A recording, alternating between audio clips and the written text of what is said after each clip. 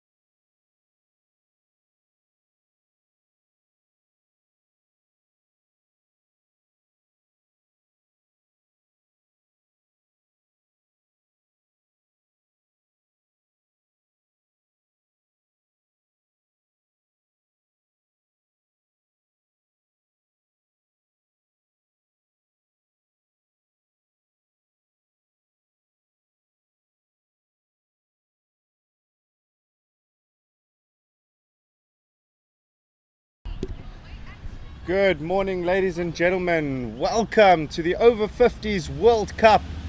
And this is round 4 of the group stage fixtures. Today's fixture sees host South Africa taking on Wales. The word from the middle is that South Africa have won the toss and elected to bowl first. It is a beautiful day here at Milnerton High School in the Cape area. We've got clear blue skies, very little wind around, so the ideal conditions for some cricket today. We're looking forward to what should be an interesting matchup. We've got South Africa, who are in fantastic form at the moment, and they've won all 3 of their group game fixtures so far. And they're coming off a 10-wicket win against Namibia in yesterday's reduced over match, in which they played a 27-over fixture in the end. So we've got a whole lot of supporters around. We've got the school kids out and about, surrounding the outskirts of the field to show their support for their South African representatives.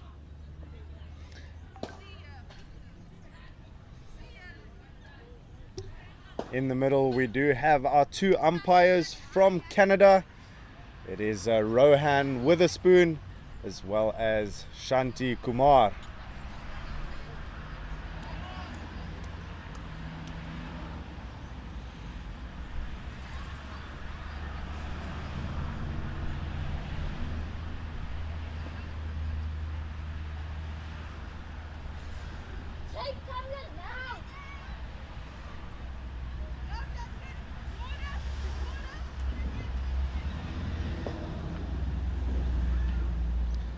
Just a slight little delay as we get ourselves ready.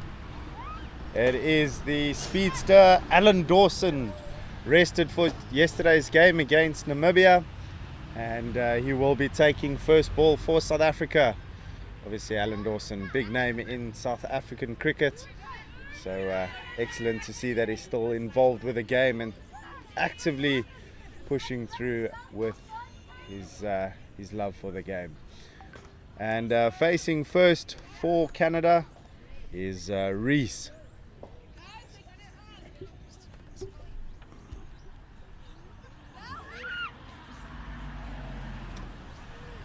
I'm not sure if the pronunciation is Rees, since it looks like Ivan Rees, a South African type name. But that's a pronunciation that we might have to just figure out. Dawson coming into bowl. First up from Rees, he's gone onto the back foot and pulled that to the boundary. What a start for Canada.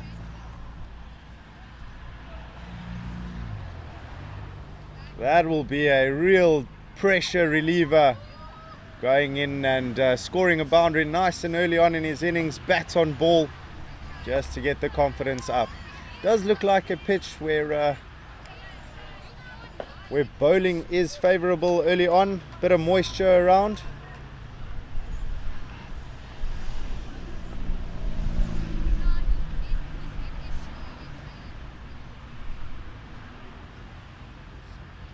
But it does look like a lovely day for run scoring. It's a beautiful outfield, very finely cut grass. Once again, Dawson going on to the shorter length delivery, and Rees onto it with relative ease.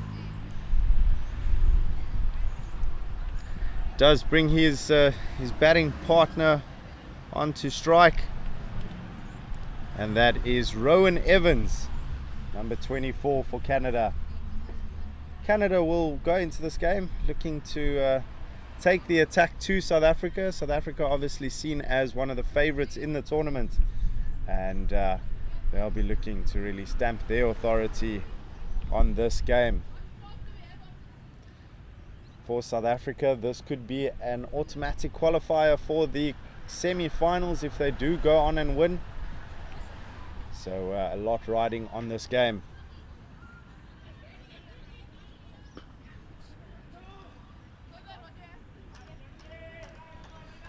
Rowan Evans just getting behind the ball, presenting a full face of the bat. Alan Dawson really very good at finding those lines early on. May have just strayed on his length in those first few deliveries. Bit of a loosener after the 2-day rest that he's had.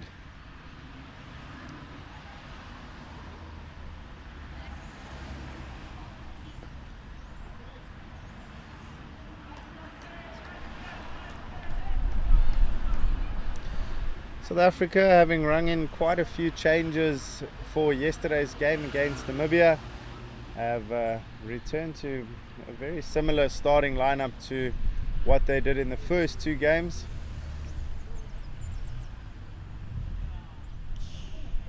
It's a really nice delivery from Alan Dawson, well negated as well. Evans making sure he's watched that all the way through, and that is the end of the first over. Canada find themselves 5 without loss.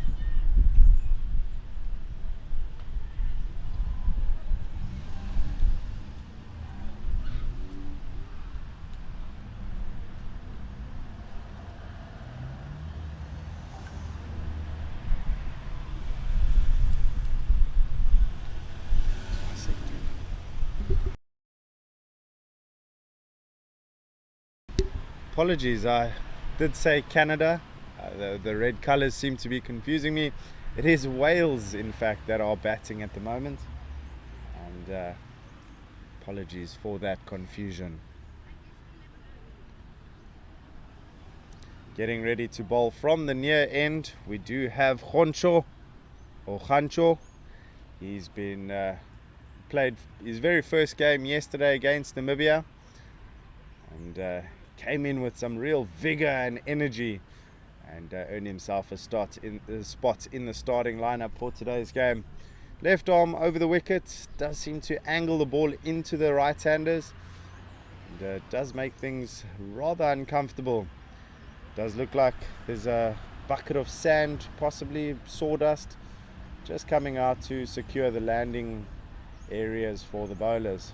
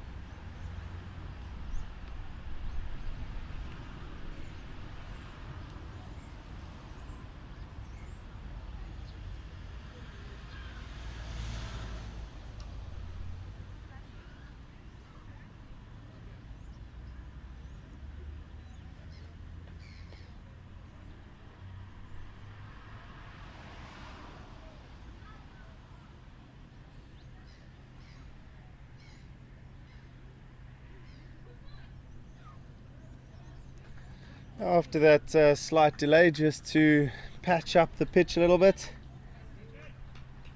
we are ready to get underway with the second over of the innings.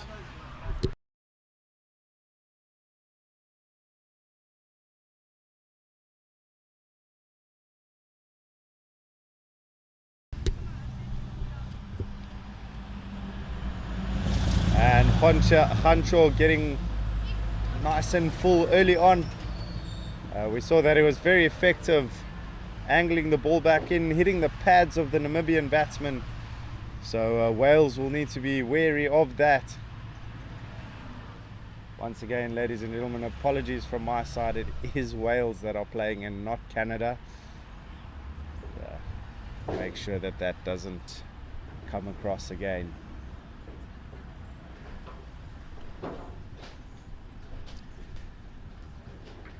Gancho just pushing that a little wider than he would have liked, and the umpire's had his first opportunity to stretch his arms. Signals wide.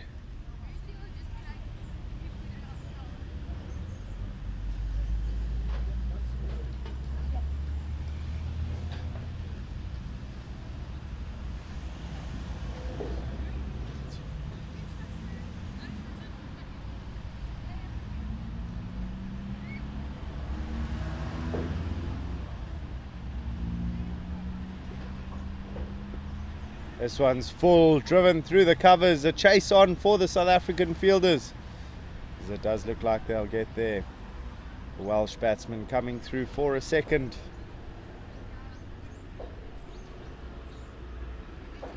Wales will be looking to get some early runs on the board, just make sure that they establish a bit of dominance on these early overs, negating the new ball, and making sure that they don't lose any early wickets.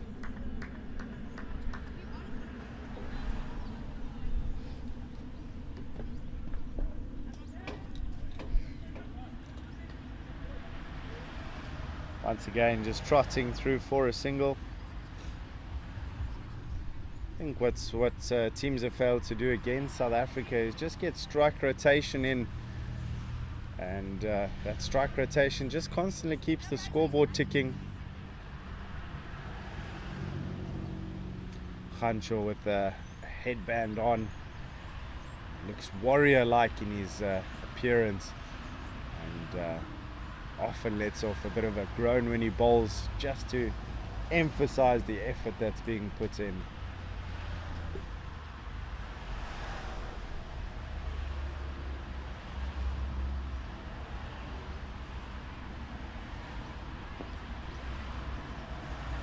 Once again, very full, very straight in the block hole this time, and very well defended by Rowan Evans.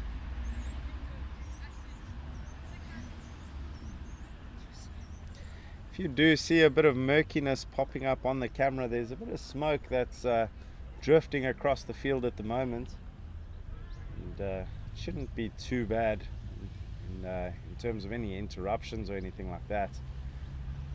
But there is a bit of smoke running across the field.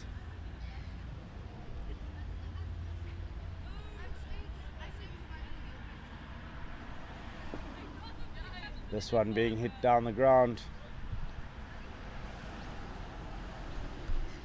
There's another single. It's really good so far from Wales. They'll be looking to continue the momentum.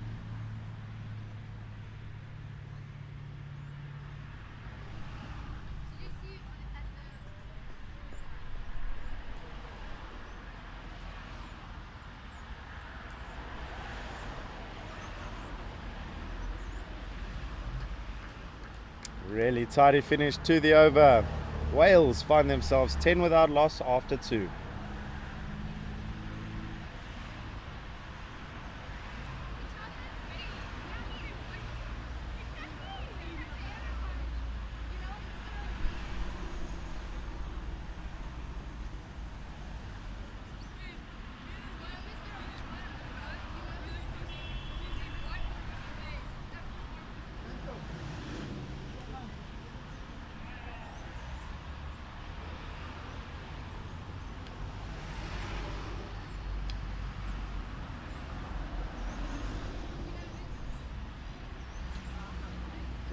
What is it?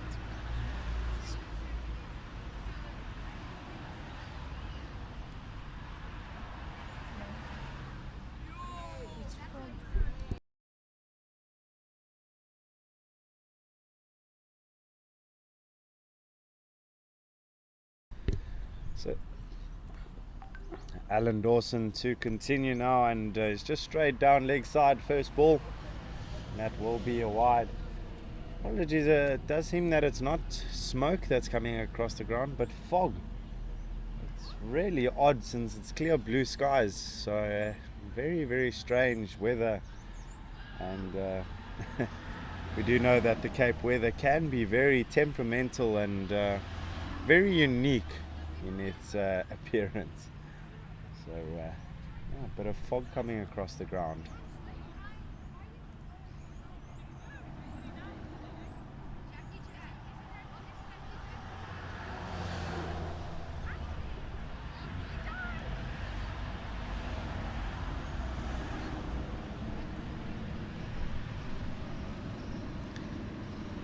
It's a really good start here from Rias, who's managed to get himself that early boundary.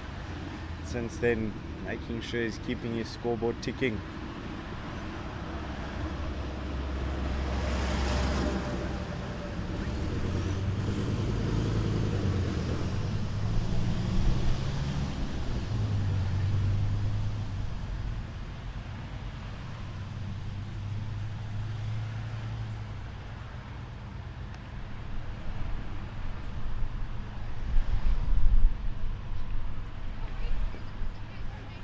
Really nicely bowled from Alan Dawson.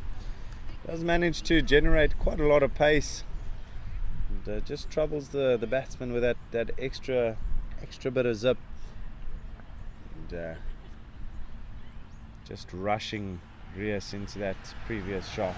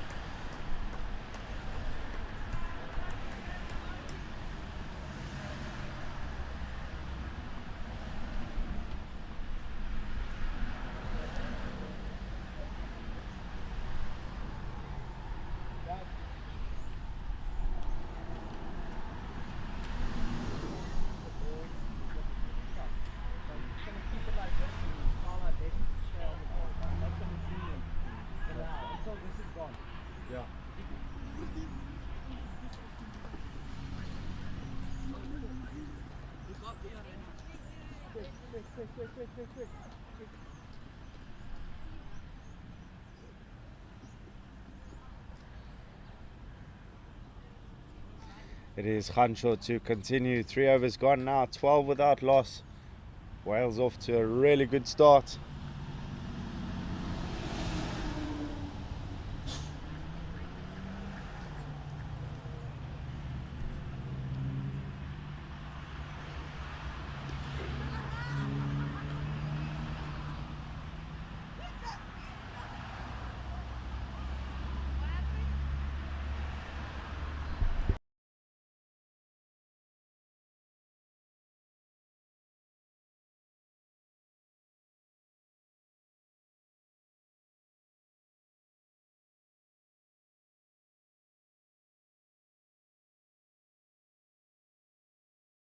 This one driven into the covers, but straight to the man. That's nice and short there. It does look like Morne Cilliers.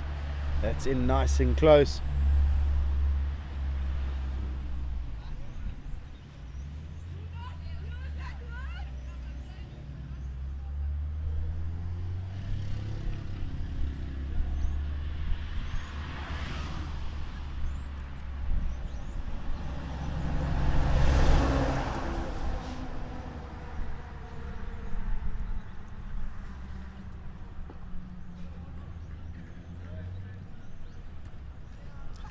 South Africa now starting to accumulate a few dots. And, we've seen so often that they lead to a pressure release shot, or just finally a wicket taking ball. And, that's happened in almost every game, every opponent.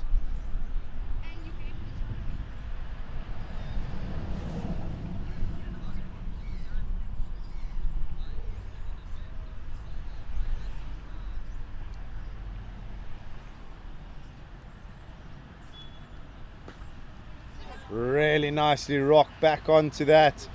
It's been cut really strong, but slowish outfield has allowed the fielder to reel the ball in. They've come back for a second.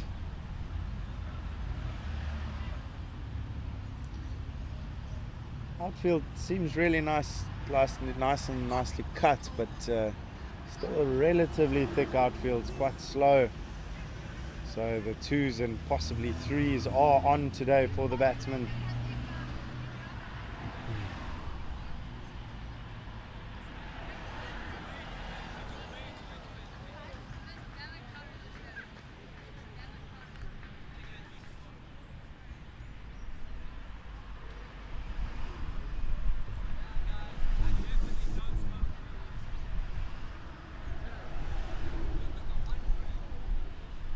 There's now the final ball of the 4th over.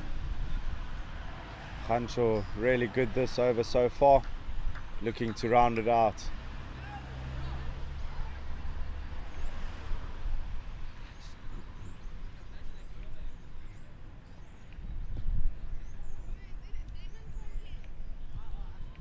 This work down to the fine leg boundary.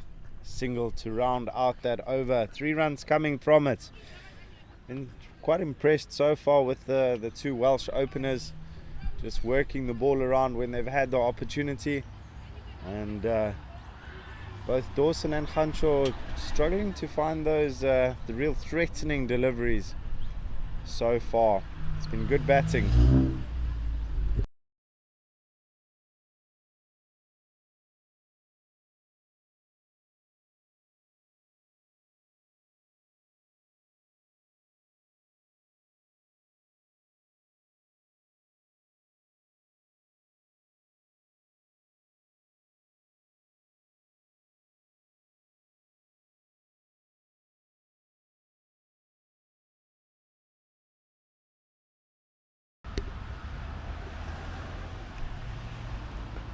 Dawson coming in once again. Gone for 7 in his first 2 overs. One thing that he has done really well is he's bowled economically, especially in these opening overs, opening spells.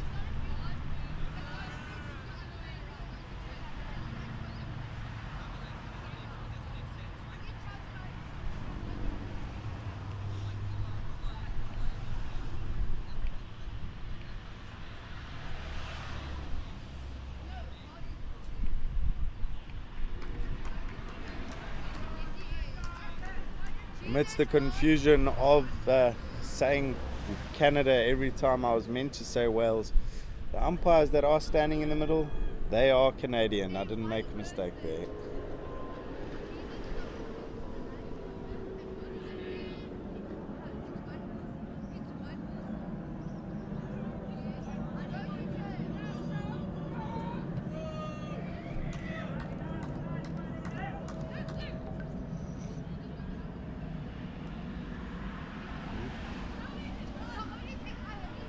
More coming.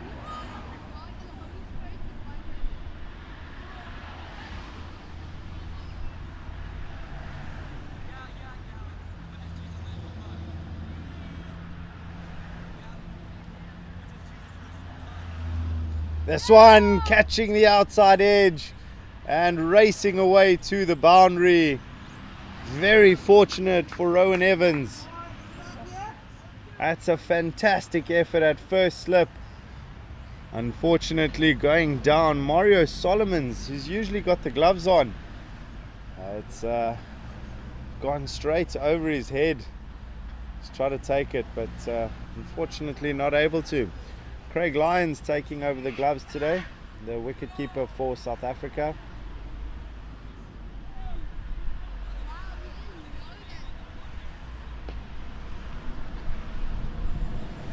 But looking at it from a Wales perspective, it's runs on the board.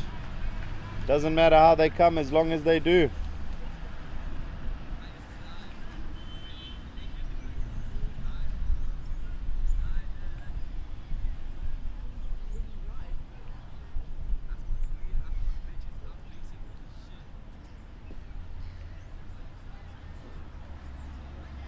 It's been worked into the leg side and they've come back for a second. Some really good running.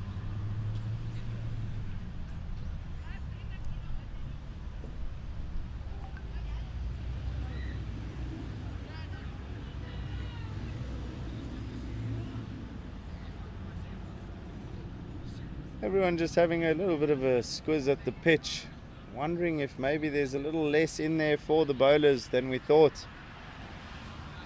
It was a bit soft this morning when we arrived at the venue, but the sun has been out and pitch is baking really nicely.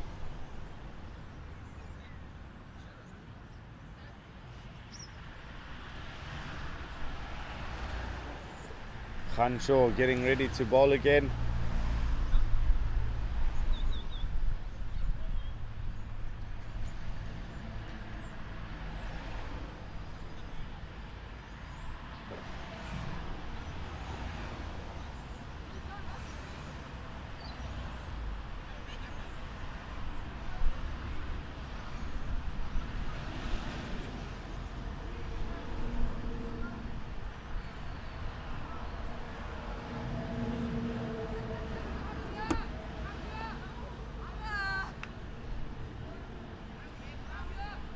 Been pushed out into the offside, and that's going towards the boundary, and it has stuck, and great running between the wickets as Welsh batsmen go through for a third.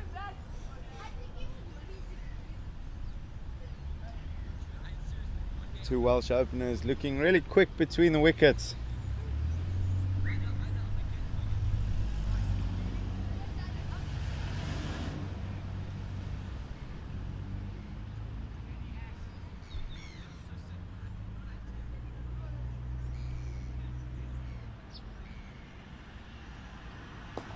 This one driven straight down the ground. 4 more runs. Rowan Evans connecting and clearing the infield with ease. He's just gone forward to that and absolutely middled it. Brilliant stroke play.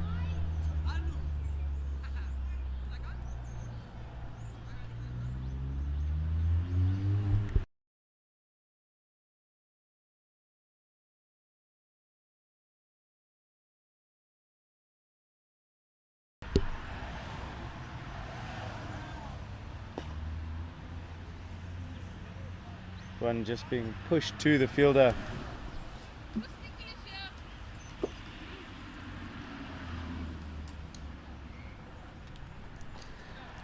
It's building up to be quite an expensive over. 7 runs coming from the first 3 deliveries.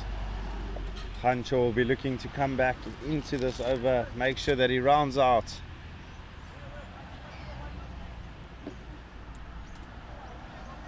It's unfortunately straight down leg side there. There's work on the boundary to do. And it's come back. They've gone through for the single.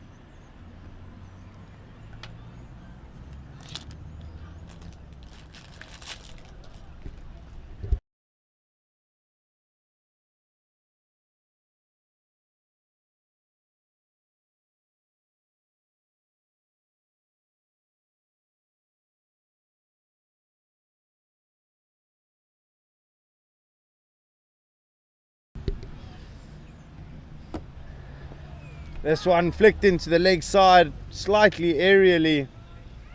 Some work for Mukadam to do. And they've gone for a single. In the background, you can hear the siren going off. Reminder that we are at a school venue today. It is Milnerton High School.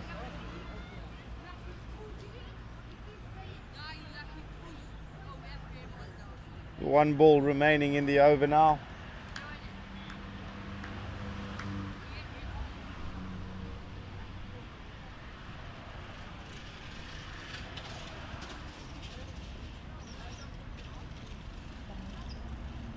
And that will have to be re-bowled. Khansho just pushing it down leg. Maybe a bit rattled. It's already gone for 9 before that wide in the over.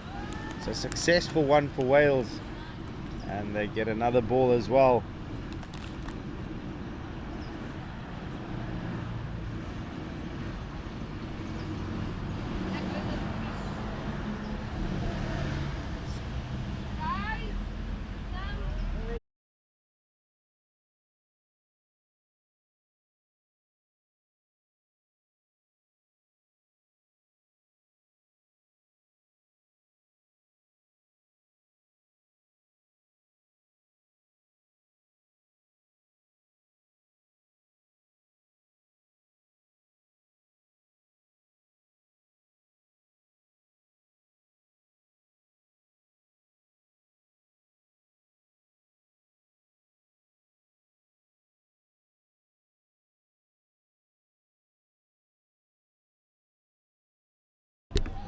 That's it, it's wicket time. Alan Dawson has struck for South Africa. Full and straight and beating the bat of Reyes, who was looking really good. But in the end, it's the South African speedster that's won the battle.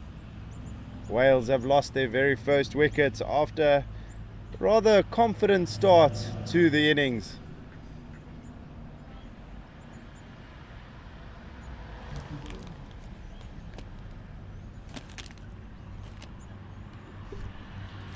New man coming to the crease with a opening stand of 31.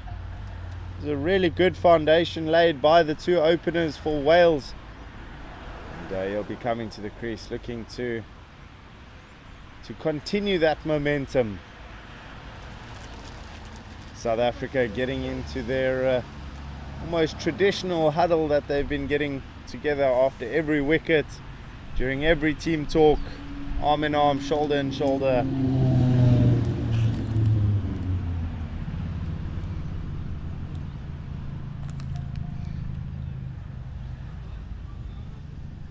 New man at the crease, Steve Maddock, number 3 for Wales. South Africa will be relieved that they got that early breakthrough. It was starting to look like a partnership that could be menacing in the long run.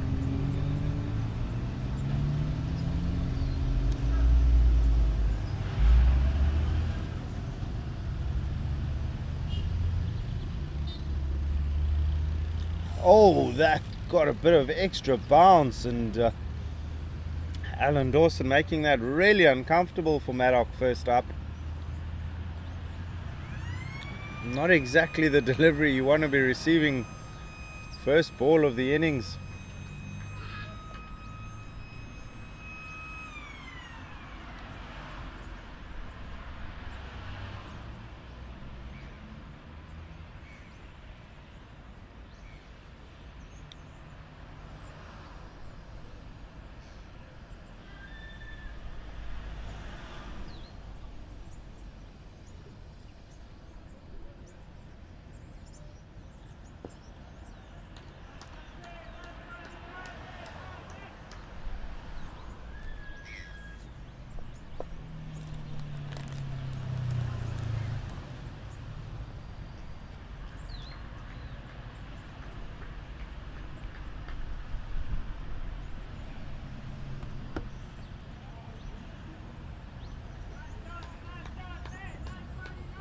Dawson this over really looking like he's found his rhythm, found his composure. He's been doing really well so far.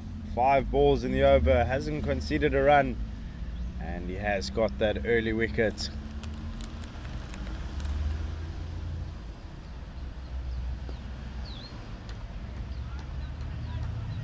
And that is the first maiden of the innings. Not only that, it's a wicket maiden. Wales find themselves 31 for 1.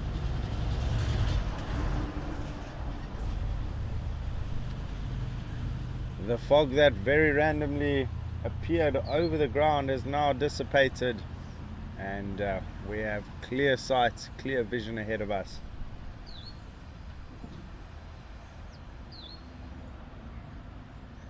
Khansho to continue from the near end.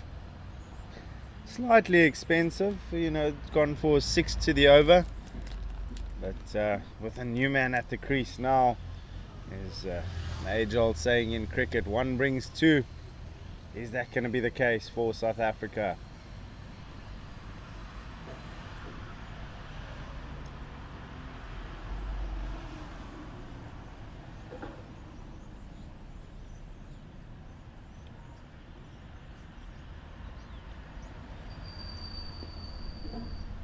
This one just being worked out to that third man region. A chase on here for the fielder.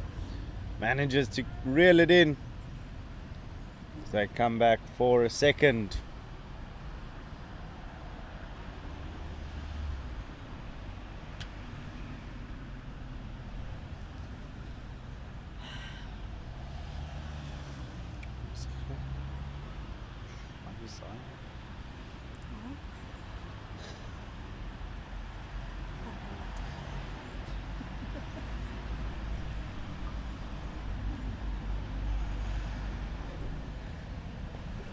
That's really nicely played. There's work here for the fielder to do.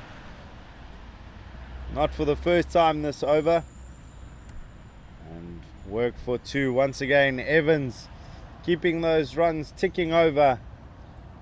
Second 2 in a row. It's a good start to the over for Wales.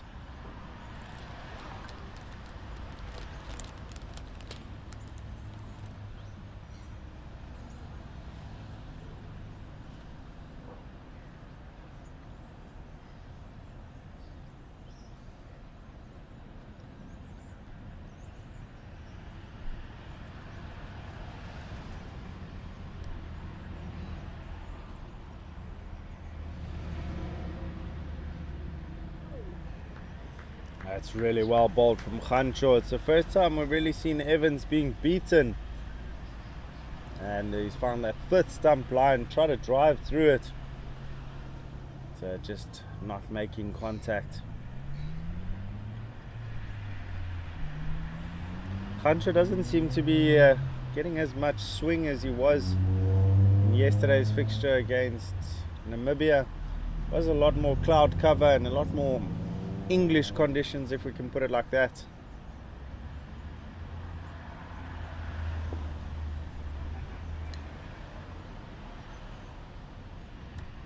The intensity between the wickets has been very good from the Welsh, trying to snatch up any quick single that they can.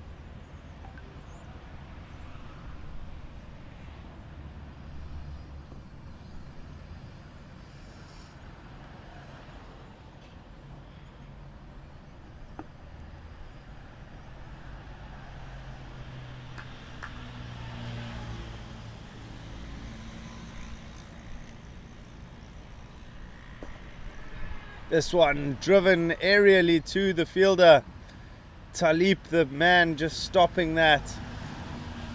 And Evans will be glad he didn't hit that any better than he did, because just dropped short of Talib. Ghulam Talib also big part of the South African bowling lineup. Tends to bowl middle to end overs.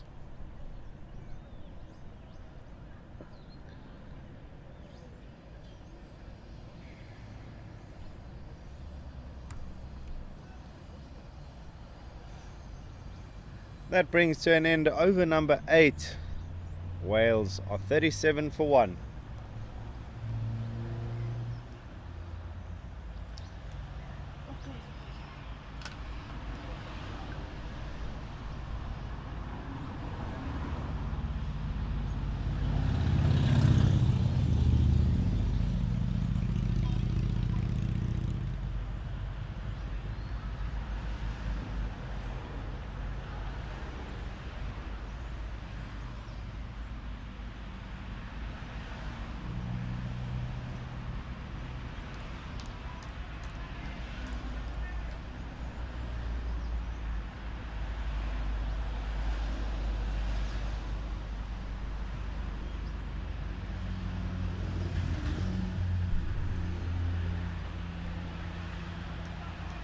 Alan Dawson to continue. Tidy delivery.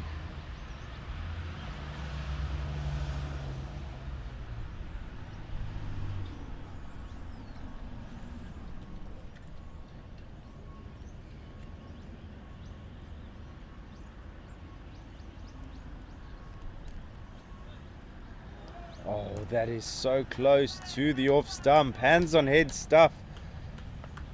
The whole slip cordon, knowing just how close that was. Alan Dawson now in full stride. Steve Maddock just needing to compose himself, maybe get some bat on ball, just get a bit confident early on in his innings.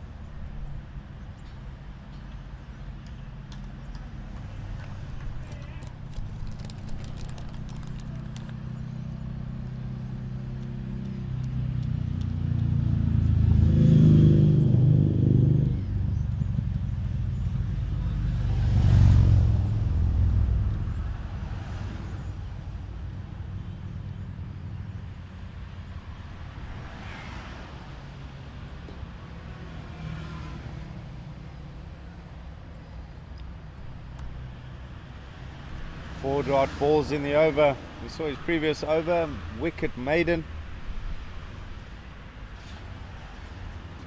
It's another really impressive opening spell. Dawson obviously rested for yesterday's game against Namibia, so he's feeling fresh and looking fresh as well. Maddock getting behind the ball, getting some bats on ball now, as mentioned before. Nothing better for a top order batsman than to get bat on ball early on in your innings.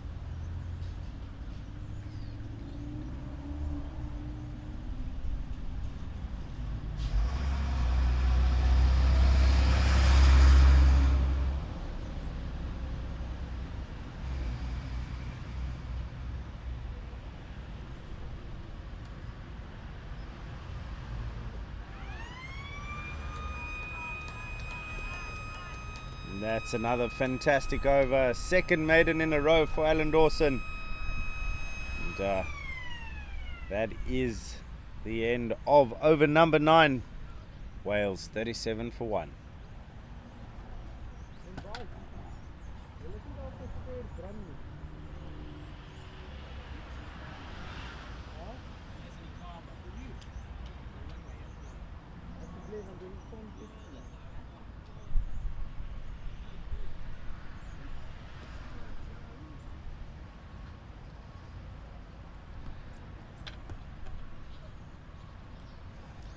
Khancho to continue with his 5th over now.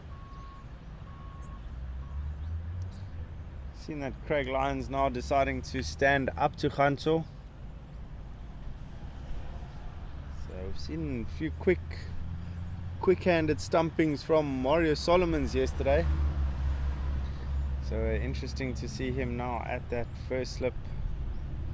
Well, currently at that more a wideish first, possibly second slip, and that would be because the left arm angle coming over the wicket across the right hander.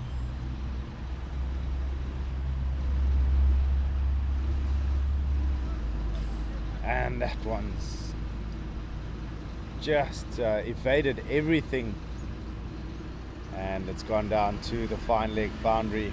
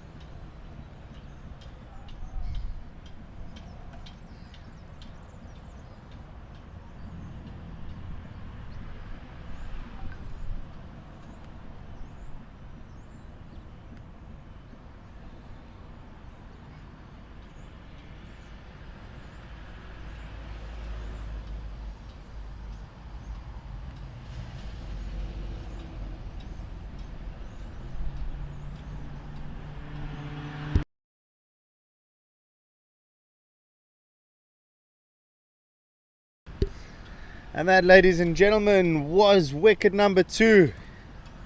It unfortunately sees the end of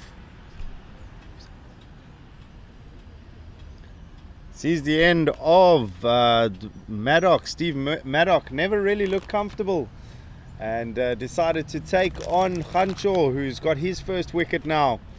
And the ball was hit down to that mid-off region and going down Ghulam Talib's throat. So South Africa grabbing their second wicket as we approach the end of the 10th over. Not ideal for Wales. Unfortunately, their new batsman in now, and his name is Michael Can. He's their number 4, and the first left-hander that we've got in this batting unit.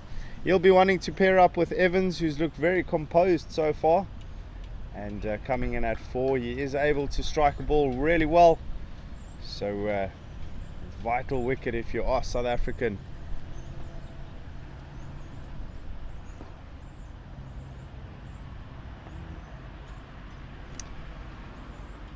Can just getting behind it. Really good over, just the 1 run coming from it, and that was a bye that just completely beats everyone, all ends up.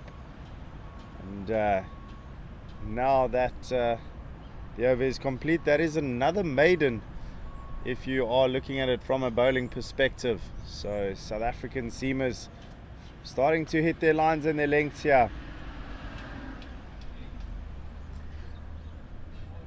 It does look like a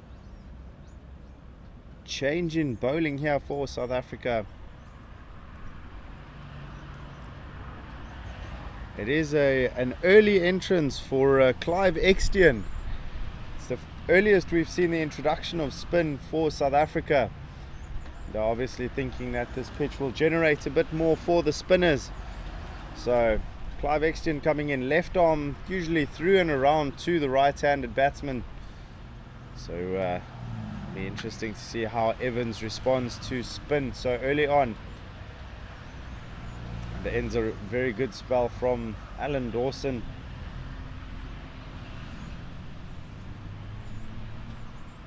Clive Extian also been in the wicket so far this tournament. So managed to take 2 or 3.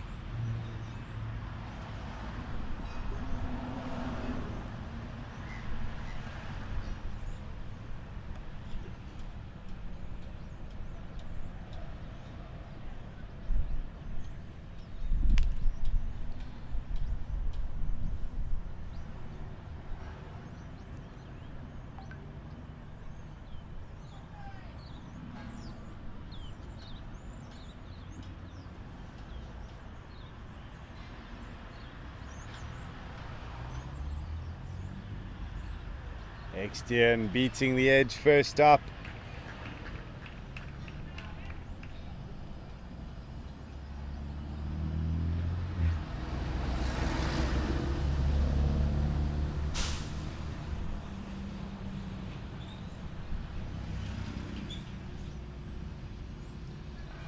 That's really good bowling from Extian, getting some purchase, and he's beaten the bat twice in a row against an Evans that hasn't really been struggling to find the middle of the bat.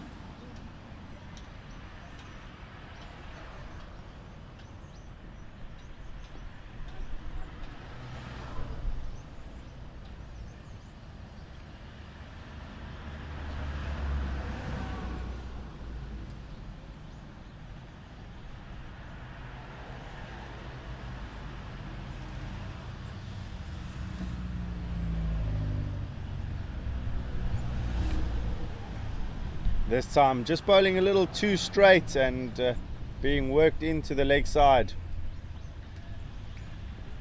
Brilliant work in the field, getting to the ball very quickly there. Just limiting it to the 1. We spoke about the accumulation of dot balls and how effective they can be in taking wickets, and that's exactly what we saw before that second Welsh wicket. It was 3 or 4 overs where there was very few runs scored, lots of dot balls, 3 maidens in that time, and that ended up forcing a release shot. So even from Clive Extion's point of view, he would just be trying to accumulate dot balls as much as he can. He's going over the wicket now to the left-hander, who's going to get his first taste of spin in this innings.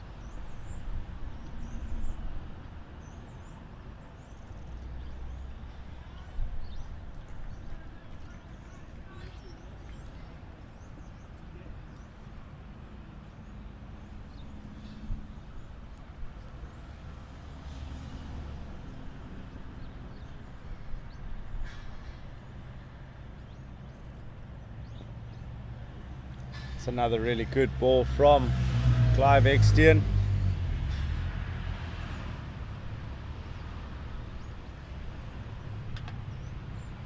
And that, as far as I know, does bring out the end of the over. No ball signaled. No ball signaled for what looks like a field placement in the power play. A bit of a confusion out here, but the free hit has been signaled now, and it's a nice little freebie for Can.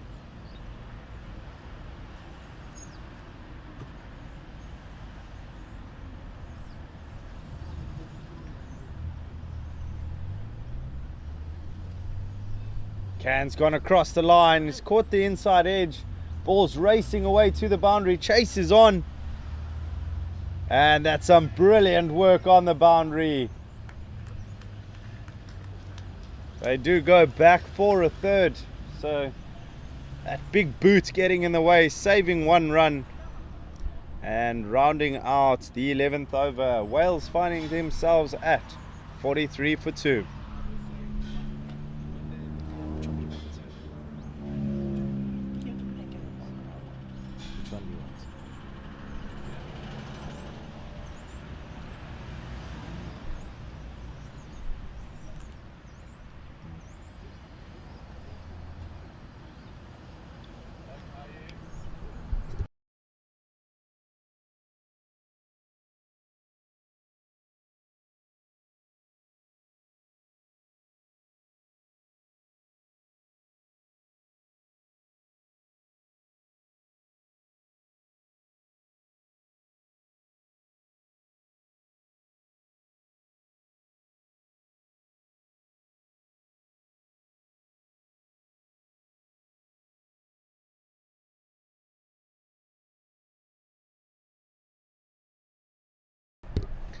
It is Khanshaw to continue.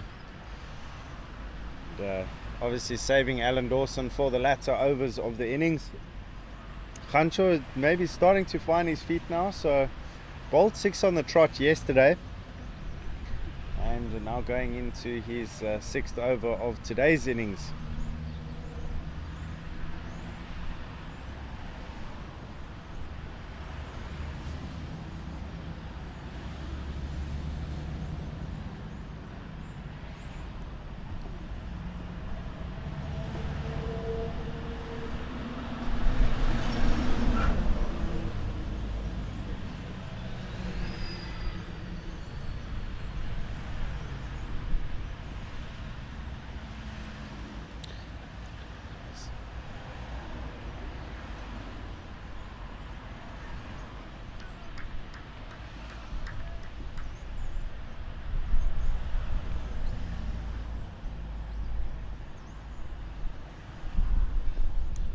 This one on the leg side, slightly aerial, so cries of catch it, but once again just not reaching the boundary. Doesn't seem like this outfield is giving much to the batsman. A relatively big outfield compared to some of the grounds that are around, and batsmen being made to work hard for their runs.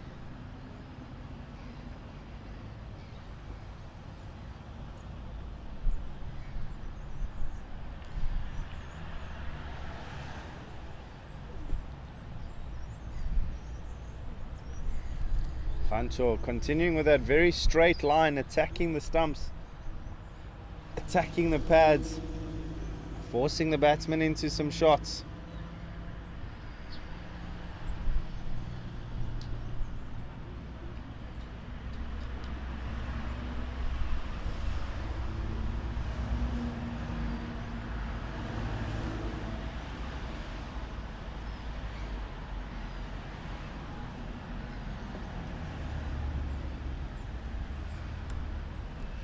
Interesting can moving across the stumps. Does seem like he might be looking to open up that leg side. At the moment, the only leg side field is one at deep fine leg region. It's mid on, just mid wicket, just to patch the hole. But there are lots of runs. They do manage to pierce the infield.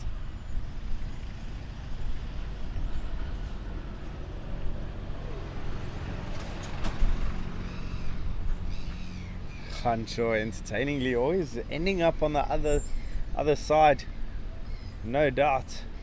Back in the day, a feisty fast bowler, making sure he gets in the face of the opponent.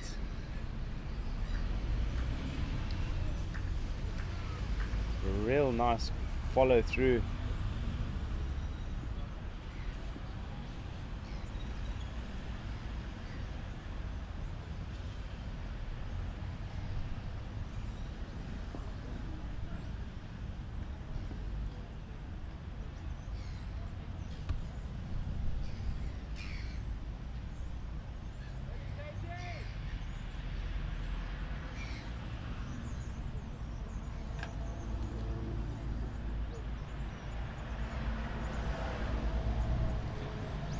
Twelve overs gone. Wales 45 for 2.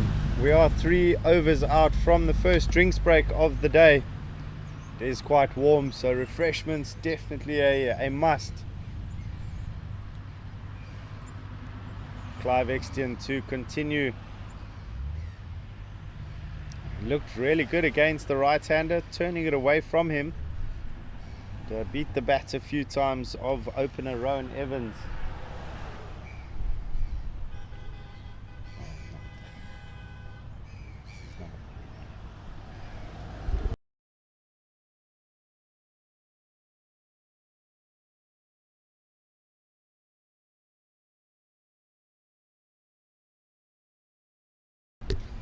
Apologies, it's not opener Rowan Evans.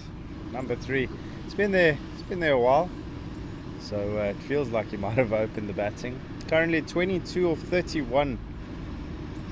It's been really good, worth his runs. Just a slight delay now in terms of maybe fielding rotations. Umpires maybe looking for some clarity as to who's fielding where and who's on the field, not on the field.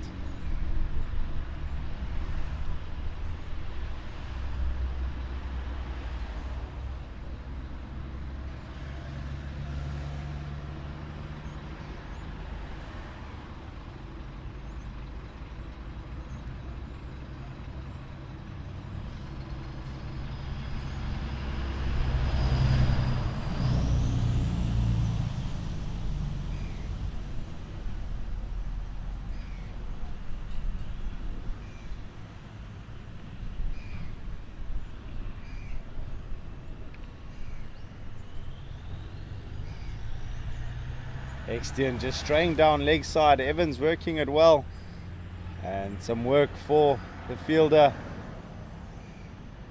Hancho coming around, really covers ground quickly, sprinting around to get that delivery or that ball.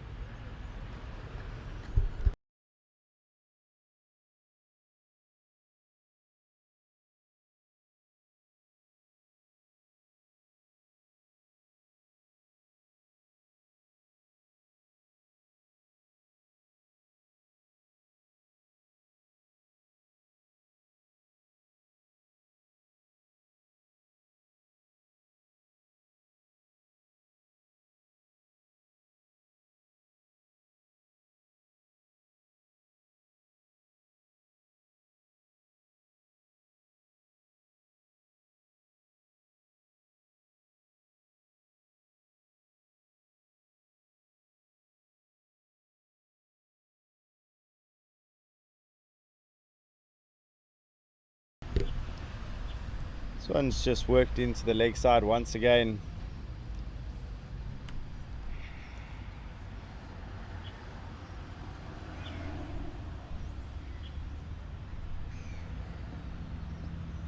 These two starting to formulate a partnership now. 10 runs and counting. They'll be looking to stick around as long as possible. Won't be too upset if they aren't scoring at a million runs and over, but longer they stay there, better the launch pad that they give Wales.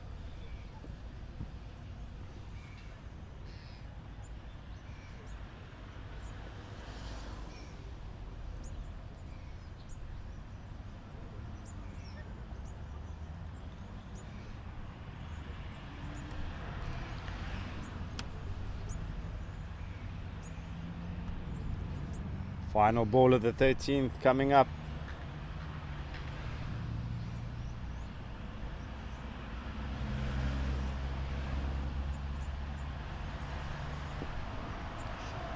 This one being hit straight back at the non-striker.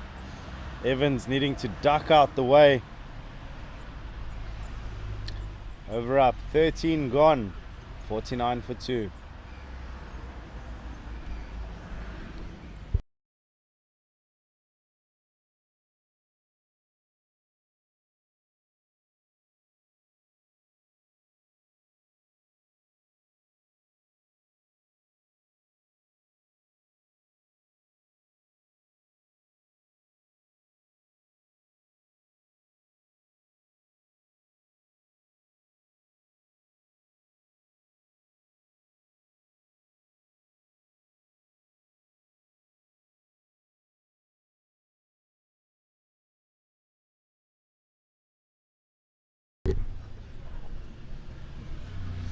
Khancho coming in for number 7.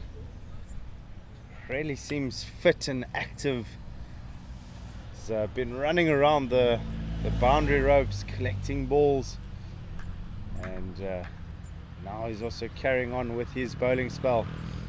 Impressive to see.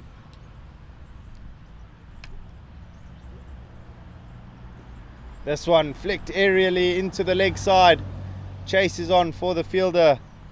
He's come around and they come back for a second.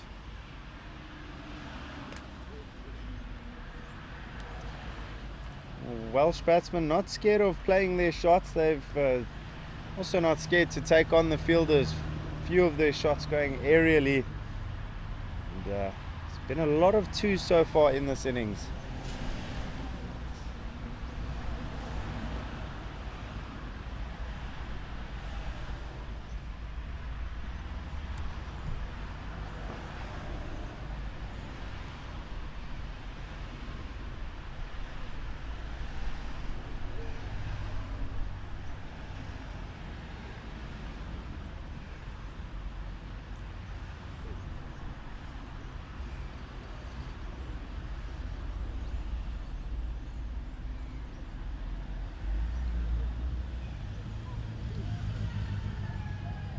It's a bit of an appeal there from Craig Lyons, maybe just letting the batsman know that he is having a look at the crease lines there, but he was the only one that was appealing.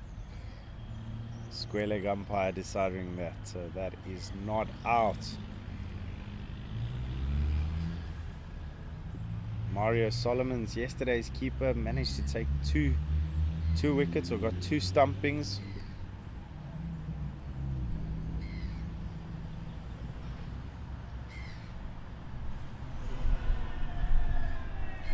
And there's another big appeal.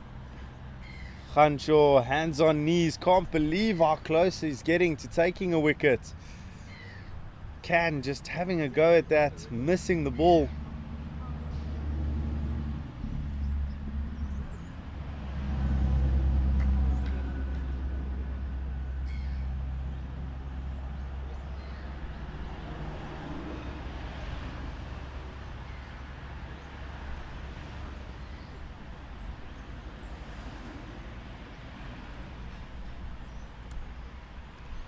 Go through for another single. 1 ball remaining in the 14th.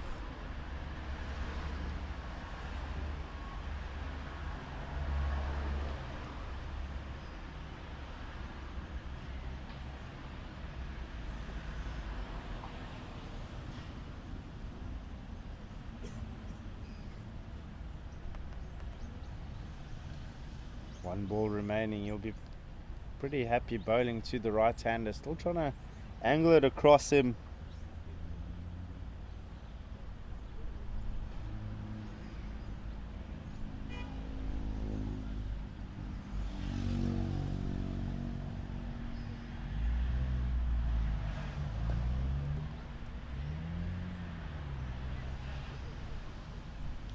Evans getting really nicely on top of that and just pushing it out into the offside. That is the end of over number 14. Wales are 53 for 2 in that over, crossing that 50-run landmark. And, I think these two will be trying to push as close to that following landmark, the 100-run mark. And, looking like they're more than capable.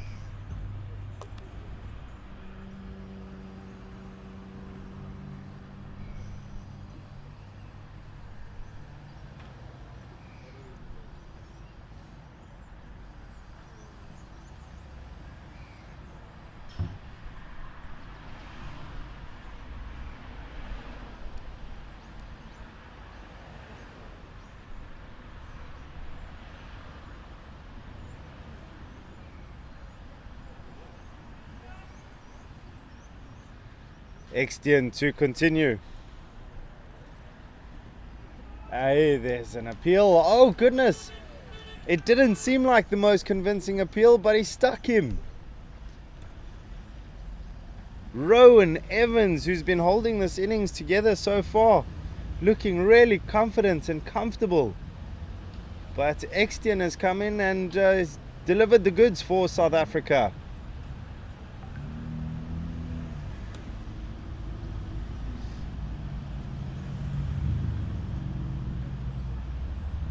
Rowan Evans going forward to that and not getting any bat on ball, and it's gone crashed onto his pad and been given out. Does look like we are going into a drinks break now. Just need to check. It is the 15th over in which we usually have our drinks break.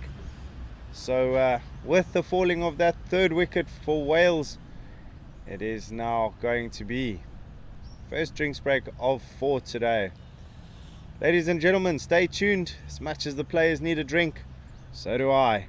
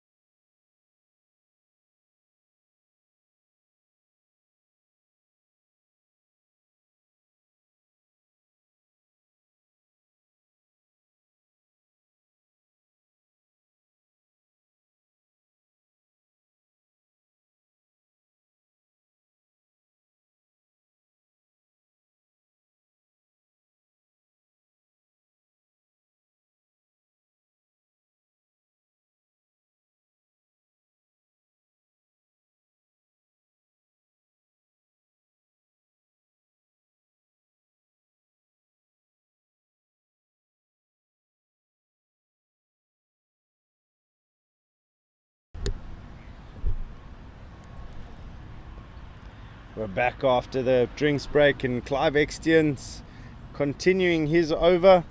New man at the crease, number 5 for Wales, is John Jones, and he's coming at a time which his team really would have liked to not lose a wicket, but he manages to get himself off strike immediately.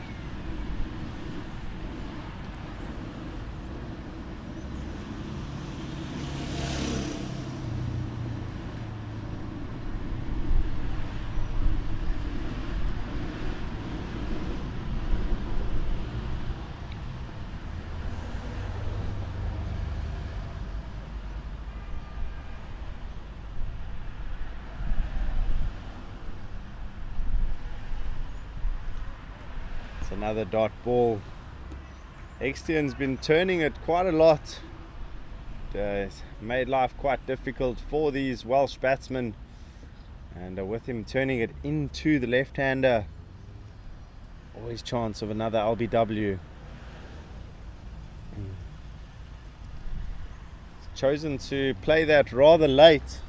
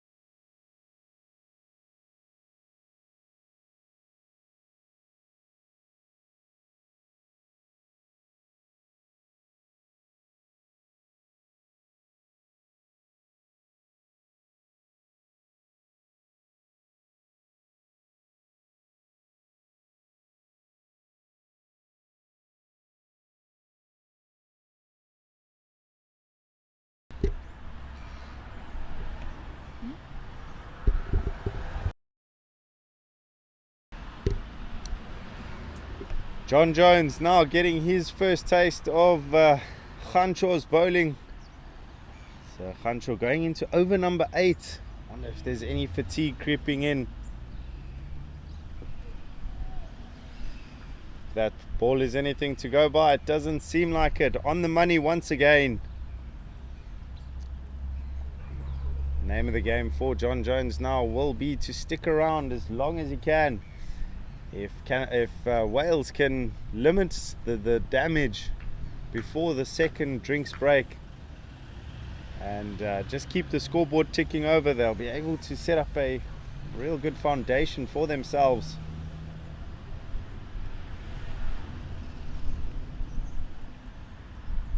This one's full driven, and he caught the outside half of the bat. Cries of catch it from Khancho. But it was relatively safe in the end, just going down to the third man boundary.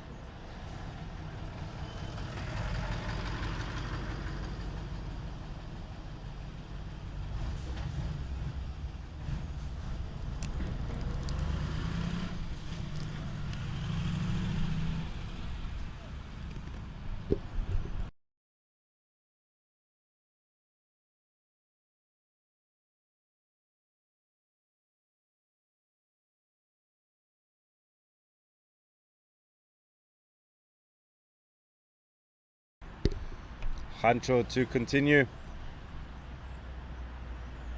Bowled that one very full. Hasn't been shy to bowl the occasional Yorker. Me personally feel that the Yorker is criminally underused in cricket these days. Used more as a surprise ball than anything else. It's just so difficult to get away, and there's always chances of a wicket.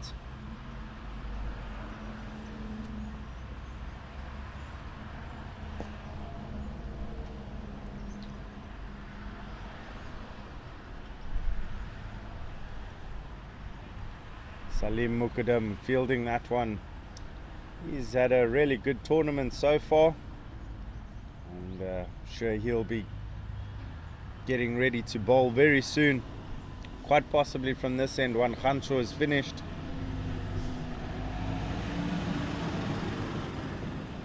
This one's been hit in the air, but it's cleared Talib's head by a few meters. Didn't at all look like he was in control of that, but they do go through for a single.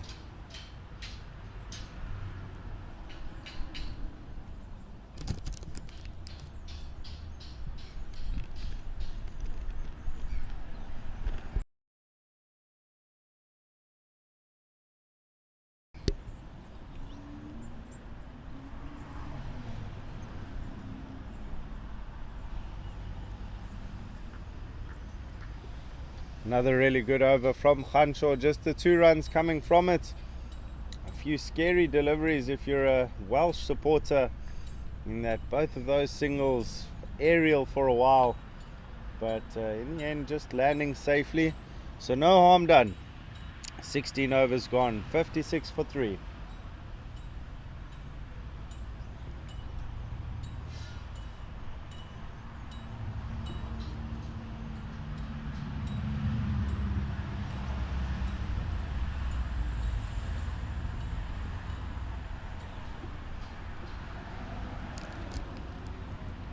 Extend to continue to the left-handed Can. Can going on to one knee, sweeping it into the leg side. There is, however, cover for that exact shot as they go through for the single.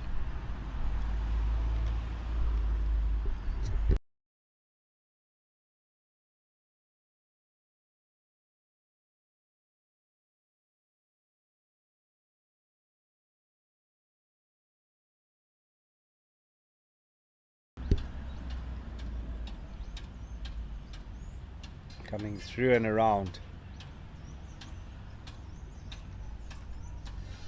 Exton is generating a lot of turn.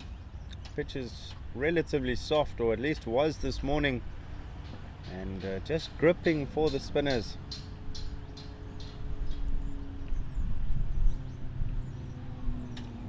Once again, beaten the bat of John Jones.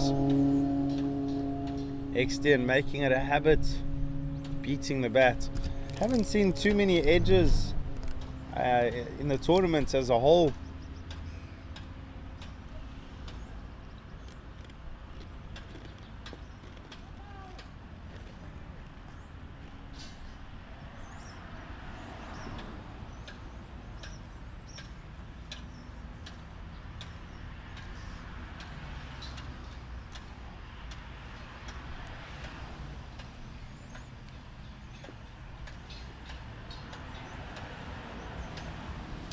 Much more convincing there from John Jones.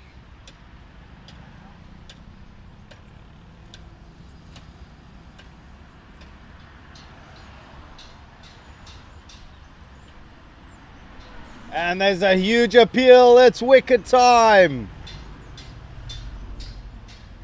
John Jones being stuck for LBW. There was a huge appeal, and this one a bit more convincing than the previous wicket, but umpire raising the finger and unfortunately sending Jones back to the dugout.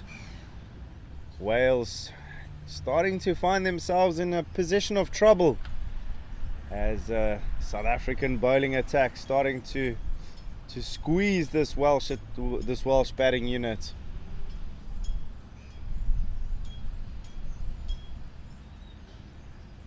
Some scenes of that huddle that I was talking about, and South Africans showing a real unity in this tournament so far. They'll be very pleased with the current situation. 57 for 4 after 17 overs, and as long as these wickets keep tumbling, it's going to mean more and more trouble for Wales. New man coming to the crease, number 6. Probably wouldn't have wanted to be at the crease so early on in the innings, as his job would usually be to see out the innings and score a few runs. But having said that, it does mean that he has more time at the crease Still plenty of overs for Wales to go on and score runs. We have seen that South Africa have let things slip before in their match against Pakistan, for example. They had Pakistan at 65 for 6, with Pakistan managing to go on and score over 200. So they'll be looking to make sure that they don't allow that to happen again. New man at the crease is Simon Wood, but he will be at the non-striker's end, just playing a few shots, shadow shots, to warm up the muscles and envision what he foresees coming. Khansho to continue. Looks like he might be bowling out here, and this is his 9th over. So real feat of fitness here from Khansho.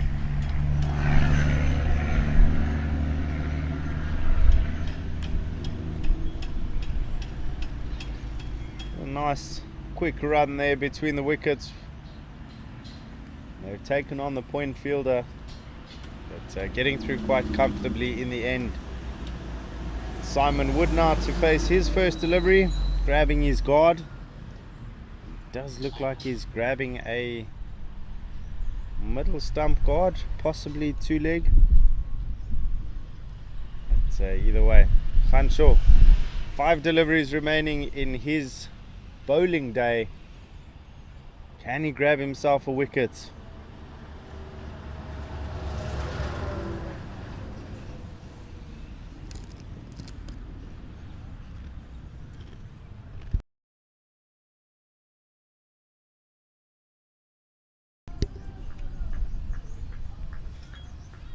Ball's just been steered to the point fielder.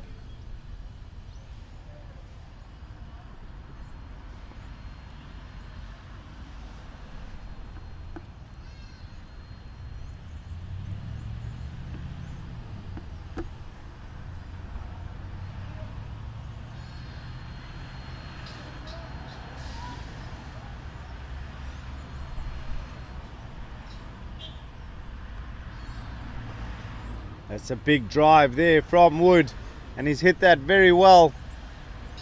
Ball's raced all the way to the boundary. Really well played, and a bit of positivity from the new man. Is this the launch of a counter-attack from Wales?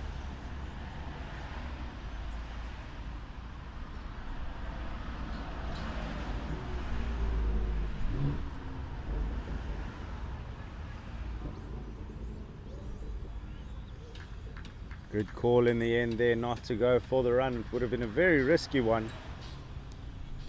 And that is the absolute last thing that Wales could use now, and that is a run out.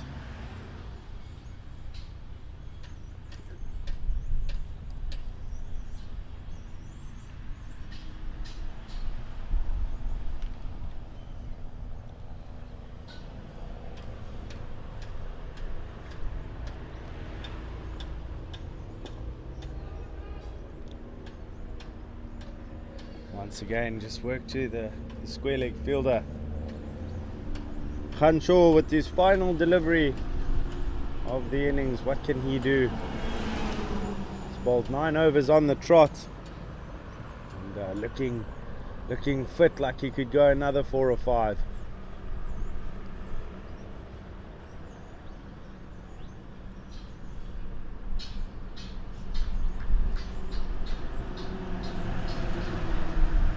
That is the end of that over.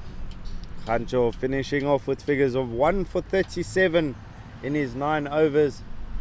It's been really good, just gone at slightly over 4 to the over, and South Africa will be happy. He managed to also take an early wicket, so some high fives of appreciation from Captain Louis Kuhn.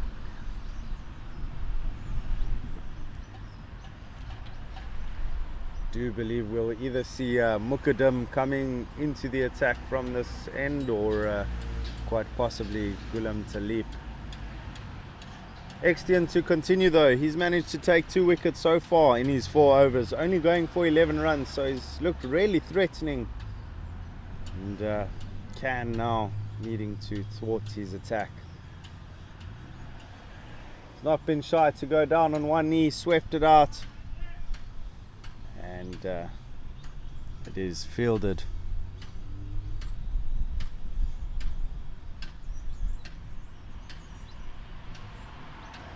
There's Andre Peters out in the deep there. We haven't seen too much of him so far this tournament. And getting his chance out in the field.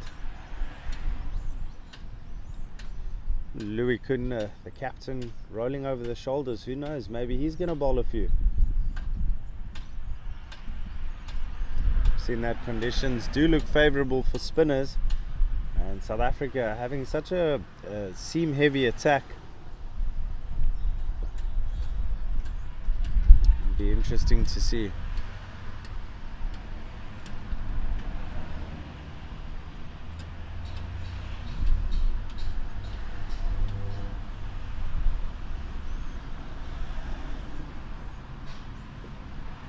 It's a really nice length that's being bowled here by Clive Extian, forcing the batsman onto the front foot, and that's where he's been generating that turn. So he's got his LBW. Well, both of his LBWs, just drawing the batsman forward.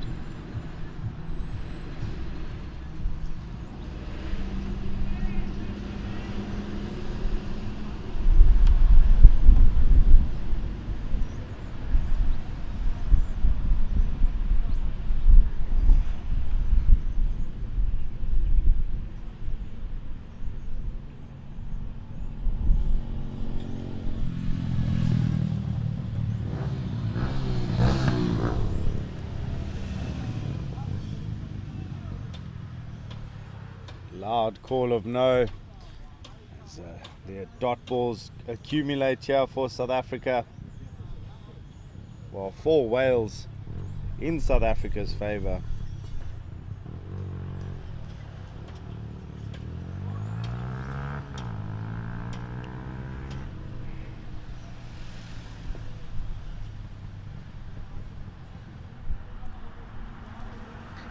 Tidy over from Clive Extian.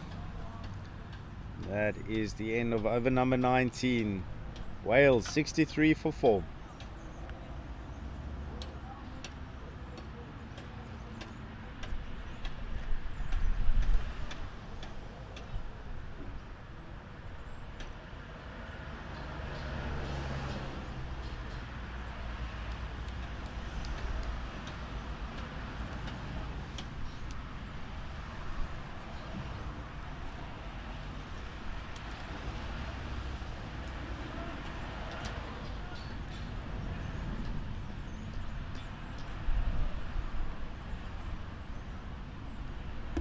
And coming in from this near end now, turning over the arm, is Ghulam Talib.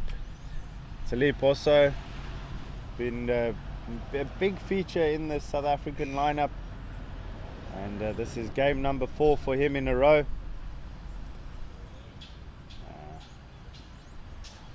He'll be bowling to the left-hander, Can currently 13 of 27, just taking his time. And Talib bowling with a very skewed run-up. It's gone short first up, and that's been pulled out into the deep. Chase is on for the fielder. It has gone all the way for 4. Brilliant shot. Can just rocking back on what was a delivery that was just pulled back. A bit of a loosener that Talib will be looking to rectify. As for the shot though, brilliant.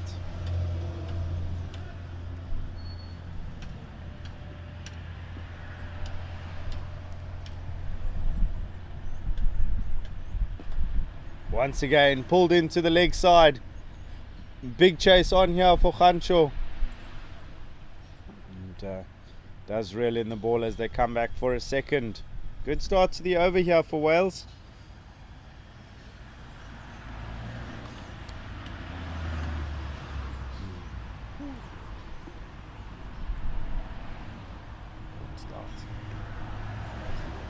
make meat.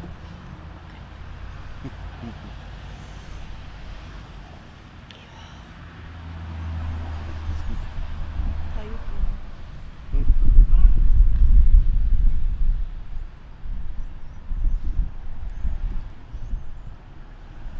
This one wider than he would have liked. It's been cut very well into the offside. Chase is on and the ball has won the race. Talib just too short at the moment and being punished by Can getting 10 runs off those first 3 deliveries, and it's looking quite good. So he's been in for a while, so he's been able to get his eye in, and Talib just getting a tap on the shoulder from his teammate. 3 balls remaining in the over.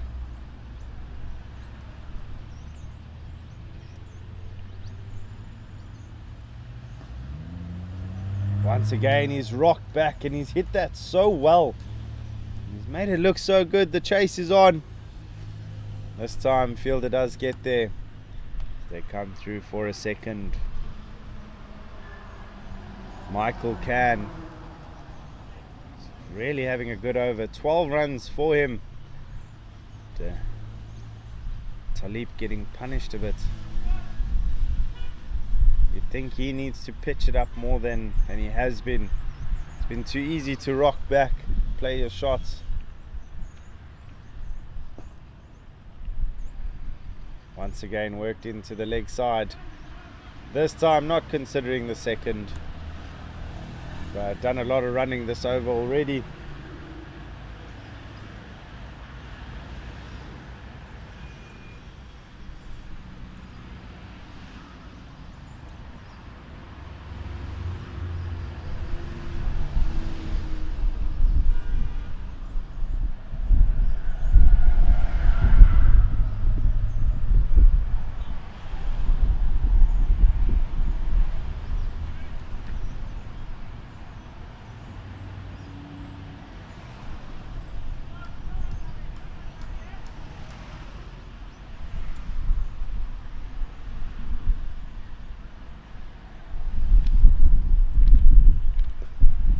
Once again too short, but Wood hasn't connected with that.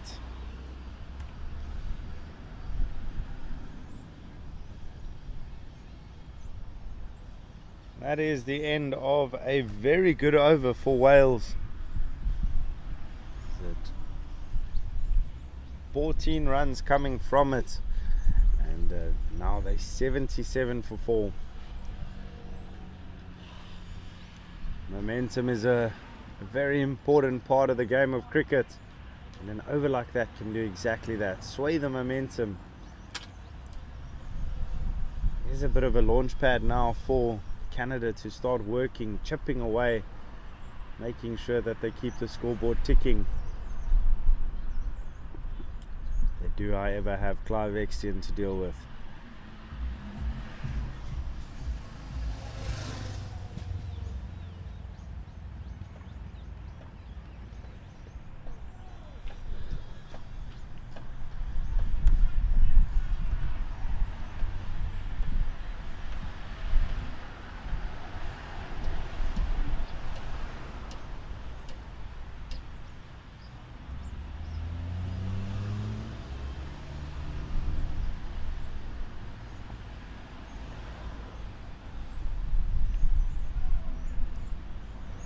Few hands on heads.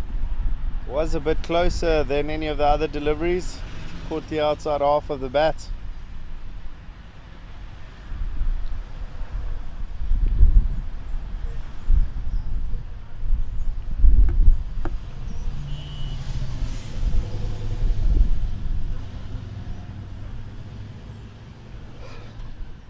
Wood going down on one knee, sweeping this down to the fine leg boundary.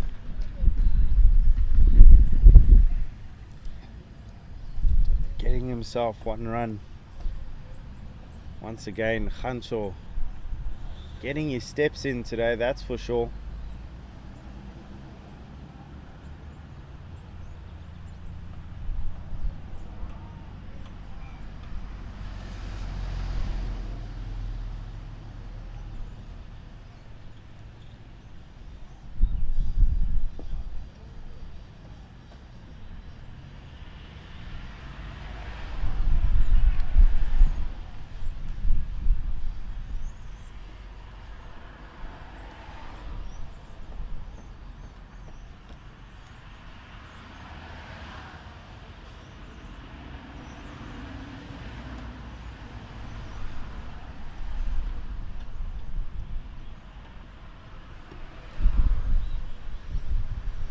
That one's caught the outside edge. It's running away to the boundary. Work here for Mukadin to do. And he does manage to cut off the ball. Bit of luck there involved for Wood, who's gone for that cut and has just caught the top edge, flying over Captain Louis Kuhn, who's standing at first slip. Will be encouraging for the South Africans, as well as slightly frustrating.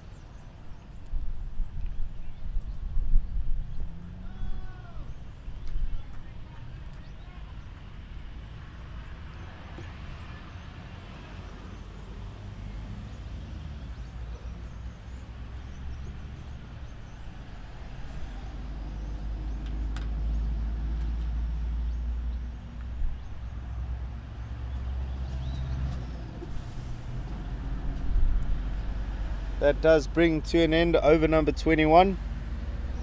Wales are currently 81 for 4.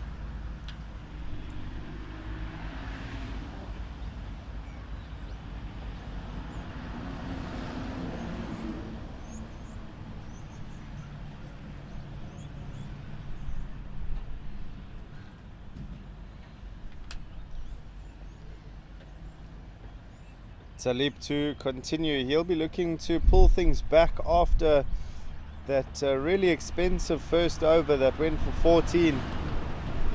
Just found himself straying on his length, a bit too short, and was punished for that.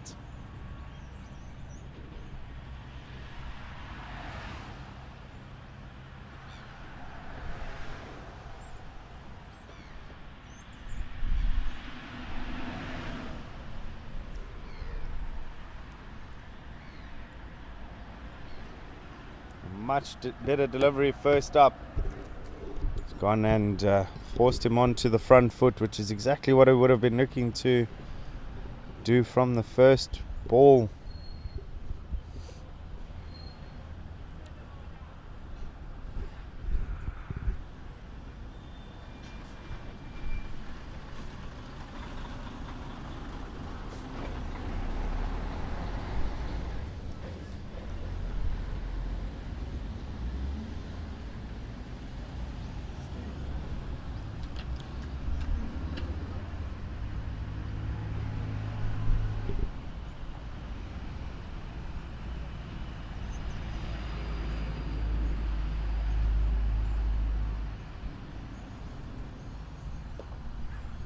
This one's been worked out into the leg side and it's trickling away to the boundary. 4 runs.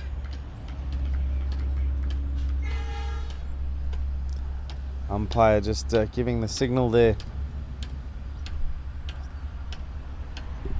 Canadian batsmen are playing at a different venue. It is the Welsh batsmen that are taking advantage of Talipia. Just taking a liking to him. A reminder that this is the Over-50s World Cup, and we do have 5 other games running concurrently at school venues across Cape Town, and really is a superb day for cricket. I know that one venue there is a delayed start due to a wetter outfield, but if you would like to watch any of those other games, they are on YouTube. And we are doing very similar broadcasts to the one that you are currently watching. Talib now to go around the wicket.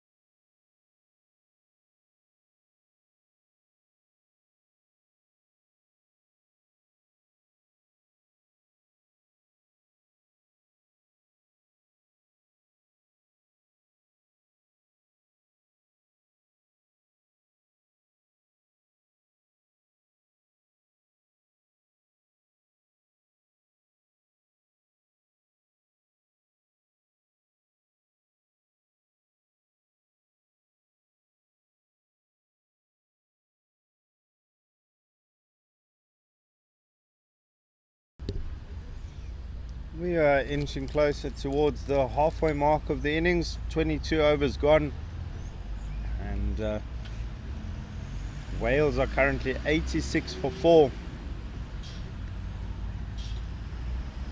Clive Extian been brilliant in his 6 overs. And, I do believe he'll probably bowl right through. He's going to be looking to take these wickets. Take wickets in his 3 overs.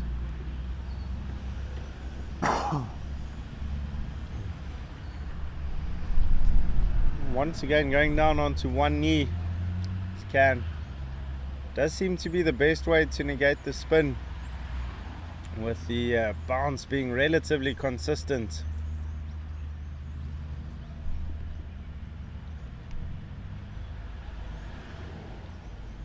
Really is generating a lot of turn, forcing Can into a very late cut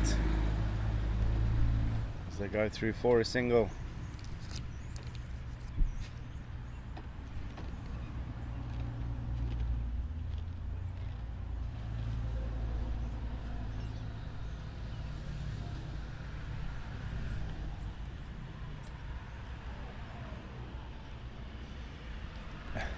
Craig Lyons cannot believe that hasn't turned into a wicket.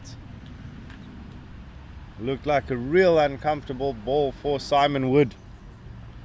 Hasn't been too many balls that he's struggled to play today, but that one looking quite scary. There's a bit of a miscommunication, but he's been sent back. Just a little bit of confusion in the middle, in that didn't look like Can could hear what Wood's call was. Once again catching the outside edge, falling just short of the first slip. A few encouraging signs for South Africa, but not very encouraging that it's gone down after that attempted catch.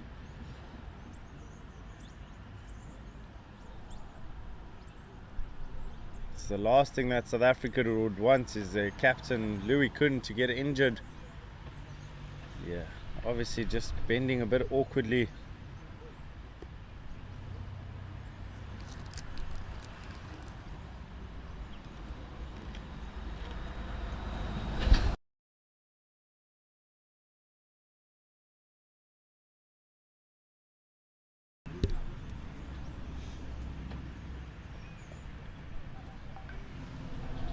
Cut that with real power, and another fantastic effort in the field. Looked very good so far. In terms of the fielding side of things for South Africa, very few misfields, diving efforts, and specifically Khansho, who's been running around like he's a teenager. It's fantastic to see.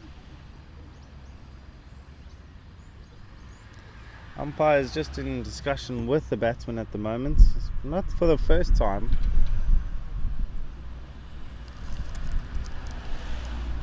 Talib did look a bit more comfortable around the wicket to the left-handed Can, who's really started accelerating his innings.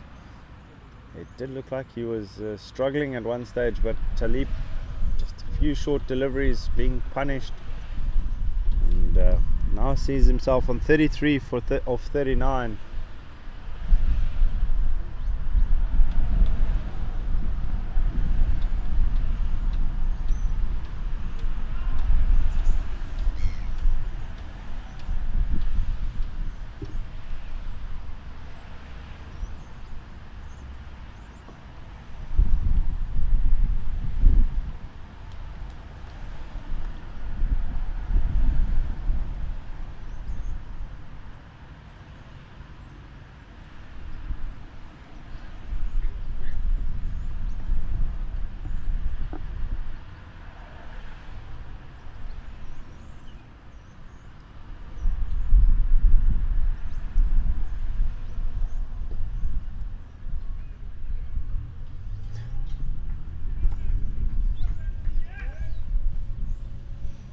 2 dot balls to start the over.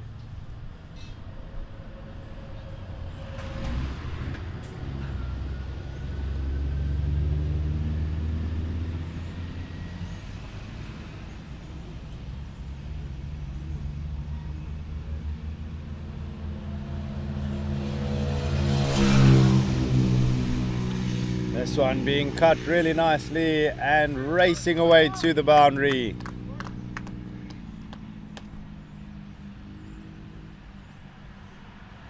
Wales starting to get closer to that 3-figure mark, and they'll be glad if they get there without losing another wicket. It's been a nice recovery from these two, putting together a partnership of 34 at this stage. And it's even an accelerated counter attack from Wales, exactly what they would have needed.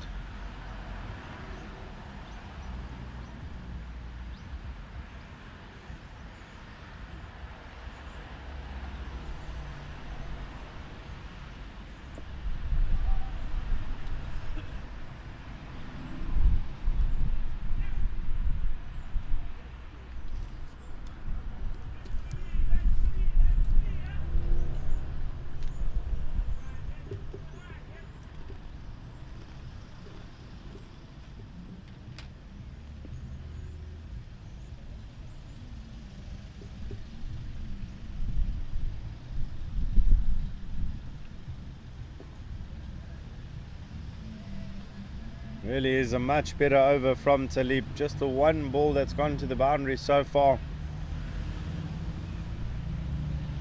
Be looking to see this out with a dot ball at least.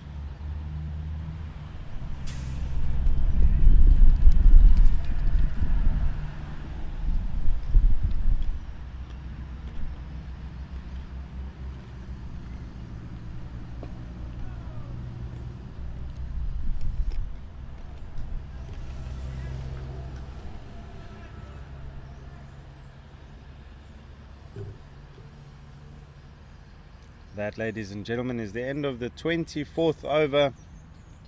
Score currently 91 for 4.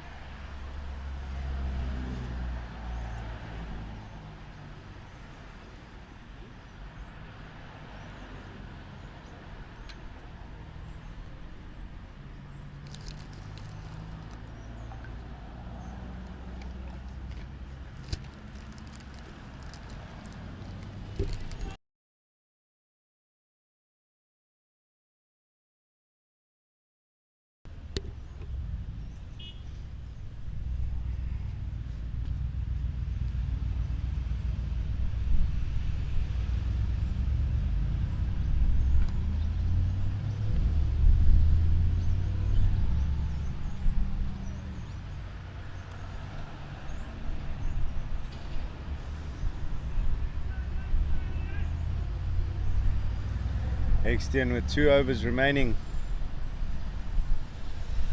So he got his 2 wickets for 17 runs. Really good return. This time Wood also just waiting, playing it late. It does seem the way to go with the spinners. And he has done that quite well, just waiting for the ball and letting it do whatever turning it needs to do. Most batsmen getting themselves into trouble here with going forward to the spinner, and they seem to have figured that one out and are adjusting accordingly.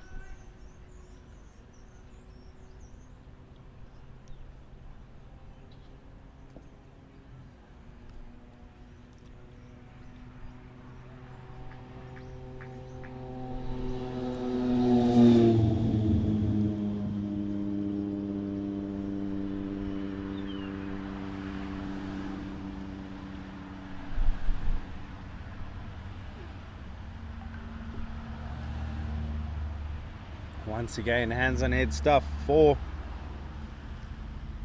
Clive Extian. He would fancy his chances a bit more against Wood than the left-handed can. And having said that, he's bowled a few really good deliveries this over to him. One ball remaining. Can he get anything out of this over? Be interesting to see if South Africa do utilize another spin option.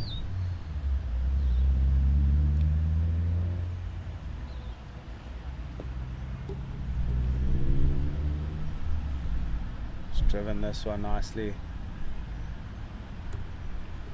They do come back for a second, as that is the end of over number 25. We do have 20 overs remaining. For those who don't know, at this Over-50s World Cup, it's a 45 over format with drinks breaks at the 15 over mark as well as the 30 over mark, and then we will have a lunch break. But before we focus on lunch, it is the cricket that we do need to focus on. The wind is starting to pick up slightly, just a breeze coming across the ground. Some of the local groundsmen saying that we do need to prepare as the wind is on its way, and we know how quickly weather can change once the weather does come through. We've seen quite a variation in the 3 days of cricket that we have seen, and every single day we've arrived at the grounds, it's been a completely different day of weather at the end of the game. So hopefully the clouds and everything stays away today. It's perfect conditions as it is at the moment. Just a call for a drink here.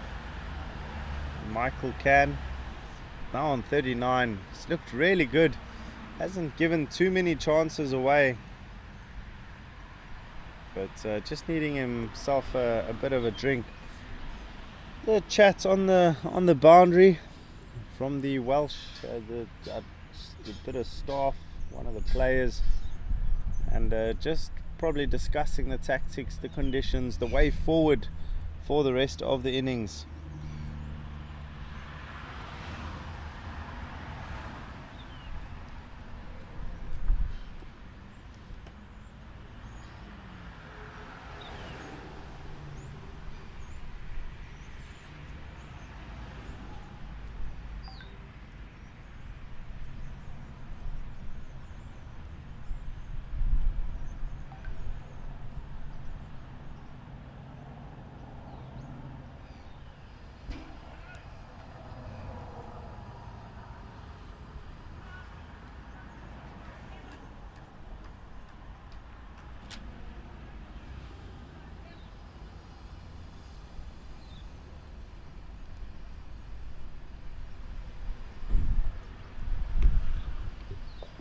Talib to continue once again, very short and being cut.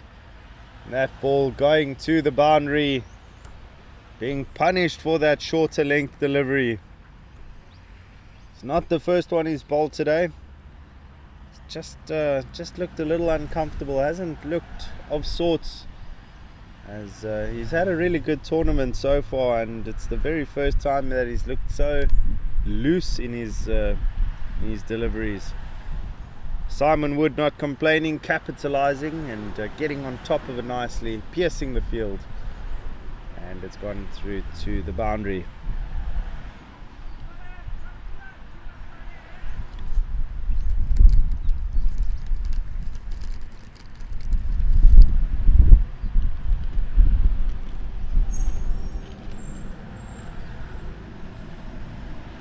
And that unfortunately is another wide that has gone to the boundary. Ghulam Talib just leaking runs at the moment, needing to re-bowl that one, straying down leg side, and the ball just rolling all the way to the boundary. Straight boundaries are a lot shorter than the square ones, so if there are boundaries to be got, that's where you'd be targeting. So good response from Talib.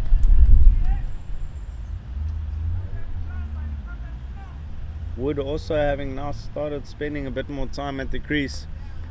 Sure will be looking to expand on that and try and accelerate his run scoring.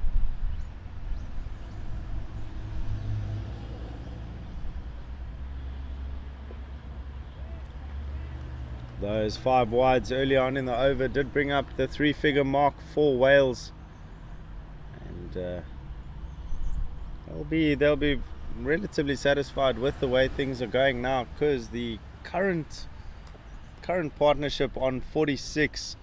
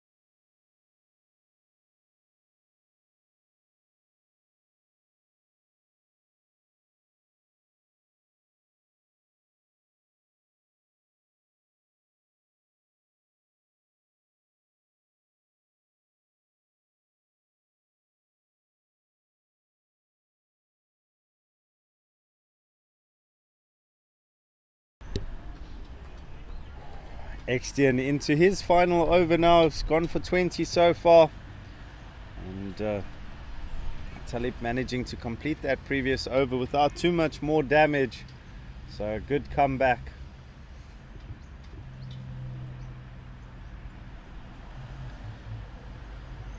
This one just going down leg side.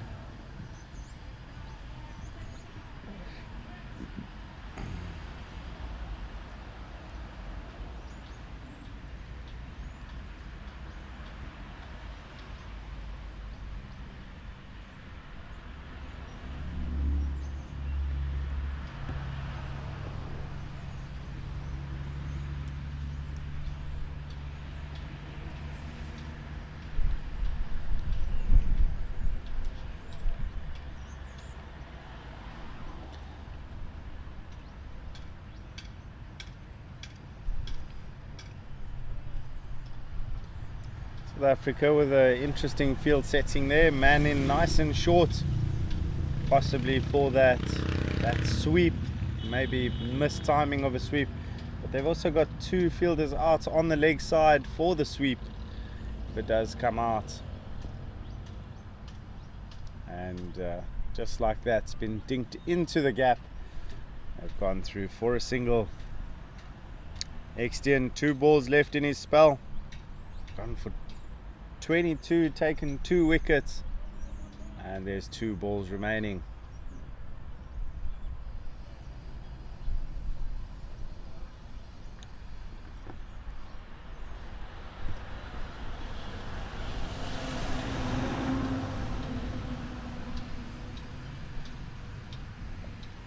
And it's gone down. He's gone down on one knee, swept that very well, diving effort, but in vain.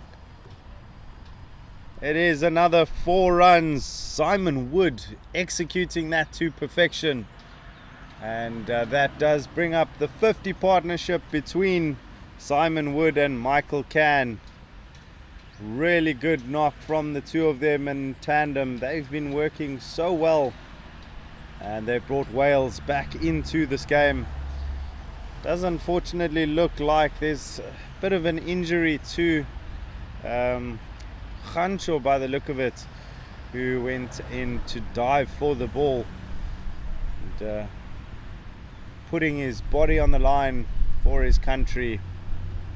So just waiting on him to get some medical attention, because don't want any injuries, and there is still lots of time left in the tournament, especially for South Africa, who are having a look at those semi-final positions and licking their lips, knowing very well that they have a great opportunity to get into those spots. And teammates just lifting up Khancho onto his feet and taking him off the field to see the medical staff. So he's going to be assessed and receive some treatment, just to make sure that everything is in order. So we're now going to return back to play. Wales 110 for 4 now, and they'll be looking at that 200 run mark from this position, and they'll definitely get there the way they've been batting, as long as there are no unfortunate falling of wickets, or just the regular fall of wickets is what seems to be stemming the flow for most teams. But good looking partnership so far.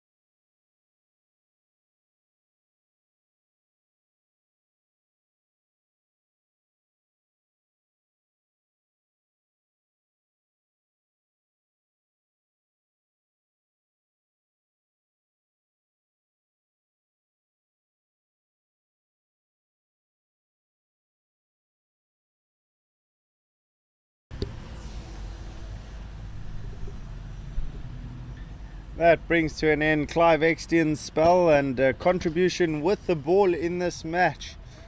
He's now got 2 wickets and gone for 26 runs in his 9 overs. 2 vital wickets early on in the innings, just to get the ball rolling for South Africa.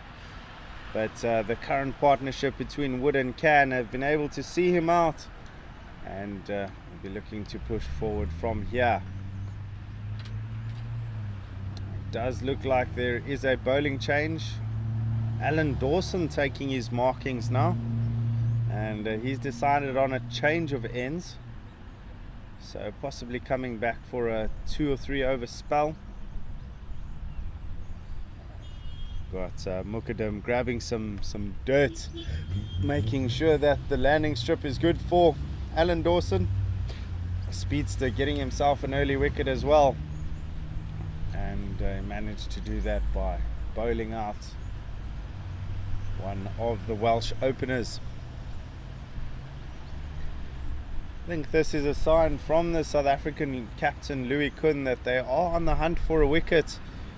Just starting to get a bit concerned. Partnership being up at 53, and slowly starting to move momentum into the direction of the Welsh batsman. Dawson deciding to go over the wicket to the left-hander, and it's been steered really nicely. There is cover out on the boundary though, and they just go for the single. Simon Wood wouldn't have faced Alan Dawson yet, so it'll be interesting to see how he handles him. For those who are superstitious, it is a Nelson at the moment. So if you are a Welsh fan, feet off the ground.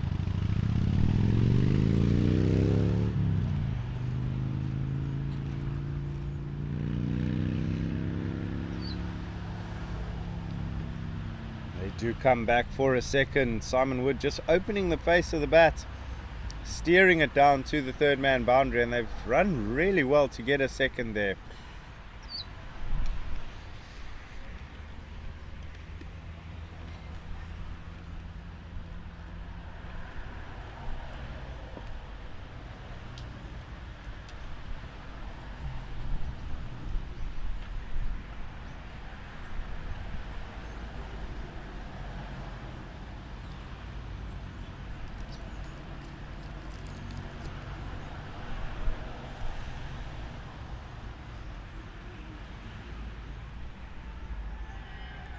Huge appeal from the South Africans.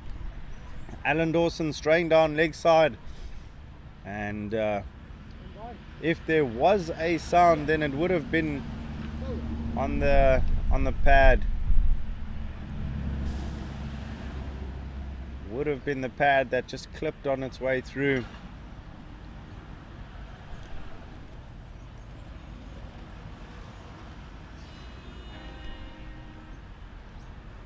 Alan Dawson starting to generate a bit of excitement here. Simon Wood trying to hit that through the offside, but missing. Quite possibly just a little bit of extra pace, making life a bit more difficult for the batsman.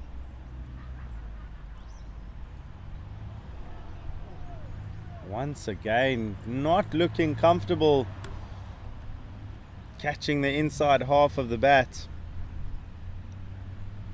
And that is the end of over number 28. 17 overs remaining in the innings.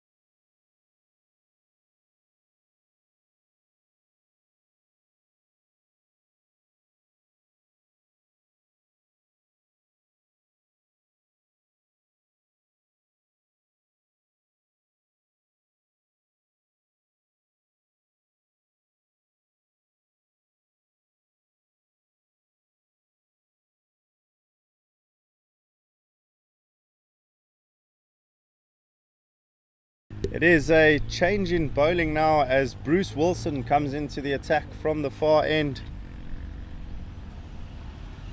Just straight down leg side first up. South Africa do, however, have cover down in the deep.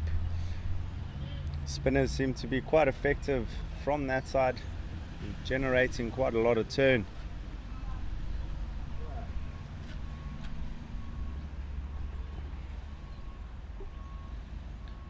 South Africa desperate for a breakthrough at this stage.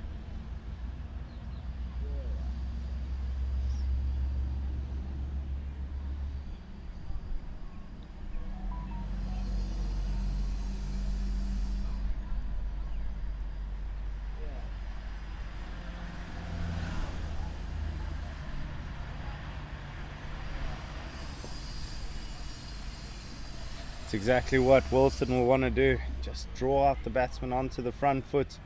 I've seen a few edges going past in the last few overs. And,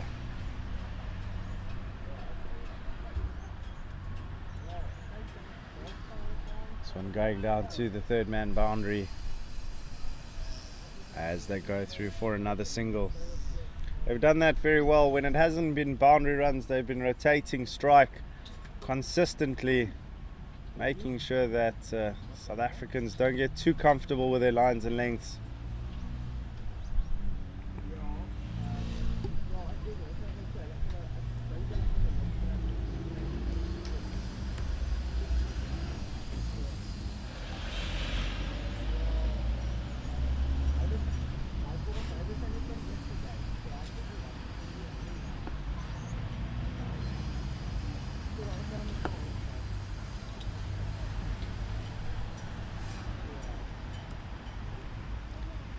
Another dot ball, one ball remaining in the over.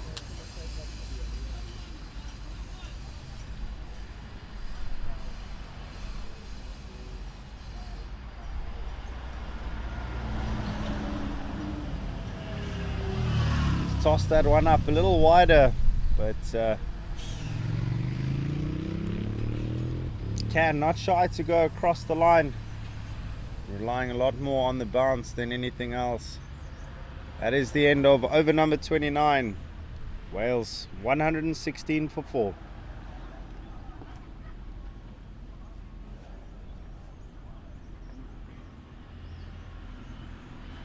Can also moving into the 40s now, is on 43 for 56 deliveries. Been moving along steadily, and it does look like the big wicket to get at this stage.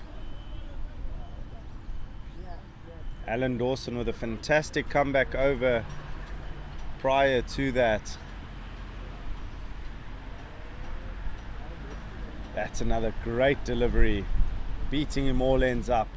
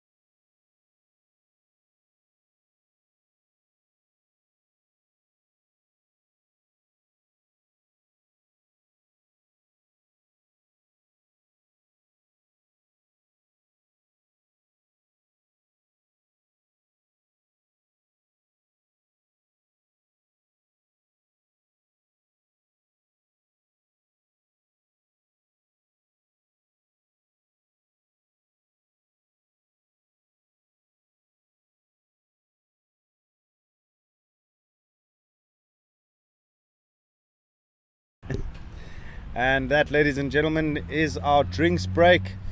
Wales are 116 for 4, maiden over, taking us into the drinks break, and much deserved refreshment.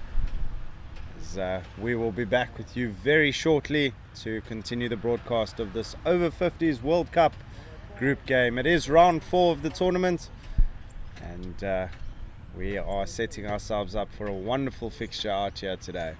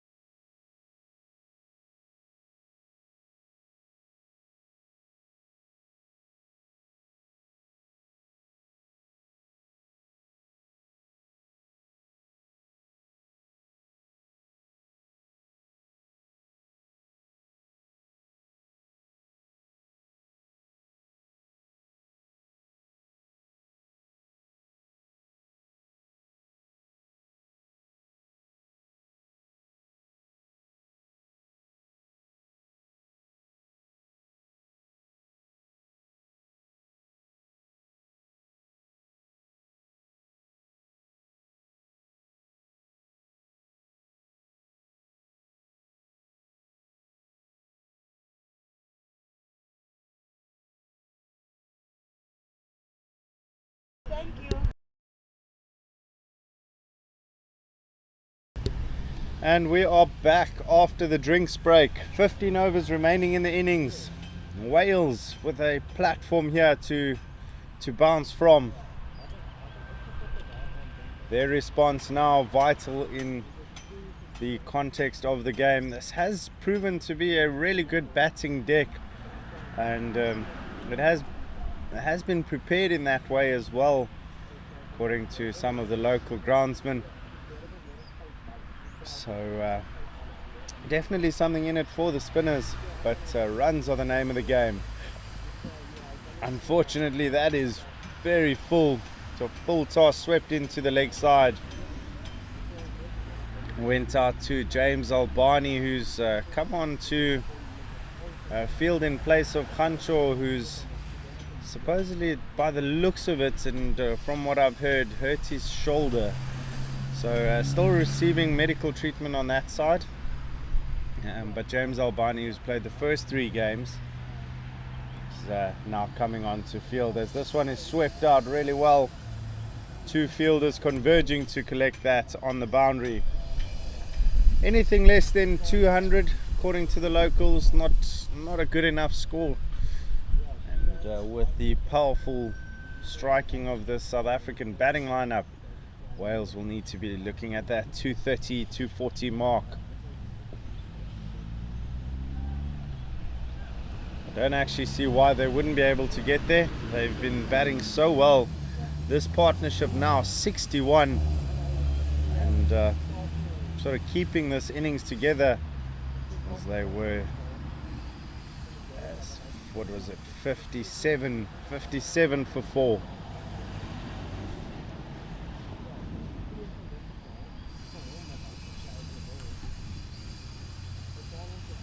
They managed to rotate strike regularly and just not let those dot balls accumulate, and when they have, they've made sure that there is a release shot and punished any bad balls.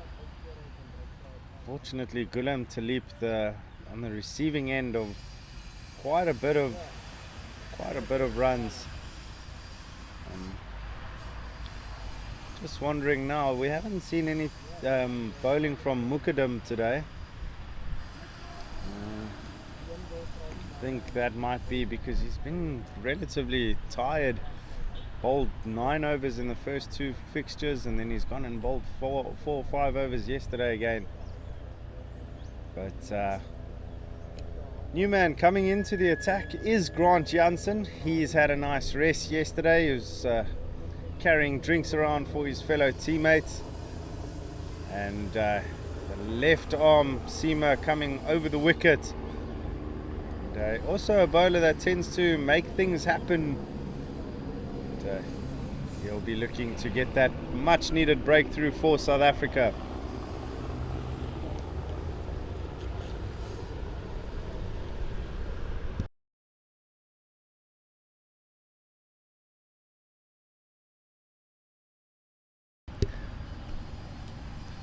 Bit of a loosener there from Grant Jansen, just a little wider than he would have liked, but deemed legal by the umpire.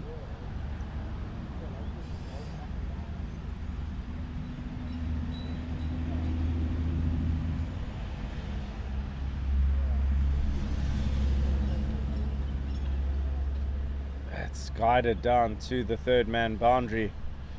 Captain Louis Kuhn in the hunt there for the ball. But the soft hands just forcing the ball to drop short.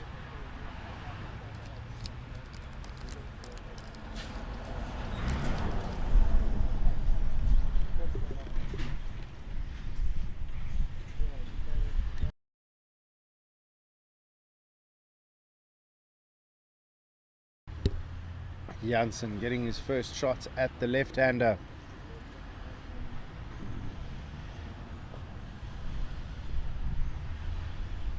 Can has been so composed and has knocked the ball around with such ease, and 1 or 2 scary moments, but for the most part he's been so controlled in the way that he's played his strokes, and he's been very decisive, which I think is just as important, and hasn't often been caught in 2 minds as to what he wants to do.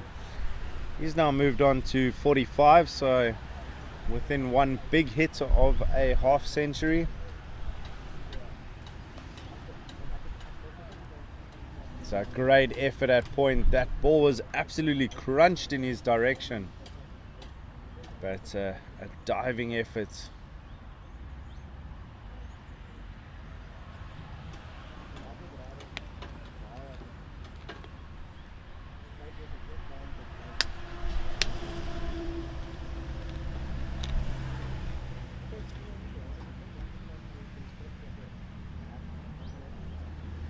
This one full and straight. Bit of a miscommunication in the middle, but they do come to an agreement that it is not a run.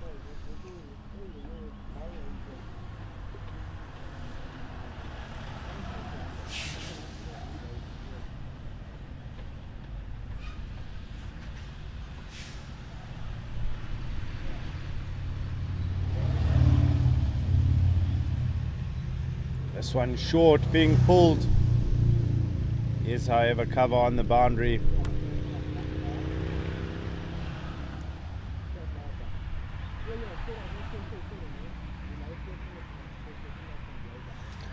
That is the end of over number 32. 13 overs left in the innings. 122 for 4. Reminder that South Africa did win the toss and elected to bowl first. And the decision was pretty justified in that they managed to take early wickets, but the batting deck looking really good at the moment. So Wales have managed to recover, and not only recover, start building up some real momentum. Wilson to continue now.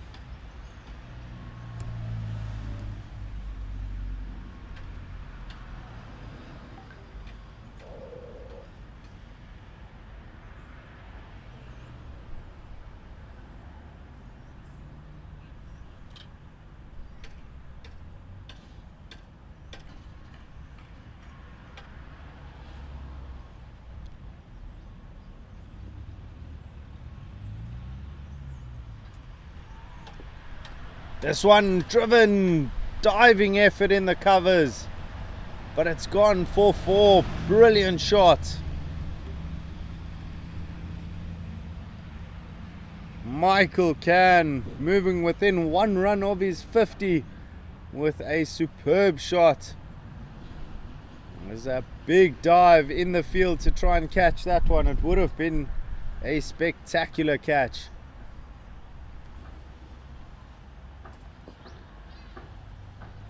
And this one being worked. Has to wait another ball for that half century. What a feeling that must be.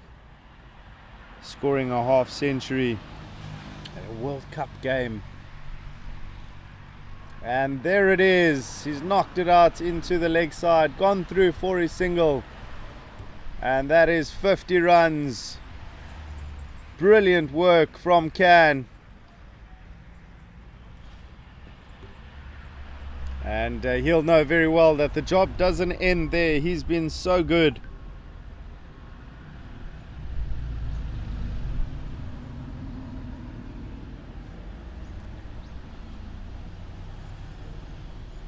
This one swept out into the deep.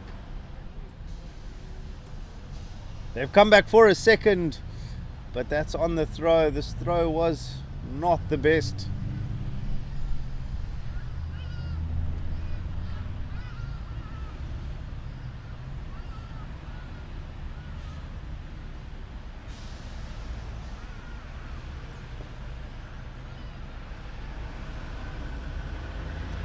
South Africa being made to work in the field.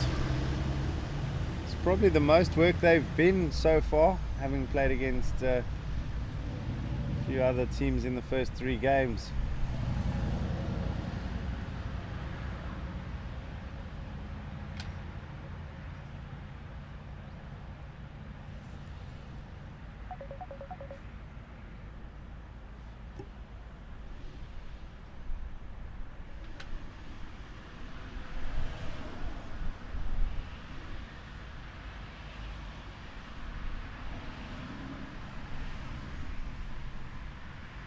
Grant Johnson to come in for his second over now.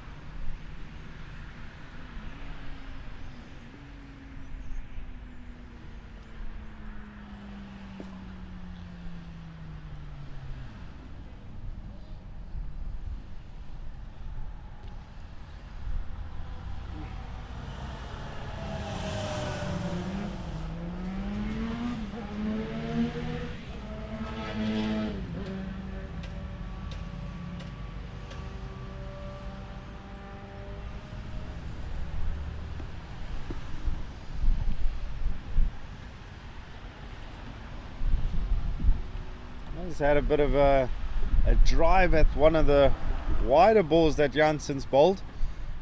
Didn't manage to connect at all.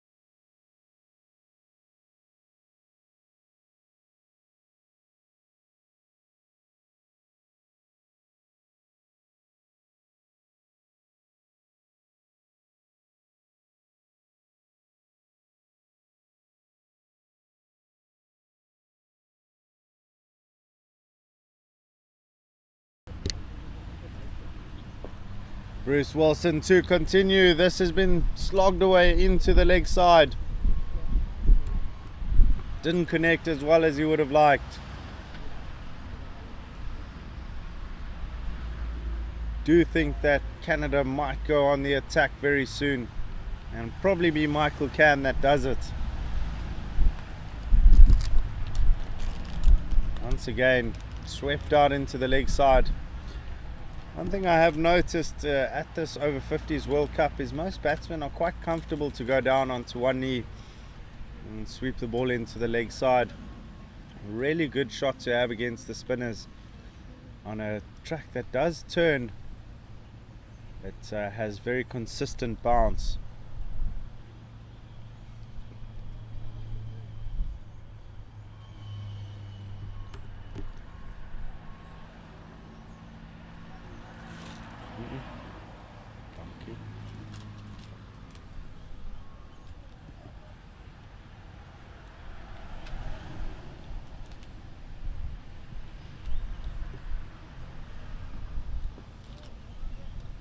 Rock back on that.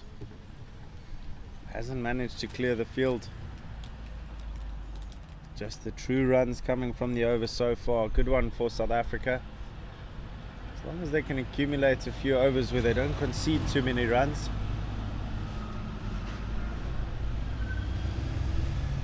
Cann starting to get a bit more creative in his stroke play and his footwork. You'd have to think fatigue's going to start settling in quite soon, so you'll want to utilize his time at the middle as well as possible.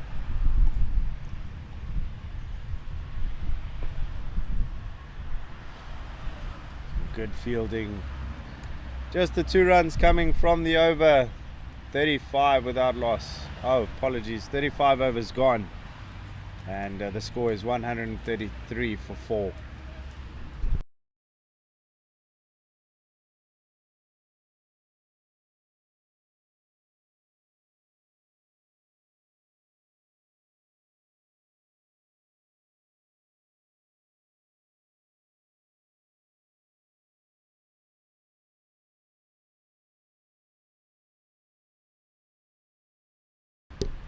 Grant Jansen continuing.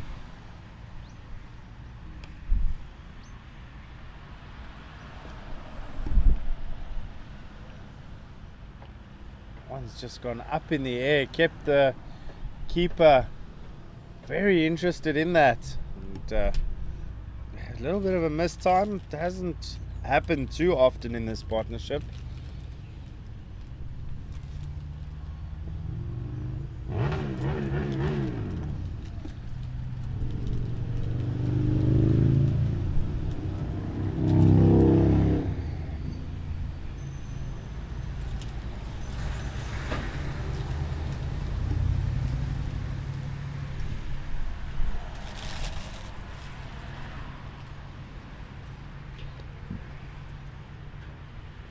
It's a huge attempt at a pull there from Michael Cann. I do almost sense that Wales are very well aware that it is time to take on the bowlers from South Africa. A bit of variation maybe from Grant Jansen, maybe buy himself a wicket. So South Africa do need that breakthrough.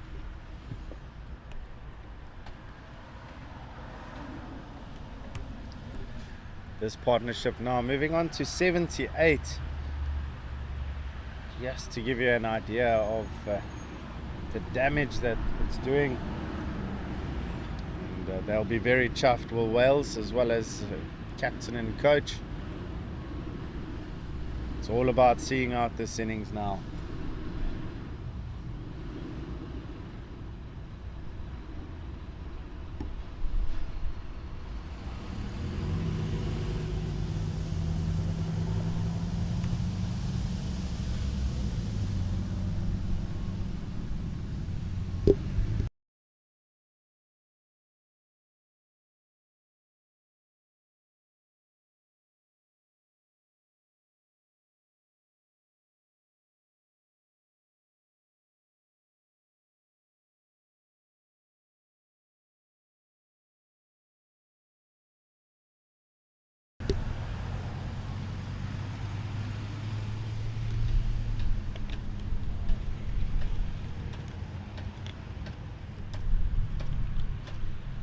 Once again, another very tidy over from Grant Jansen. He's made sure that there's been very little scoring opportunity. And now as he approaches the end of his third, he's only conceded 6 runs in a time where Wales have seen themselves in a purple patch.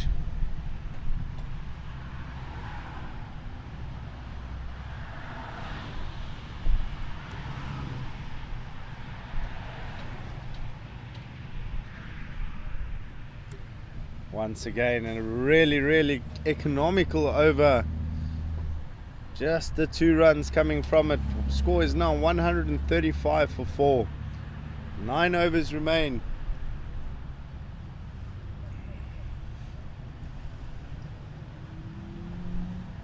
Two batsmen in the middle.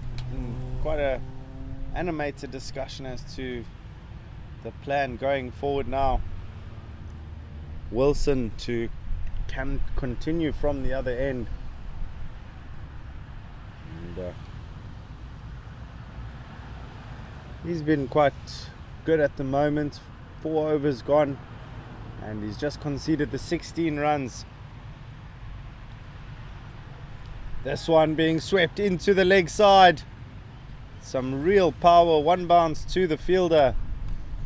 And looked a lot more handsome than it turned out to be. Just the single coming from it. Wilson not managing to get a wicket just yet for himself, but if he can just stem the flow of runs, that's all he needs to do. Once again, just swept out to the deep, and they do have a few fielders for cover.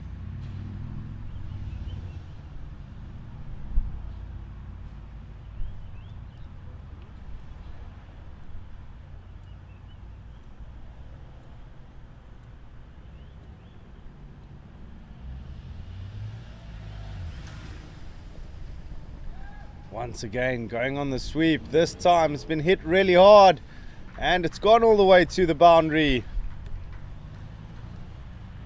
That sweep shot has been so effective in ticking over the runs, and they've executed so well. There are already 2 fielders out in the deep there, and they're not separated by too many meters, but just piercing the gap.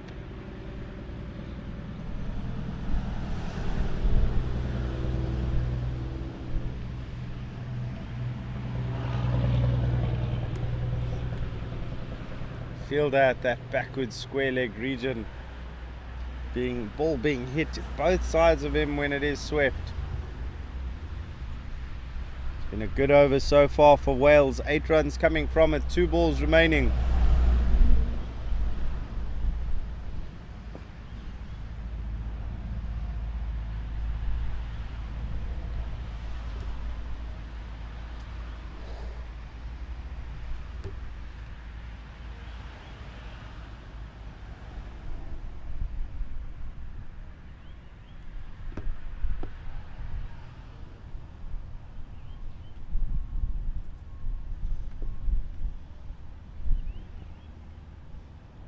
This one just pushed down the ground as it sees out the end of over number 37. 8 overs remaining in the innings.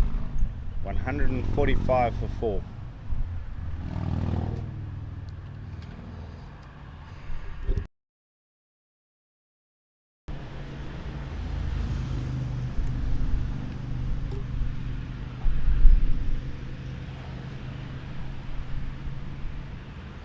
Jansen does have enough overs in the bag to see out the rest of the innings. Curious to see if he does. I know that Alan Dawson does have 2 overs left in his bowling innings.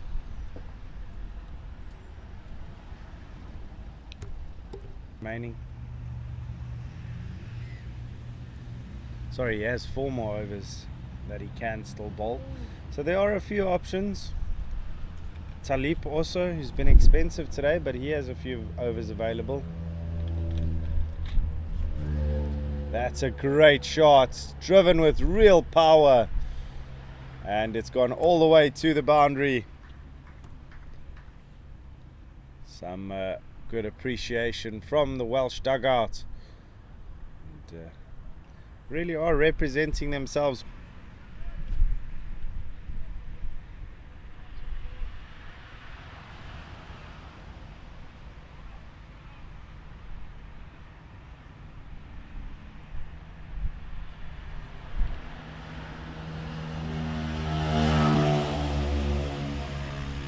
Jansen has been bowling quite a wide line, being punished for that. First with the boundary, and now has gone too far wide. This one pulled really well. Great shot.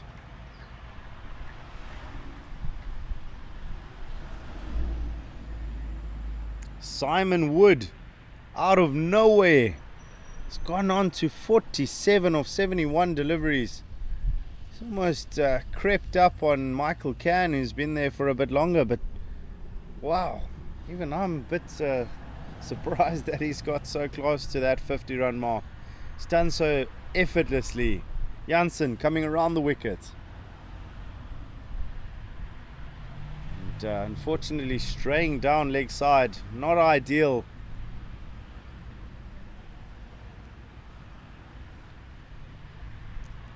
And the partnership with that wide has now gone on to 100.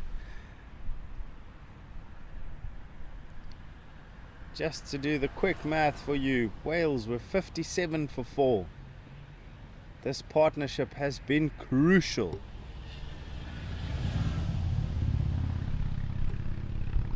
And what it does also mean is we've seen that these two can both hit a ball.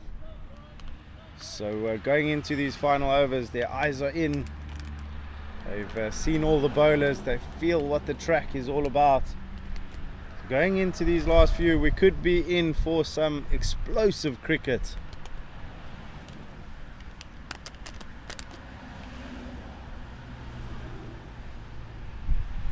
Another wide from Grant Jansen. Maybe just a bit rattled this over. It's the first one where they've really taken him on, and it's gone for 13. One ball remaining.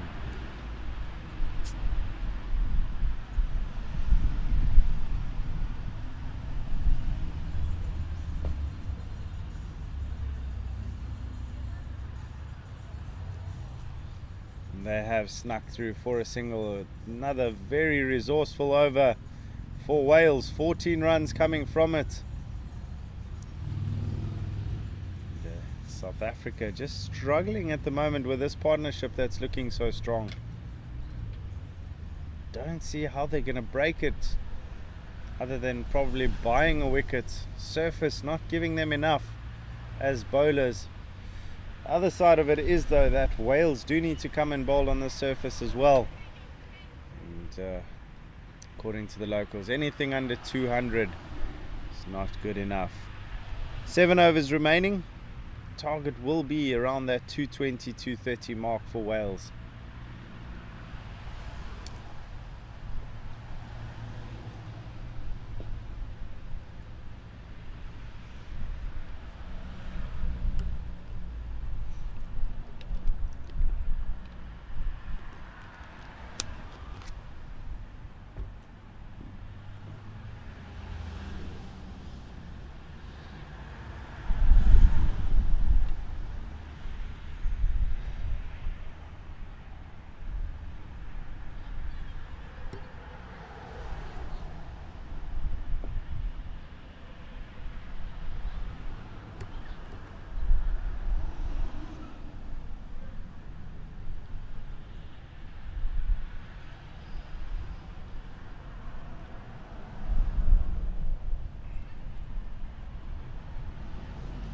Swung it out into the leg side. James Albani with a big throw. And that is 50 runs now for Simon Wood. Really well deserved, and deserves all the applause that he's receiving at the moment. And some appreciation from his batting partner.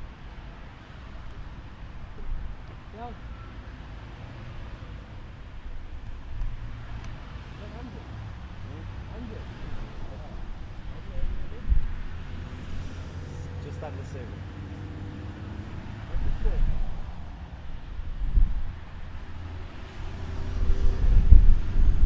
161 for 4. Under 220, that's not enough.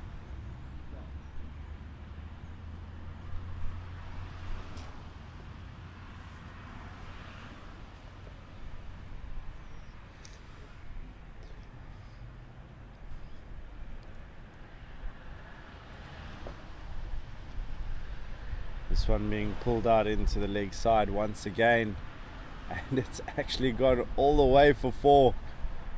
Great shot there from Simon Wood.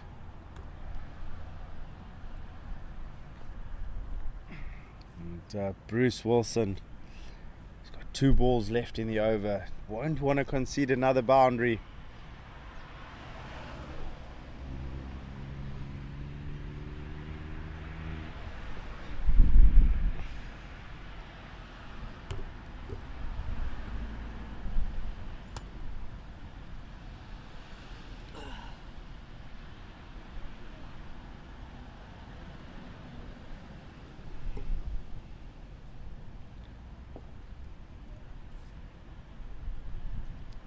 That is just a single to round out over number 39. 6 overs remaining. Score 166 for 4. Wood and Can both past that 50-run mark and have worked extremely well in tandem. And they've earned themselves a quick drinks refresher as we go into the final 36 deliveries of the innings.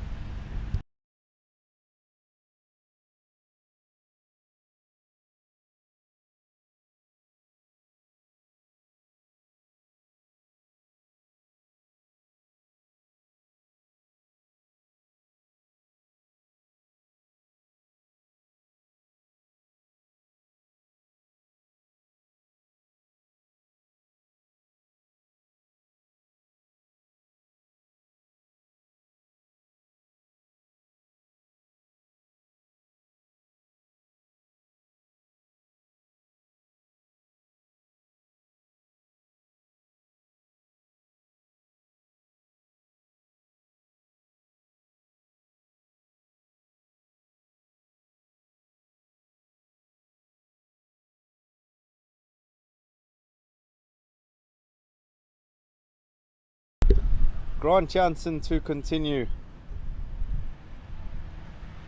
This one top edge to the fielder, and unfortunately he's put that one down.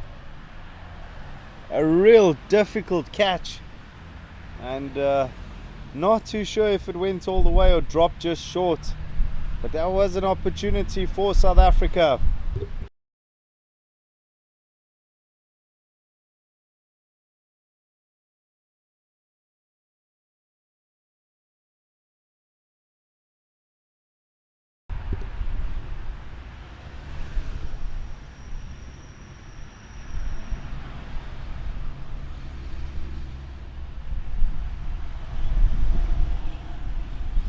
And there it is, it's wicket time. Long overdue. Simon Wood unfortunately has to depart after what was a phenomenal innings. 57 of 81 deliveries, and the ball just edged through to wicket keeper.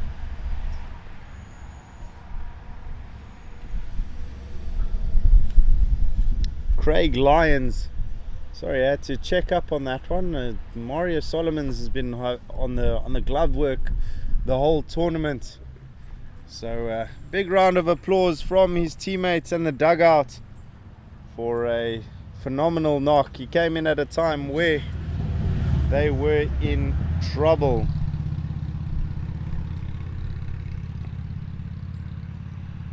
There's a new batsman at the crease.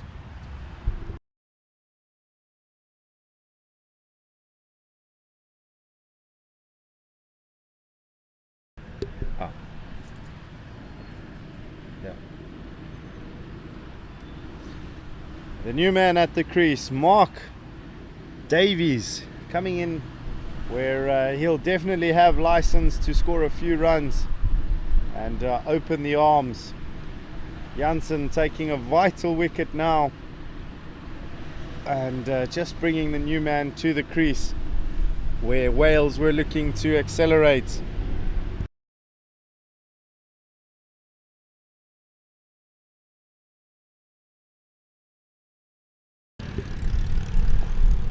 This one's driven into the offside.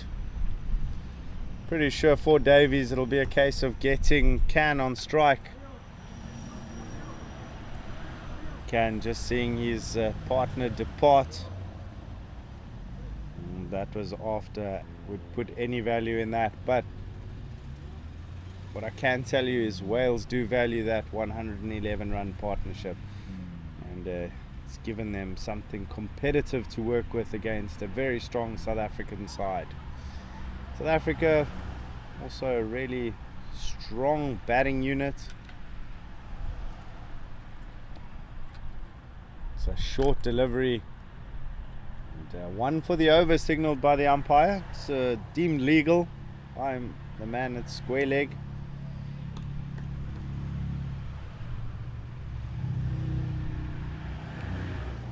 Haven't seen too many shorter deliveries. It's almost bounces in the tournament. It hasn't seemed like a stock delivery. This one cut into the offside. It's a chase on for the fielders. That's not going to reach the rope. As they come back for a second, they consider the third, but decide not to run on the arm, which does look like a good call. It was a good throw.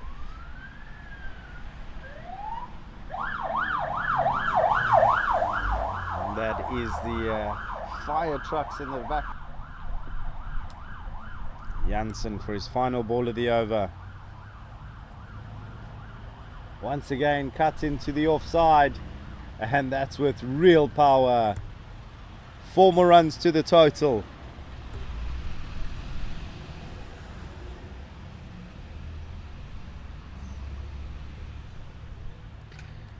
Great into the over for Wales. They did lose a wicket, but still a successful one. 175 for 5. 5 overs remaining. Michael Can at the crease. 62 of 81 deliveries in their talisman today.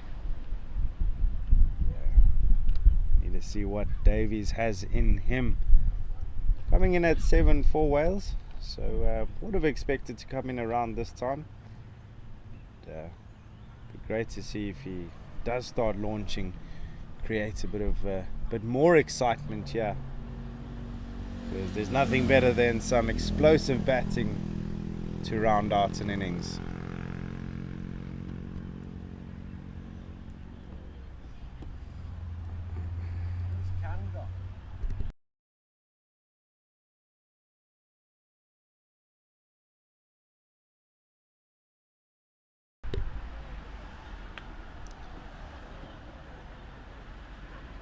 It does look like Talib that's coming in from the far end. He's been quite expensive so far. He's gone at 8 to the over in his 4.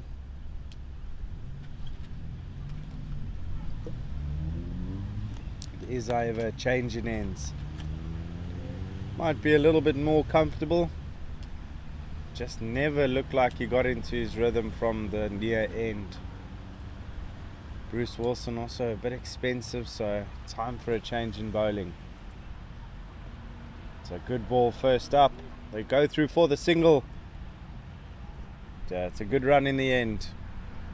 Just too look quick between the wickets.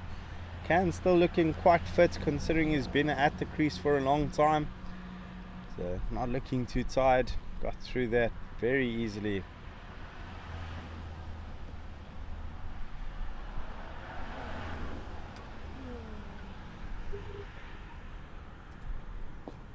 This one's been hit straight back down the ground over Talib's head. It's gone aerial. They've come back for the second. There is trouble here. But it ends up being safe. I think Talib might have dropped that ball. but they did come back for the second. Means the in-form left-hander comes back onto strike.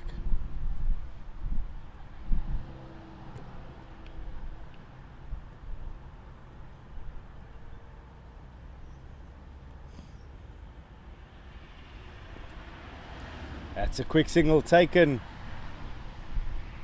Direct hit might have been dangerous. Grabbing any runs they can here are Wales.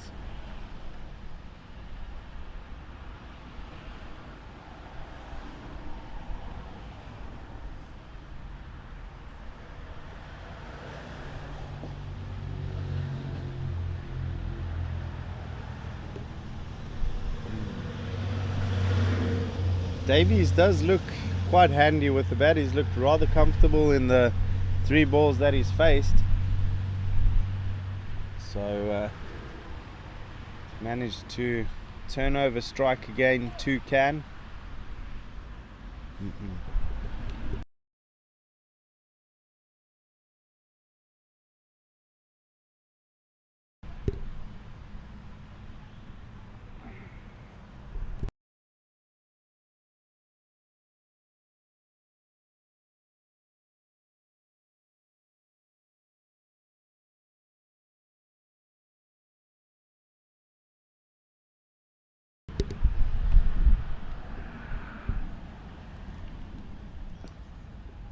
Final ball of the over, flicked into the leg side really well, and there's no recovering that. 4 more runs. Talib finished with another over.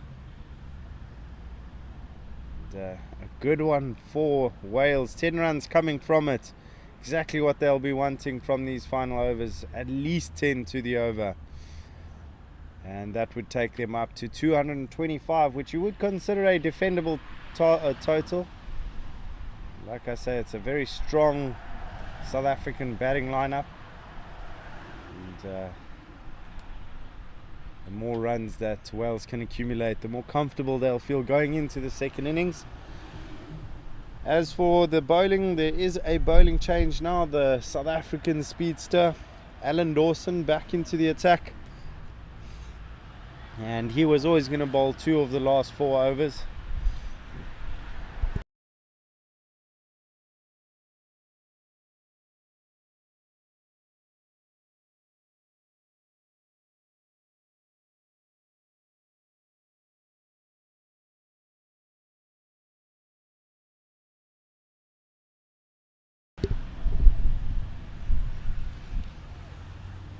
A little bit of perplexion there from Michael Can. Just maybe misjudging that ball a bit. Dawson starting off with a dot ball. Can he get another breakthrough? Be a vital wicket if they can get Can.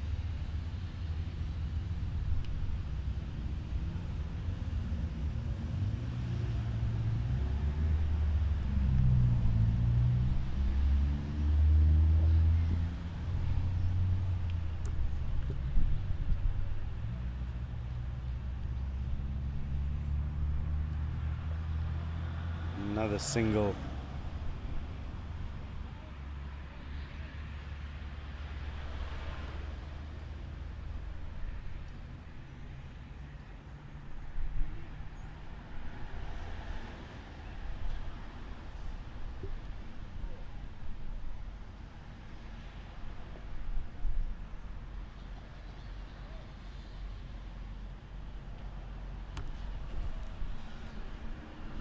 South Africa will be happy as long as there's no boundaries flowing. If they can restrict Wales to run a ball in these final overs, it would be seen as a big success. And on the contrary, Wales will be looking to take on the bowlers, but Dawson bowling an extremely good line at the moment.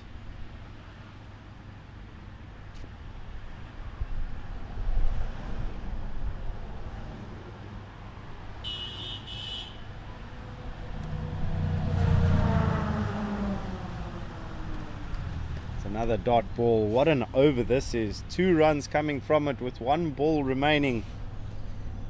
It's been economical as ever. It's a trend that's been going on since the very first ball he bowled in this tournament. It's been very, very tidy. Oh, and that one's nipped back in. It's hit him on the body and it's gone all the way to the boundary. And leg by signalled by the umpire. It's really unlucky for Alan Dawson, who's bowled a spectacular over. So 3 overs remaining now, 18 deliveries, 191 for 5.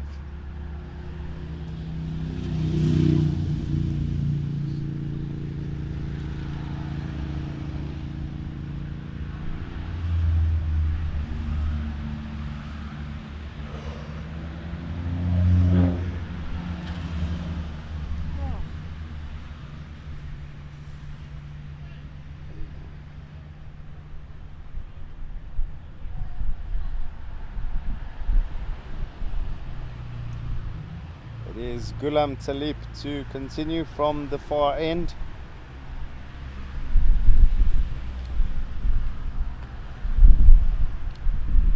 Unfortunately been the target of this Wales batting attack.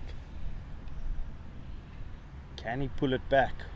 Can Wales capitalise and get a few more runs on the board?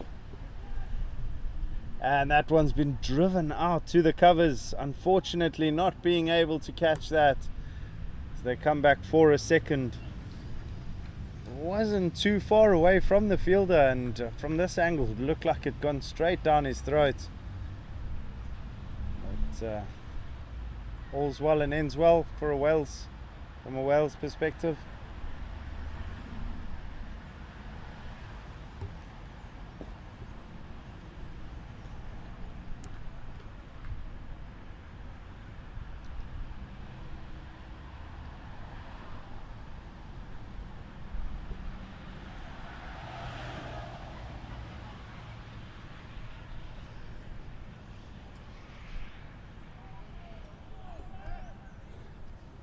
There's an appeal, a rather delayed appeal. It's for the stumping that might have been, but it's that Yorker length that I think may have been missing from this innings. A few more Yorkers.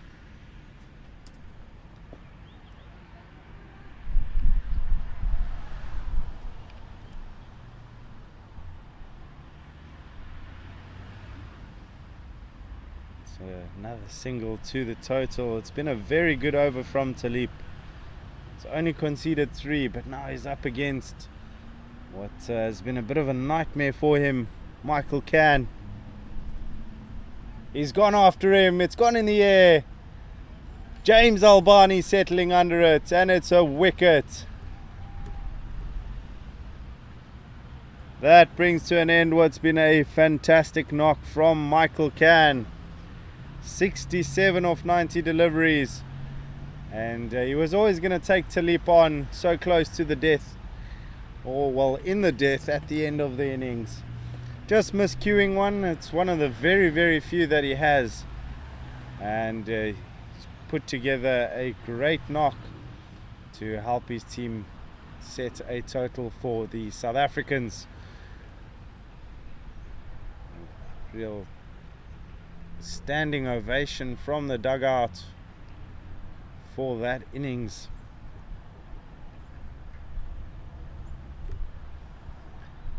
New man coming to the crease at number 8 for Wales. You know very well that at this stage as many runs as they can accumulate is the order of the day.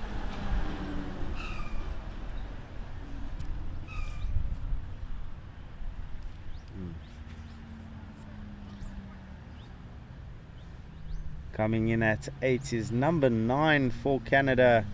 It's Matt Phillips. Also not the smallest lad around, so best believe he can hit a long ball. Immediately going down the ground. And Talib with a fantastic over there. bit of a redemption for him, only conceding the 4 runs, and more importantly taking that wicket of Can, as there are only 12 balls remaining in the innings. 2 relatively fresh batsmen at the crease, and they'll be going after the final 2 overs. Alan Dawson lining up to bowl his final over. Just to give you an idea, he's gone at just over 2 to the over, 2.25 to be exact, and that's on top of his early wicket which he managed to get. Wind starting to pick up here at Milnerton High School, but still a fantastic day for cricket. Sun's out, clear blue skies, few clouds around, but nothing too menacing.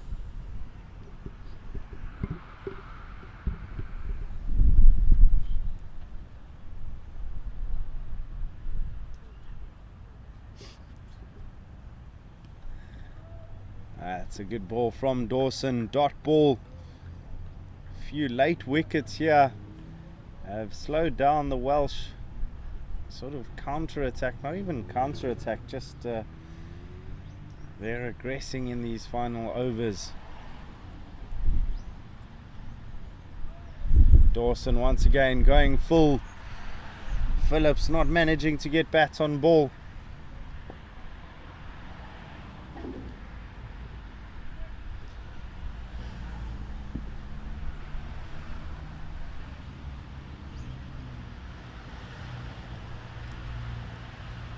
This one coming off the pad and going all the way to the boundary, and in fact that has come off the bat, so a few lucky runs, but who's going to complain if you're a batsman? That's 4 more runs to the total. First 4 runs, or first boundary for Phillips.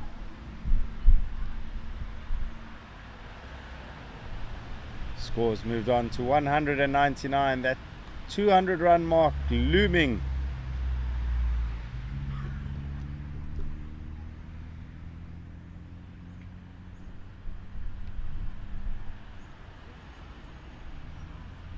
Once again catching the outside edge. That will be frustrating. Hands on hip stuff from the keeper at the moment. Well, the keeper's the one with the hands on his hips, but hands on hips bowling for Alan Dawson. 2 outside edges, 2 fours. And what a time to be getting it if you're a Welsh fan.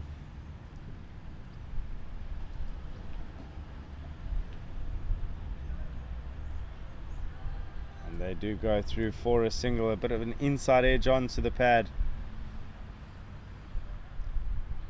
Dawson has beaten him all ends up this over, but the stats won't reflect that. Phillips will look at his score and say, hey, that's 9 runs to my name. And just like that, full and straight, Alan Dawson strikes. It's his final ball of the spell, and I'm sure the frustration of those first 2 boundaries allowing him to catapult that into the stumps. It's a short-lived innings, that, and it's not unusual that the wickets are falling at this stage of the innings.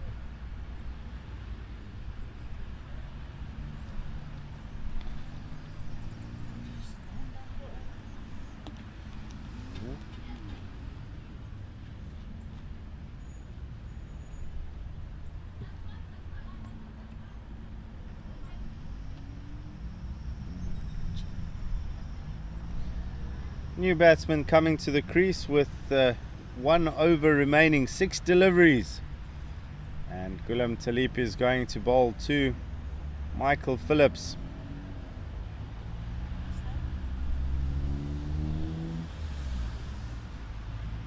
Sorry, not Michael Phillips, Matt Phillips.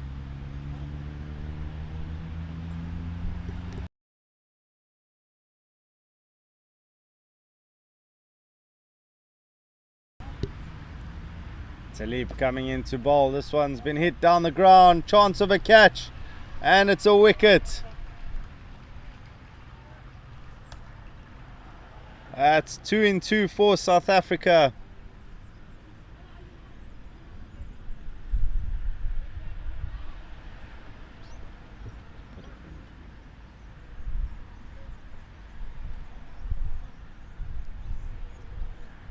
And it did seem to be an easy catch.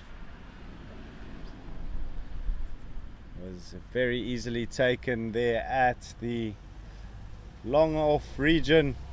So another wicket in South Africa's favour. Bit of a capitulation at the end as Wales go on to try and score as many quick runs as they can. Just not coming right, not managing to execute.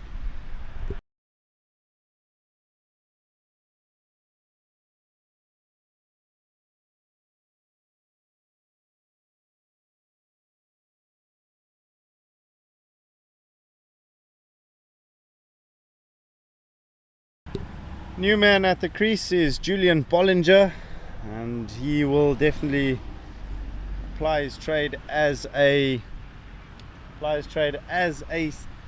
bowler. Now he's got to do it with a bat. He's had a big swing but not managing to get it past Ghulam Talib.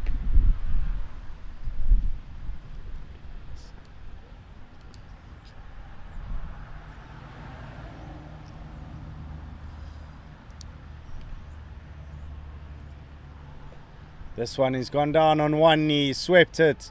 No cover there whatsoever. Timed that to absolute perfection. It was a bit of a full toss from Talib. And Wales move on to 208. 3 balls remaining in the innings now. Talib unfortunately getting to that 50-run mark of runs conceded.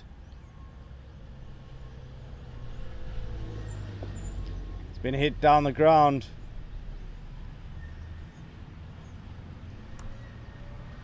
Just the single.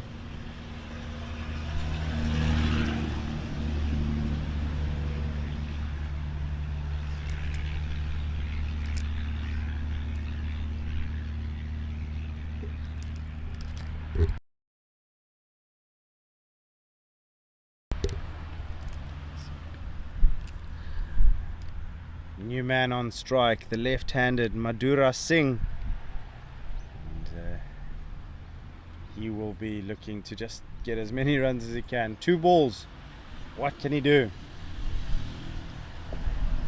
He's driven it down the ground, hit really nicely, but straight to the fielder. He's coming back for a second. Good running between the wickets.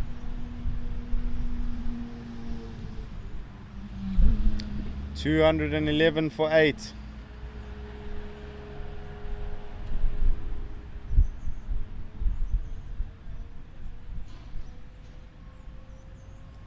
Final ball. Swung out into the leg side, going all the way to the boundary. What a way to round out what's been a very successful innings for Wales. They will be very chuffed as they reach that total of 215 for 8. And South Africa, who won the toss, elected to bowl first, managed to extract some purchase out of the pitch, get a few wickets early on. Had Wales at 57 for 4, but some brilliant batting through the middle overs and towards the back end from Can as well as Simon Wood. 2 of them putting on a partnership of 111 before South Africa managed to take a few wickets towards the end and ensure that not too much damage is done. We're setting up for what's been a very exciting after a very exciting first innings. We're setting up for a very entertaining second innings with South Africa needing 216 to win. This is the Over-50s Cricket World Cup that's being hosted in Cape Town, and there's been so many exciting, nail-biting, enthralling games so far. It's been such an advert for cricket, and the fact that these veterans are still performing at the level that they are is just superb. This is the best of the best. Ladies and gentlemen, stay tuned. We are going for a lunch break, and we will be back in plus minus 35 to 40 minutes.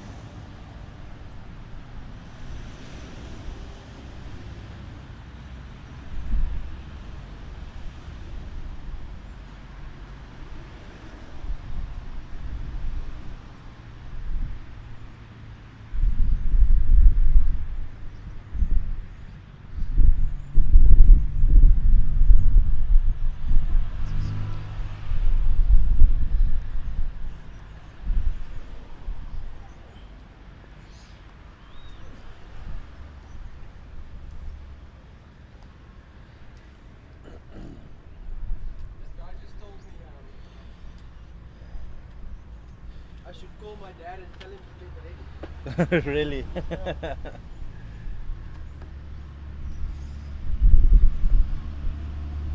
Oh, By the looks of it, yes. that thing fully charged. No, not fully, but it's more than it was.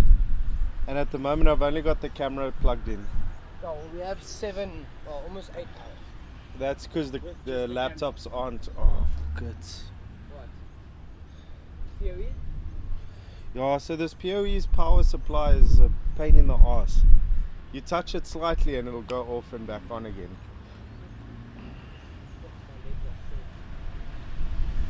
What, burn saw?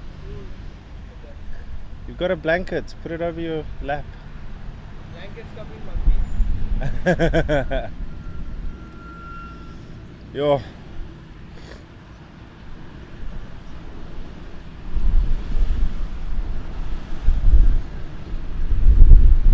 Oh, so dick.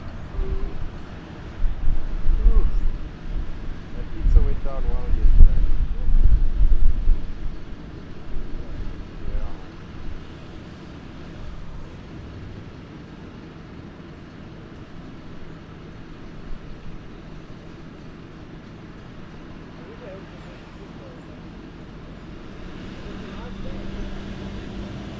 Yeah,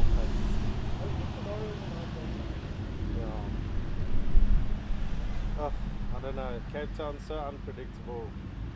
Yeah. Well, I told you guys to work tomorrow.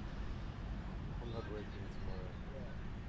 Well, I'm gonna work with I'm here, so I might as well make some extra money. Hula. Yeah, no, I was initially keen to maybe do it, and then I was like, nah. That's it. Chips, hot chips. Lyk ons as te sterk en kos opgeëet het. In the ground. Ek But- het vir daai daar. But then you go get hot chips. So when we go buy me some hot chips. Hot chips. That's it. Spicy. Ah, Yo, no, I pushed through. ja, dit was te sterk geweest. It's lekker, maar brown. But told us you can have my food and you can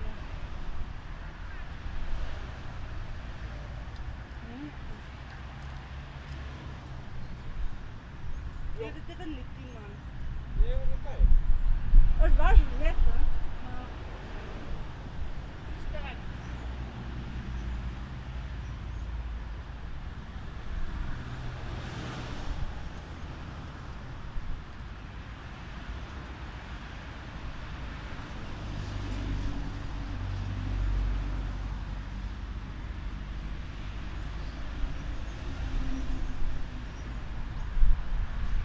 You guys think South African girls Yeah, they get this good. They'll get it, but it depends on how they bat as to how quickly they get it. Because if Kun and Nash is not there, who's going to open now? Either Lions or Peters. Peter's good, like. Doesn't look like he can bat, but when that rookie team he scored 300. Ah, He got dropped, right? But still, he scored 300. yeah. But I also don't think Wales will have the best batting lineup. Bowling lineup, sorry. Yeah, well, the guys that was warming up at the step. Yes, but we don't do well necessarily well against them.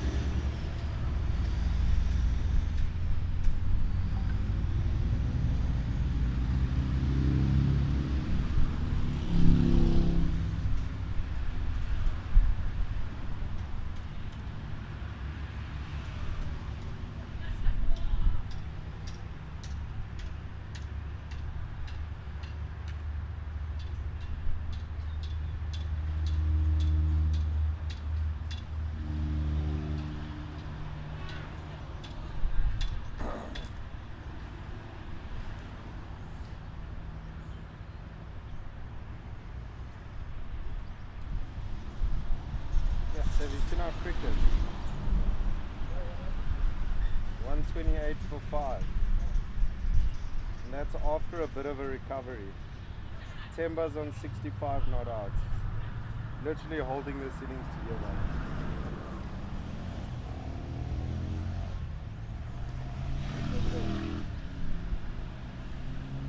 It's so annoying. He's going to be one of those that deserves his call up, and then when he gets it,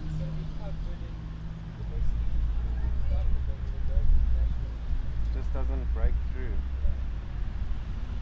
India, Oz. Yes, India have started well. It's 36 not out. Yeah, your boy Uzi scored 180, I think. Yeah, gun. That partnership was huge.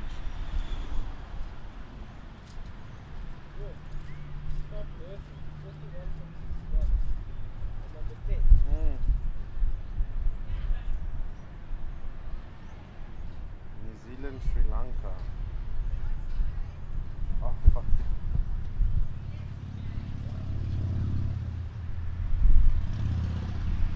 I want New Zealand making a meal of their match against Sri Lanka. Look, Sri Lanka have had a good. They're doing good at the moment. They've gone through the best patch they have for about a decade.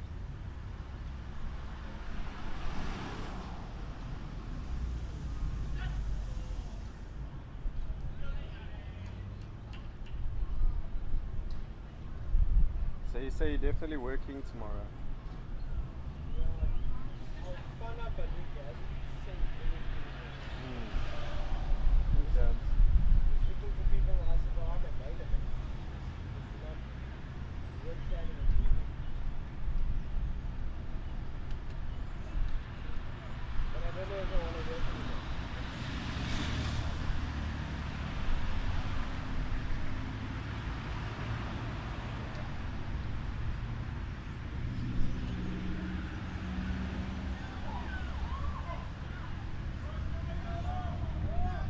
Dropped it.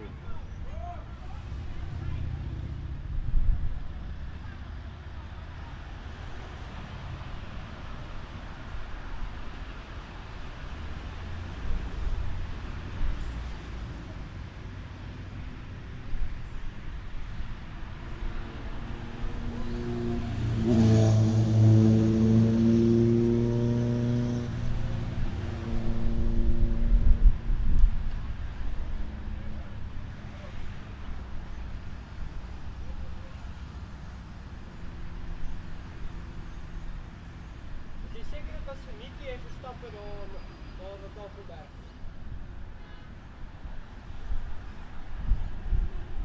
Jy kan nie onthou nie. What does it say? Maar dit moet van hier Eagle wees. Mountain, right. From 1,500. No way. No man. Price varies by size. No way. Yeah man.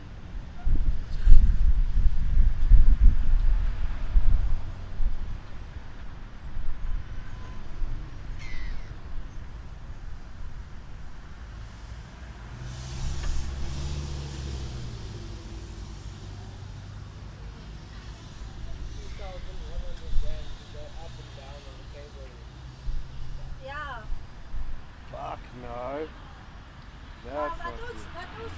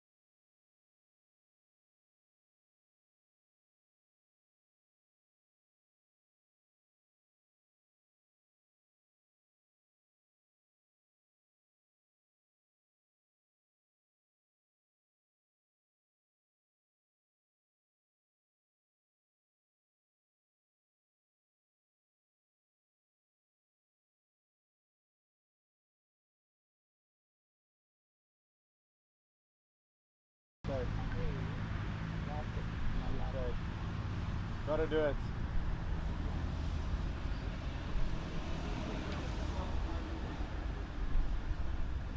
Yeah, we can hear you. So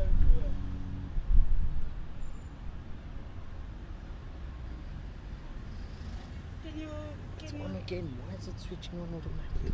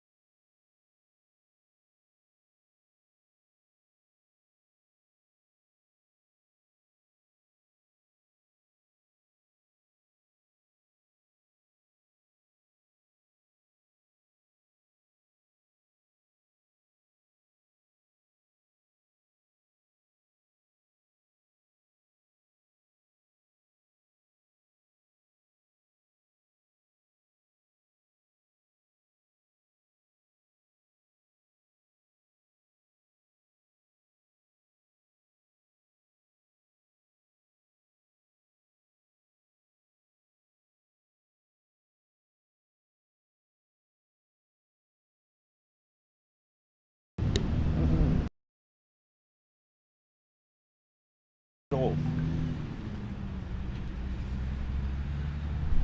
how can you change that?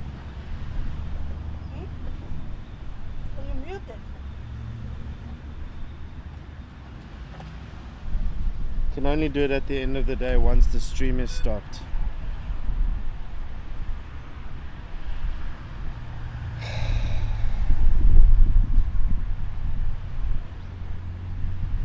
You can put the brightness up there.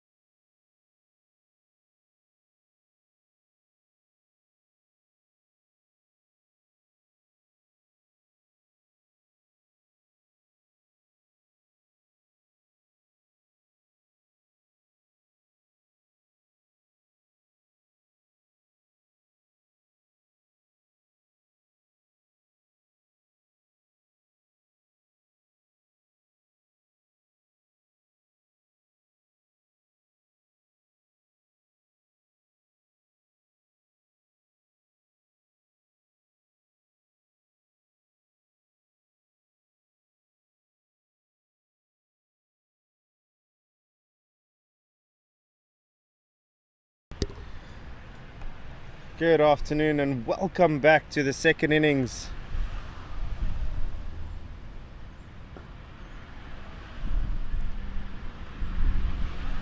And it is Emmett to take the first over for Wales here in their defence of that 216 run target.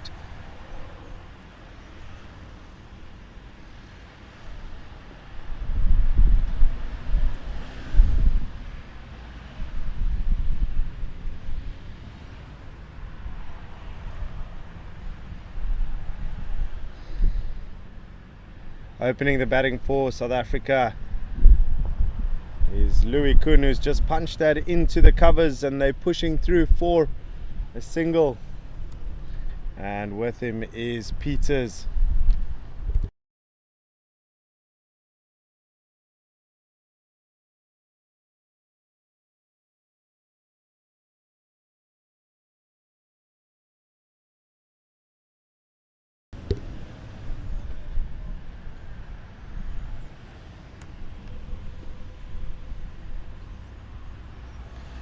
And that brings to an end the first over of this pursuit from South Africa.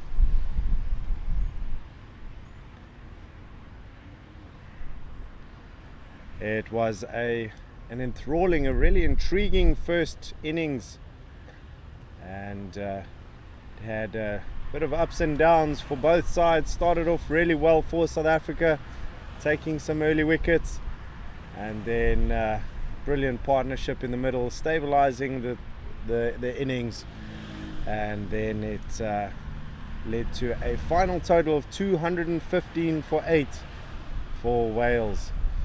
Does look like Wales have started off with a spin attack from the get-go.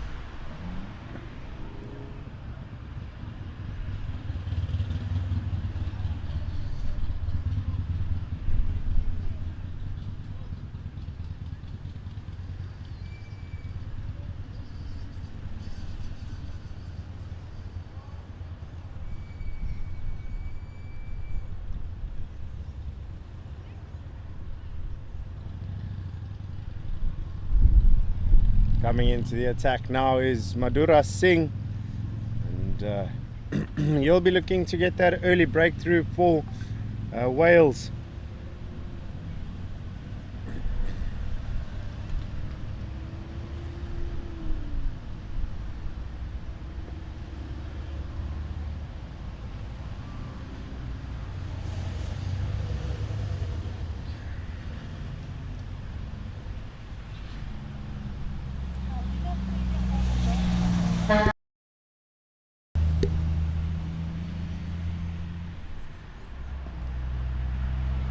Sorry, say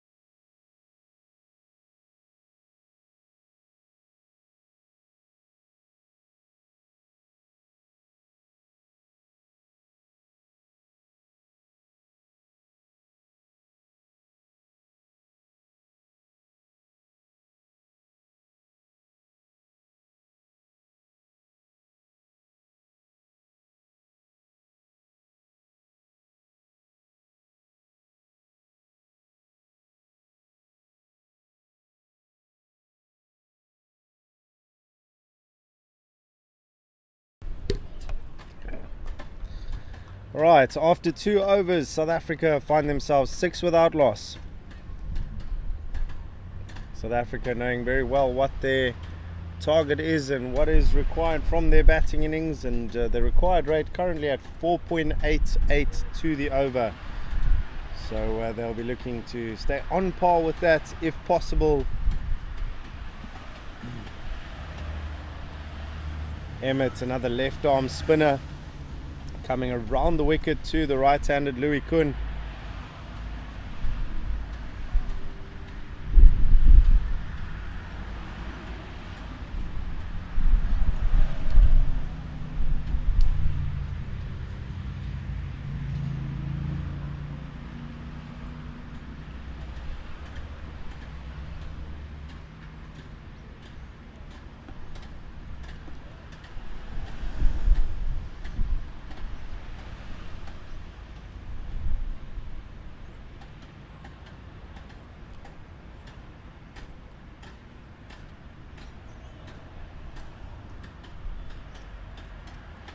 That is another dart ball. Emmett's been really tight from the get-go. Both Louis Kuhn and Andre Peters, who's having his first game today of the tournament. The two of them just playing this out really conservatively to begin with. Just getting a feel for the wicket.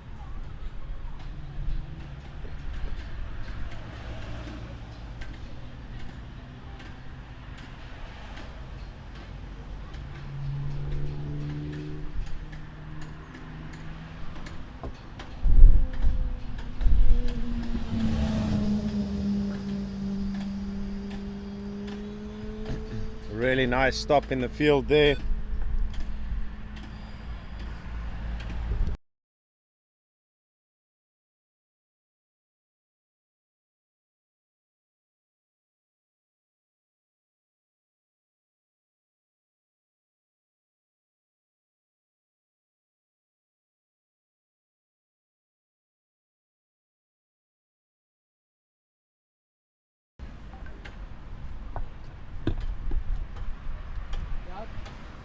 Yeah, no. I don't know what's going on here.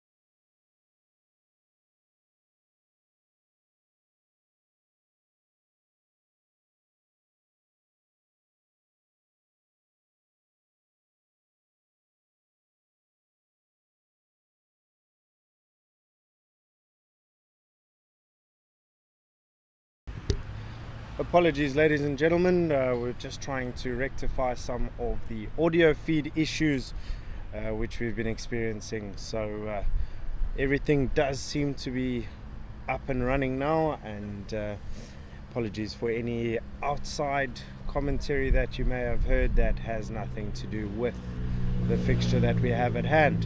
That is the end of over number 5, and South Africa find themselves 15 without loss in their pursuit of that 216 run target.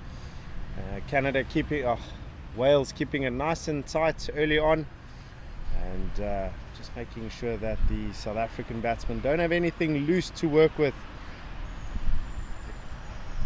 Captain Louis Kuhn in good form, good nick, scored a few runs this tournament already, and we'll be looking to continue that vein of form.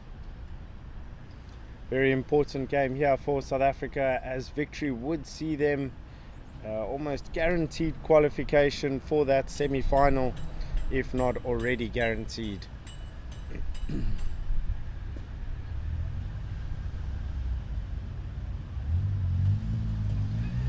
And as we say that, there's been a drop catch in the slips. Louis Kuhn edging the ball and unfortunately being put down by the Welsh first slip.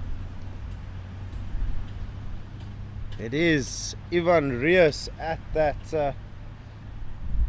first slip position. He'll be quite disappointed. It wasn't the easiest of catches, diving to his right, but he'll know nonetheless that it is a chance.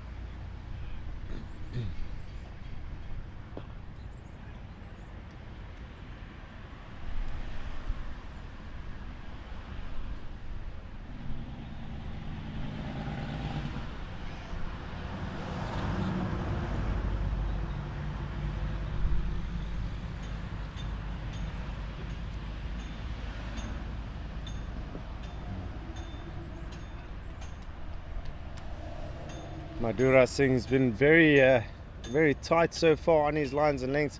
A really alternative action. Comes in at an angle with his run up, and very quick through the motion with his bowling action.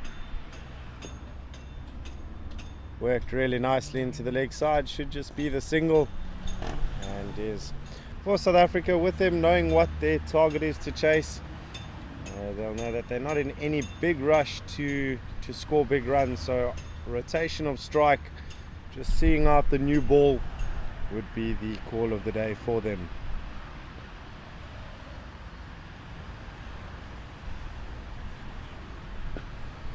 Oh, he's rocked back onto that one, and that's not being stopped. That's all the way to the boundary. 4 runs.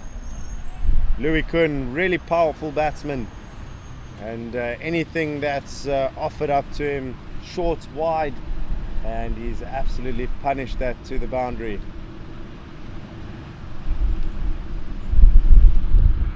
Already a bit of a better over for South Africa with that boundary now.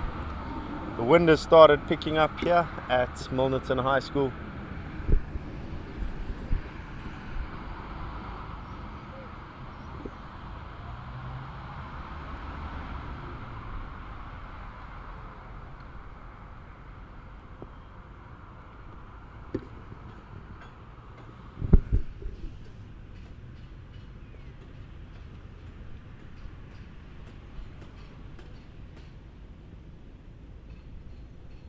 A slight little delay here, but we're back in now.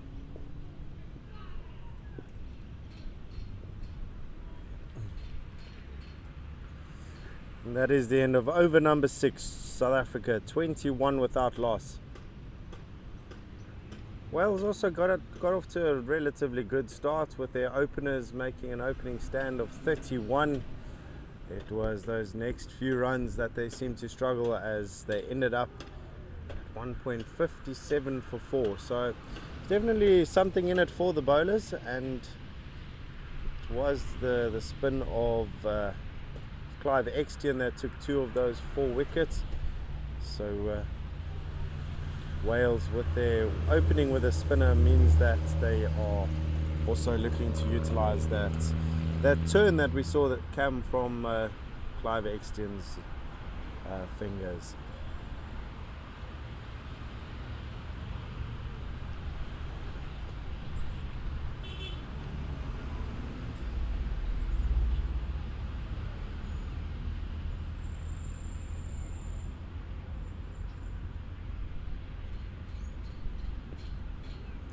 This one just being pushed out into the offside. Emmett's been really good on his lines, just one bad ball that was punished and sent to the fence.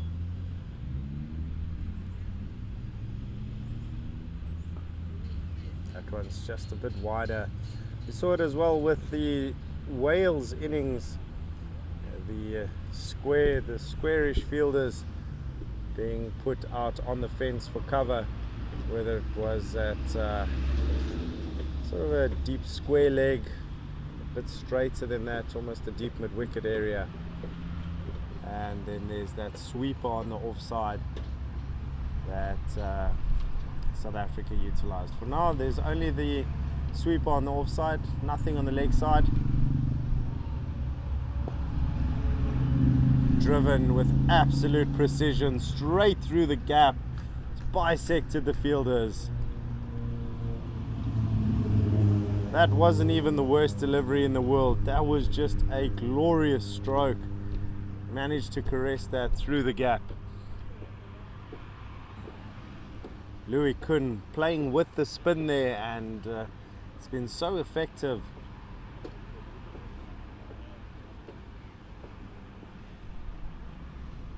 This time he's rocked back and once again beaten the infield. There's a chase on for the fielder, but in the end loses the race. It's another really good shot. He's rocked back onto that and just muscled it through the covers.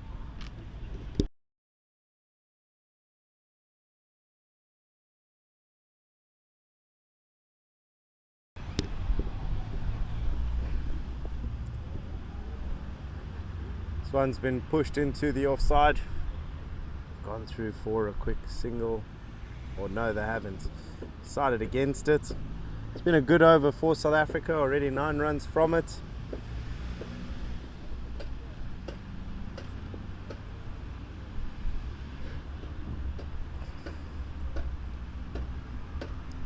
Seven overs gone, South Africa 30 without loss.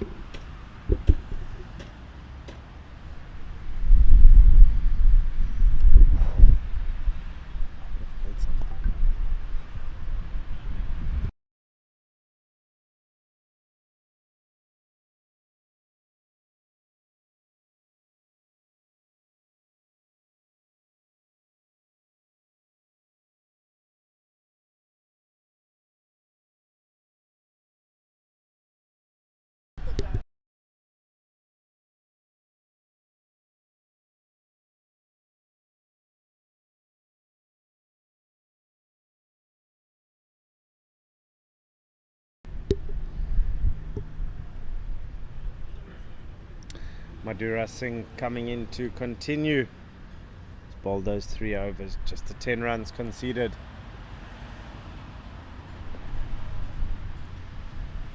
Does get a bit of bounce, so there is a bit of juice in the pitch, but it's highly favourable to batting conditions, and the overhead conditions also extremely useful in that it doesn't offer much to the bowlers.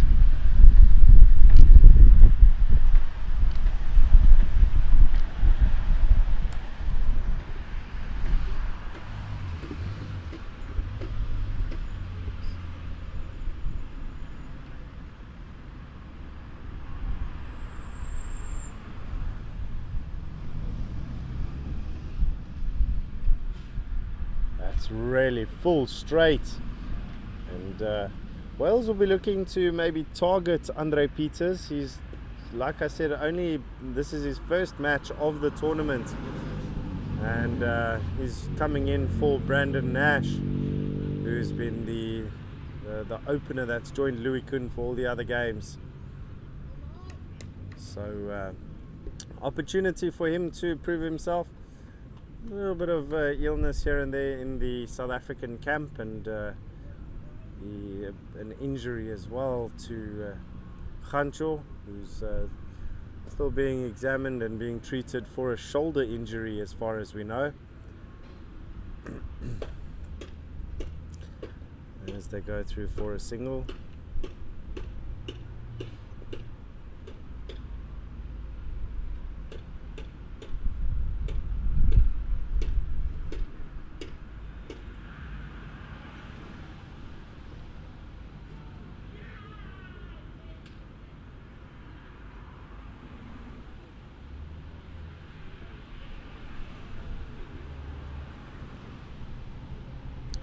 And that's a wide ball.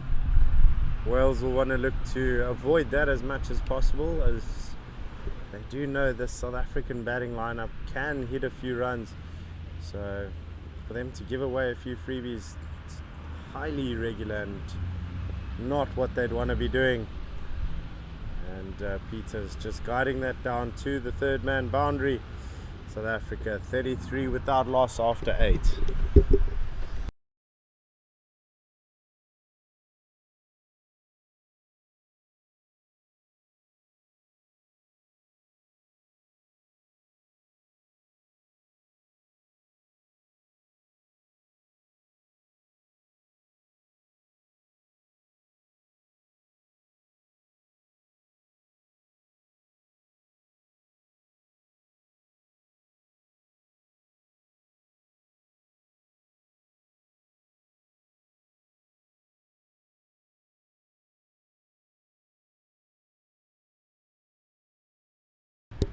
It is Emmett to continue.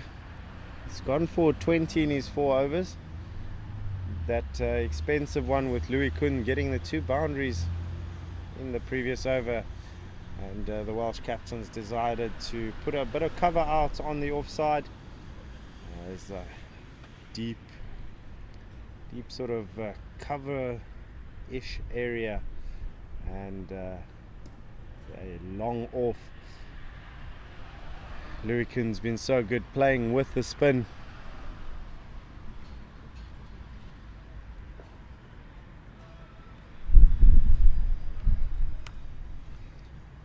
Wales will know that any extra boundaries are necessary at this stage, trying to take those wickets. Kuhn's rocked back and cut that. He's hit it really well. Fielder's coming around. Big slide. And he's managed to stop it. That's excellent fielding. Brilliant work on the boundary, as that is kept down to 3. And who knows, that might be a vital single run that is saved and going into the latter parts of the innings.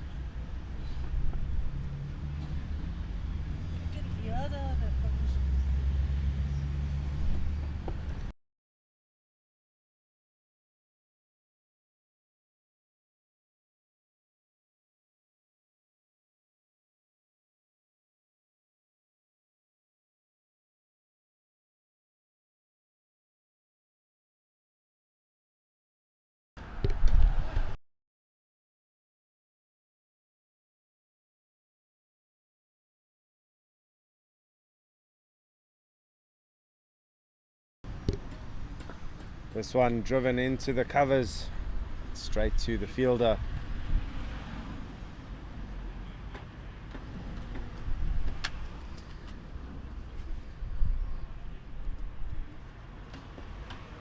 Peter's biding his time. He's got 10 of 30 deliveries before that ball. Just going at a strike rate of 33.3, and he's pushed that one out into the offside, getting Louis Kuhn back on strike.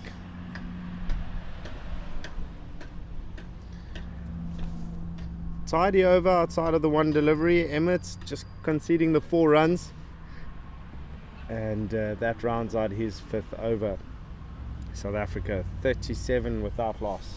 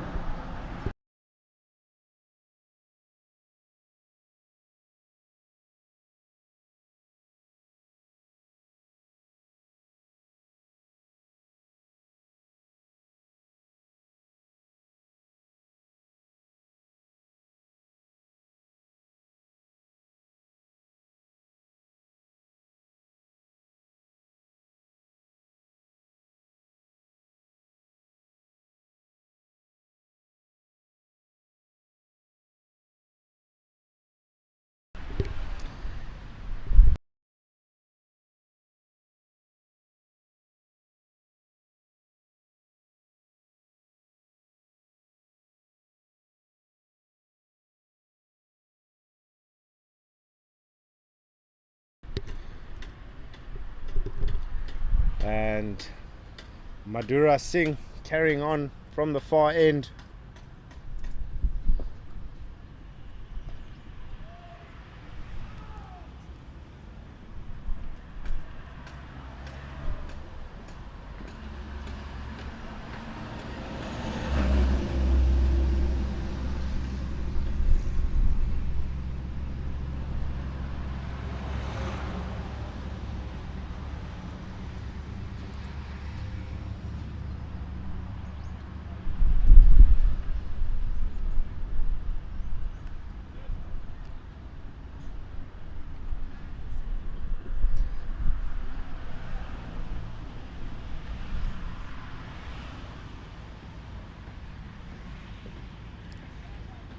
This one has been mistimed. He tried to drive it into the covers.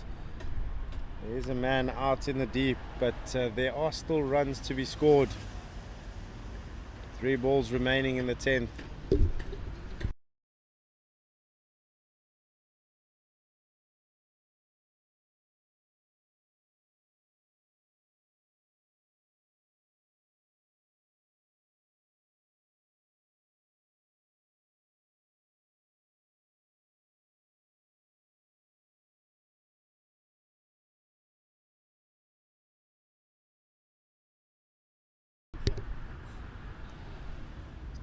Two balls remaining in the over.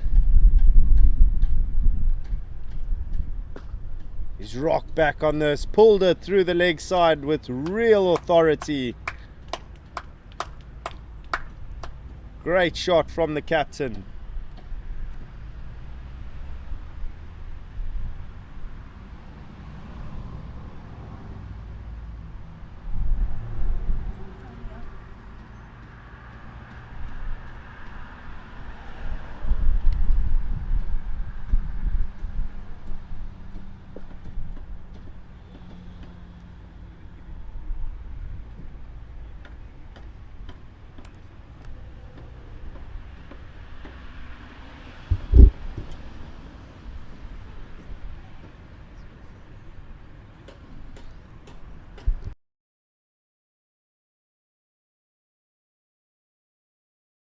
That is 10 overs gone. South Africa cruising along merrily here. 43 without loss after 10. Going at just over 4 to the over. Exactly the start they would have wanted.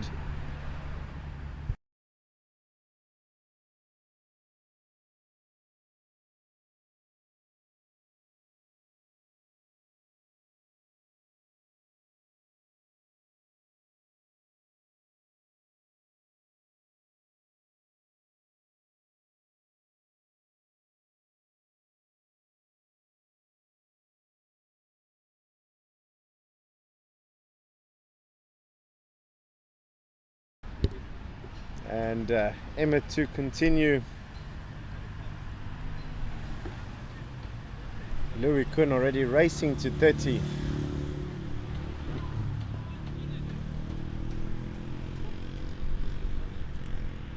Some good fielding there to make sure that no runs are conceded off his own bowling.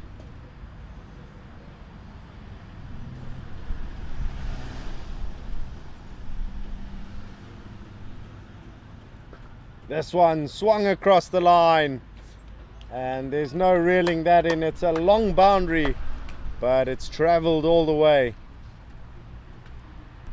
4 more runs to the total. South Africa moving on to 47. Louis Kuhn being the chief destroyer at the moment.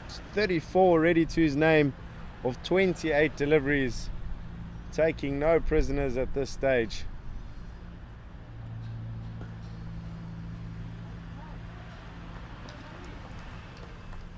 Really testing the fielding outfit here.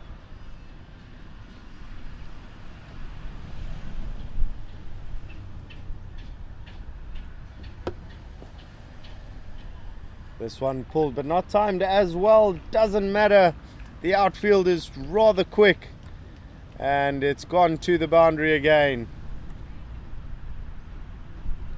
That also does bring up 50 runs for South Africa. 51 on the board. And in the same breath, the 50-run partnership as well.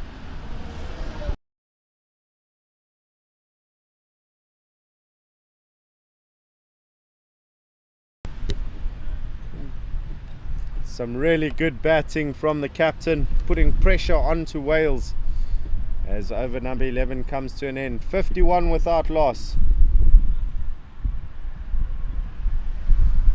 What's the score? 51 without loss.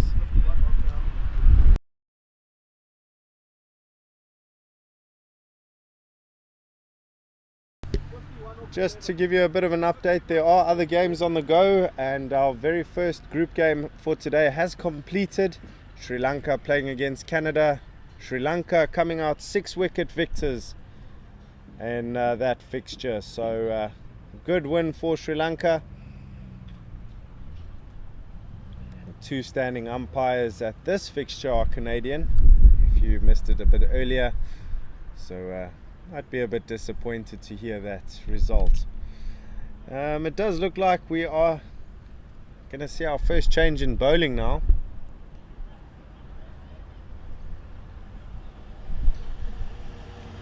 If I'm not mistaken, it is Ballinger coming into the attack. Julian Ballinger. And another slower bowling option. You can see a wicket-keeper for Canada just standing up. Man with the gloves is Steve Powell, and he'll need some sharp hands, hopefully, to snatch up the 1 or 2 options that or opportunities that come his way.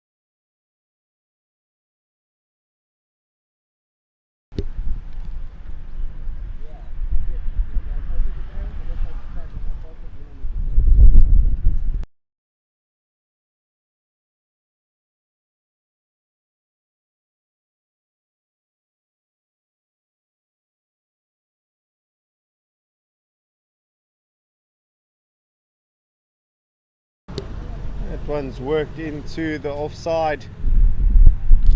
Andre Peters getting a few more runs to his name. Anything that he can score will start building his confidence so that he can start stamping his mark in this competition.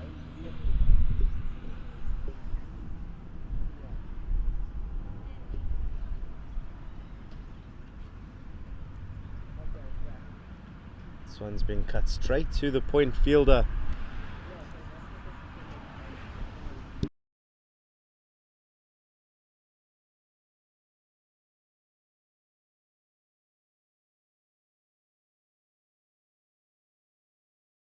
For the lunch break.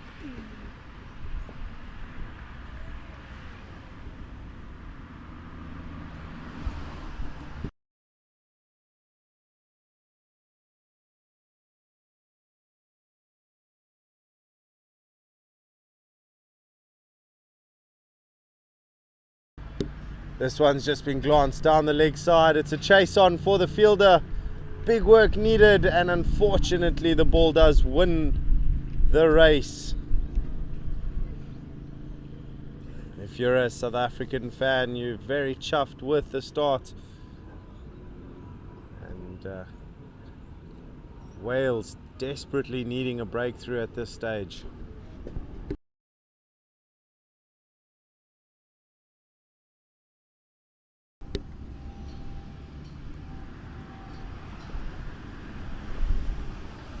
Both these batsmen looking very comfortable in their stride. Louis Kuhn being more of the aggressor, and Andre Peters just holding up the other end, making sure that he contributes his part. And the longer he stays there, the better for this partnership.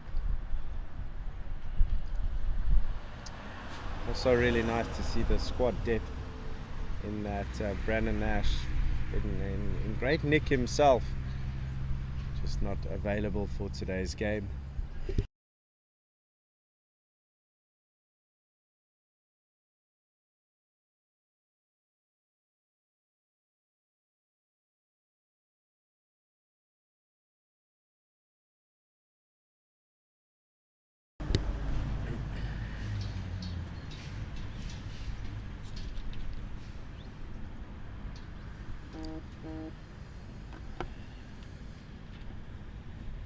I think there is a change of bowling from this end.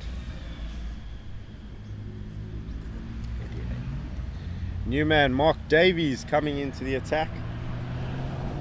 He's got a bit of work to do with the ball here for his team.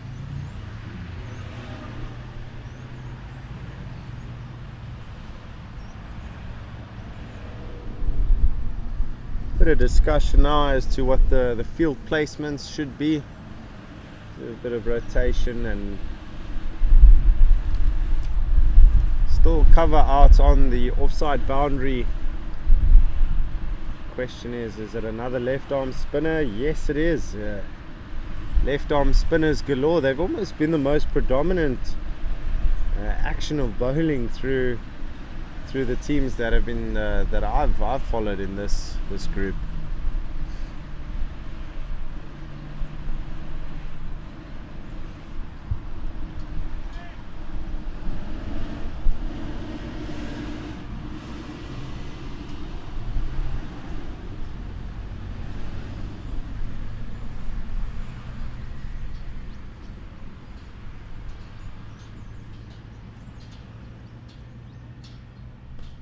This one swung across the line, hit with real power.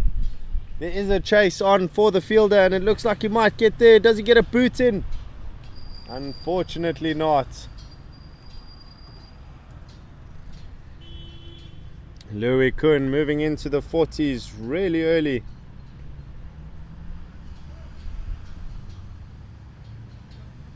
It's gone to 42 of 33 deliveries, not wasting any time whatsoever.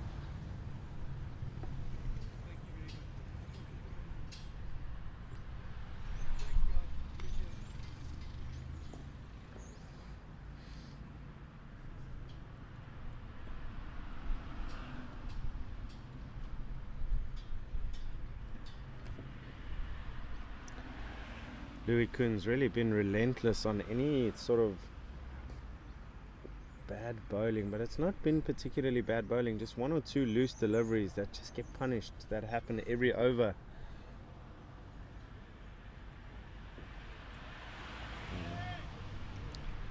But these two openers have been very circumspect in terms of their shot selection. Nothing too risky, nothing too untoward. What was that drop catch? The very difficult one in the slip cord, and that's about it.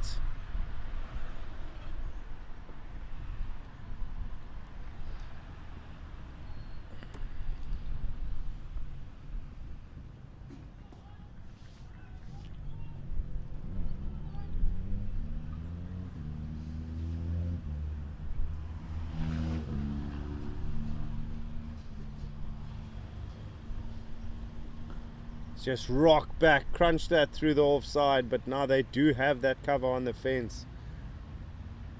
And they've learnt their lesson. There were 3 boundaries hits in that area before they sent someone back onto the fence.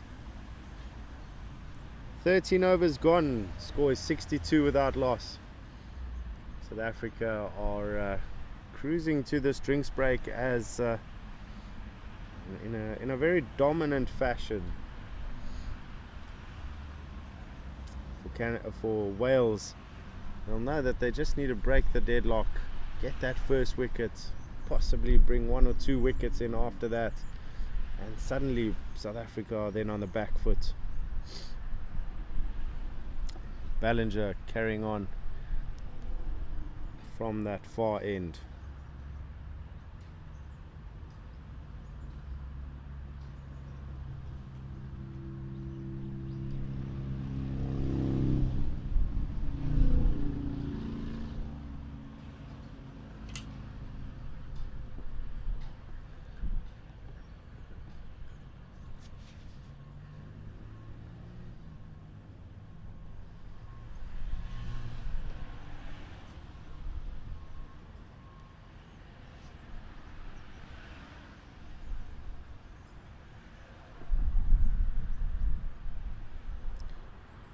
Been really tidy from Ballinger so far. 3 dots in a row.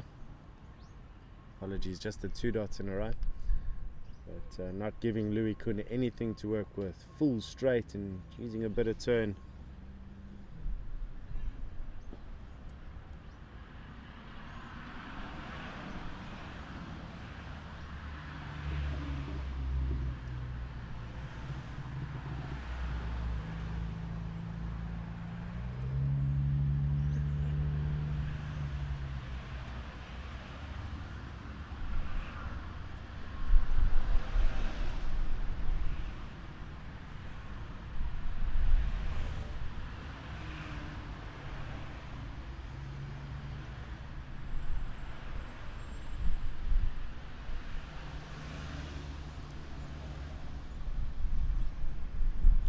Just pulled that one straight to the leg side. This man at square leg didn't have to work very hard to collect that ball.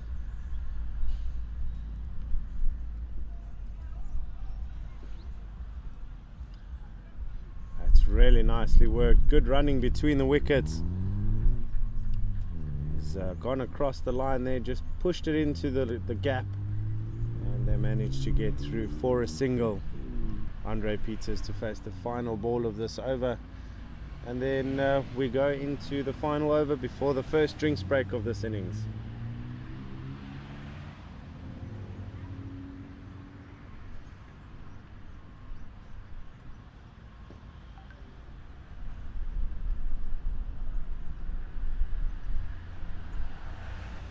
That is the end of over number 14. South Africa 63 without loss. So far very comfortable, very controlled, and they would be the happier of the two sides going into the drinks break. As mentioned before, it's Wales that'll be looking for a breakthrough. One or two wickets was all it'll take to stem the momentum, or stem the flow of runs and stop the momentum. This one is pulled back, and we just spoke about it. Straight to the fielder. What a catch. Louis Kuhn, the captain. What a knock. He scored 43 deliveries, and unfortunately pulled that straight to the fielder. And after a very enterprising and entertaining knock, he's departing to the dugout. Nevertheless, he's done his job. He's laid a foundation for South Africa. It's just really unfortunate timing as we do head into the drinks break. This is round 4 of the Over-50s World Cup, and it's being hosted in the beautiful city of Cape Town. We are currently at Milnerton High School, and a fantastic facility for cricket. So stay tuned. The players are grabbing a quick drinks break, and so will I. We'll be back in a few.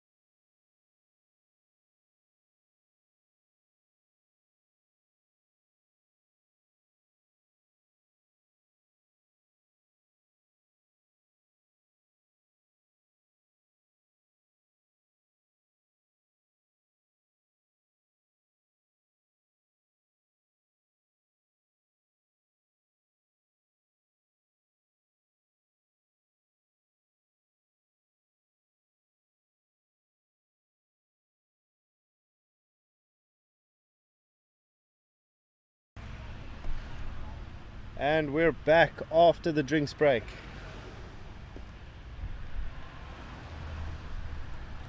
The new man at the crease is Craig Lyons, man who had the gloves on today. It's wicket keeping, his first game of the tournament. And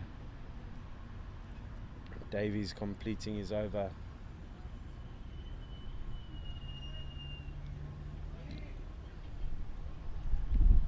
That's some really sharp running between the wickets. They managed to come through for a second.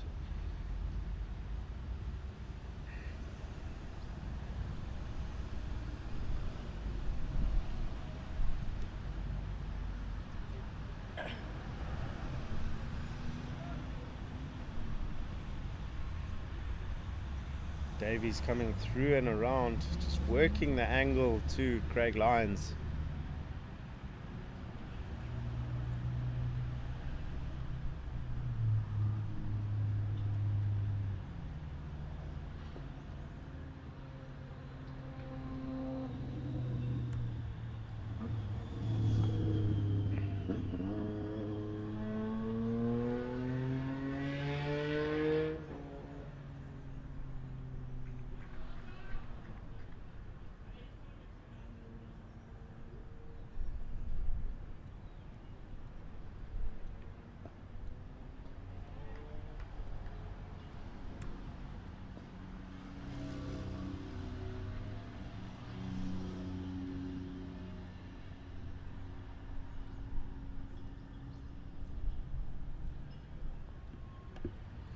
That brings to an end over number 15. Score is 65 for 1. 65 for 1 and they're chasing.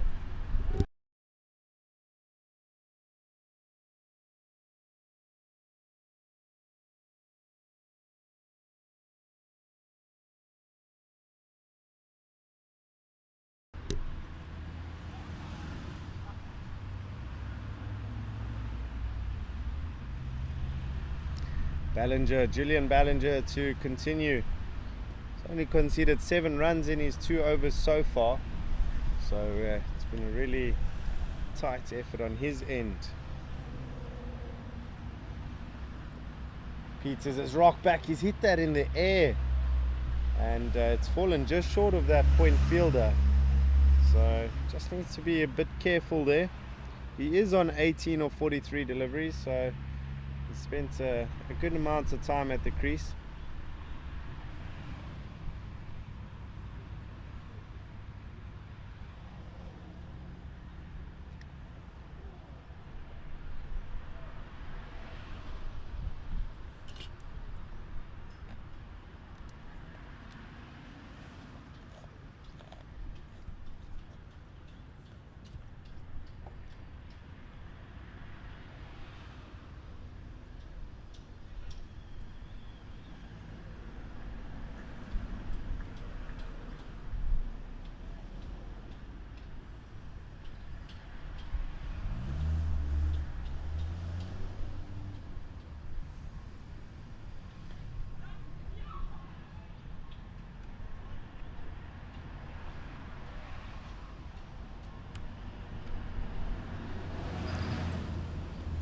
Four dot balls in the over already. We are going into that sort of middle over phase where things are going to quiet down. It's not going to be too explosive. The odd maiden over here and there. This one dot short of a maiden over this. It's been good from Ballinger.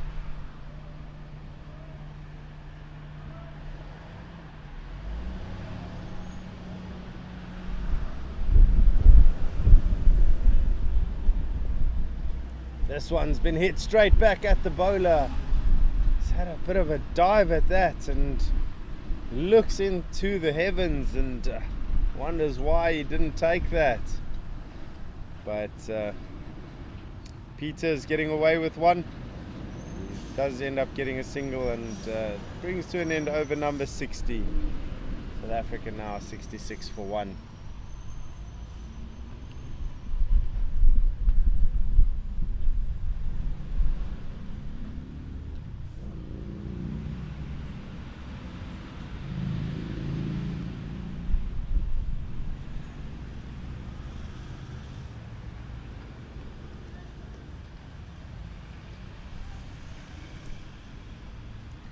Davies with a breakthrough in his previous over. Can he replicate that? If he does, he's well on his way. Well on his way to getting his team into this game.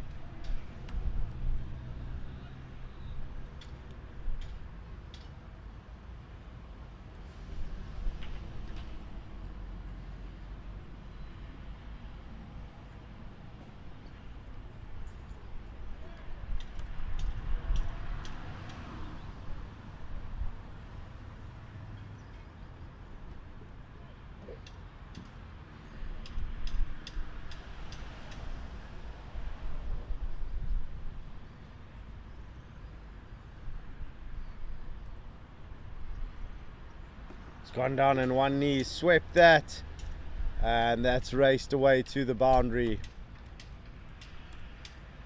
Made that one look really easy, did Andre Peters. Connected it, and there was no looking back. They didn't even bother looking for a run because it was hit so well.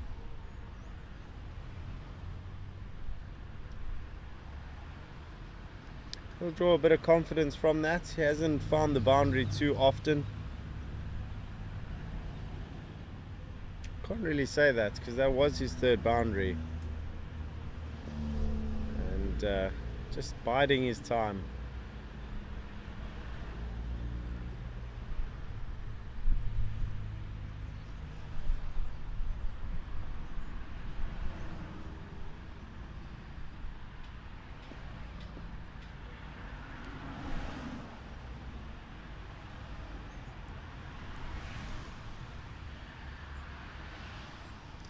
One ball remaining in the 17th.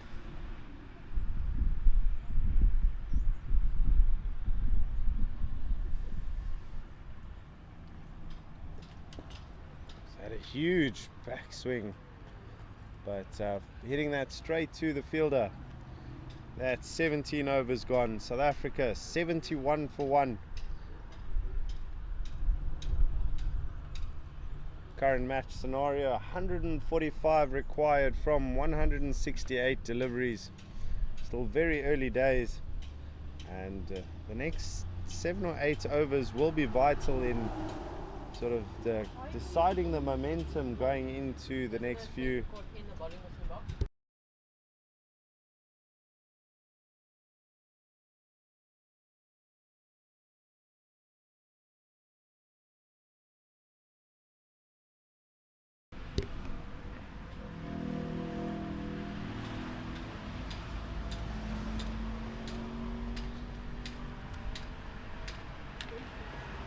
There's a huge appeal, and given not out by the umpire.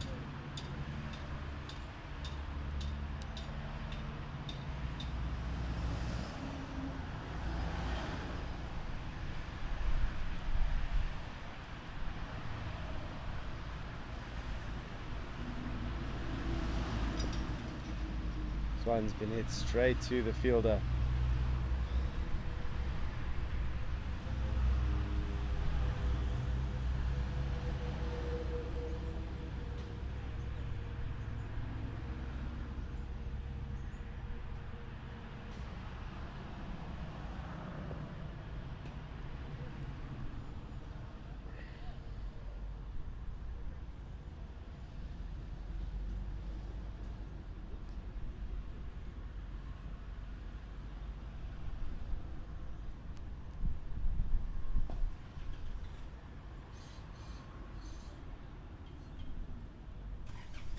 Ballinger's been so good so far. He's only conceded 8 runs in 3.4 overs.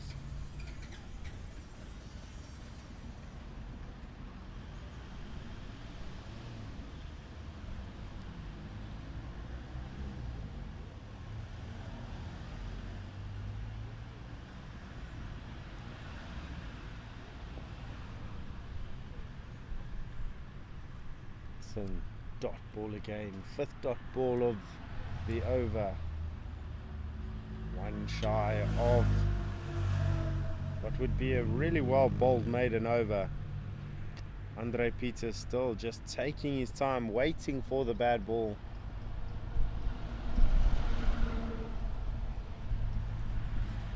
And that is a maiden over. Really well bowled. Score is still 71 for 1.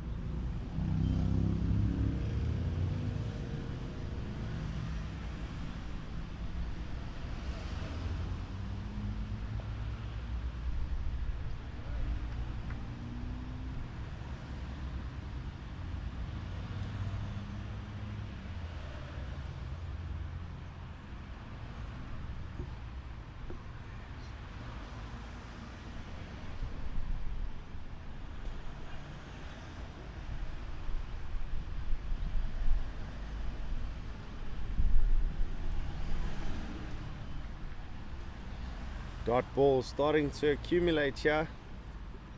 It's been some tight bowling, and since that wicket has fallen, it was the aggressive Louis Kuhn that departed. So things have calmed down, quietened down quite a bit.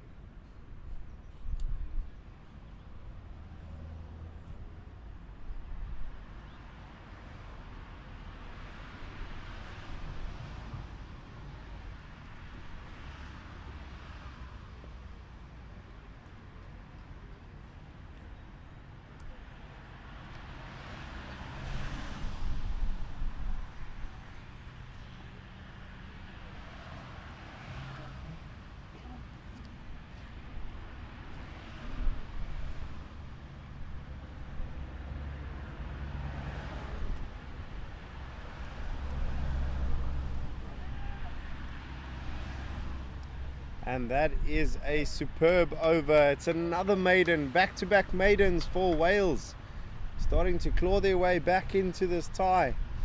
And we've so often seen that accumulation of dot balls forces you into a rash shot or unnecessary stroke play.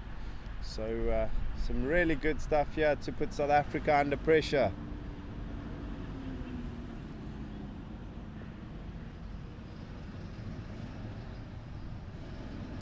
Will be interesting to see how long it takes for South Africa to try and sort of counter attack.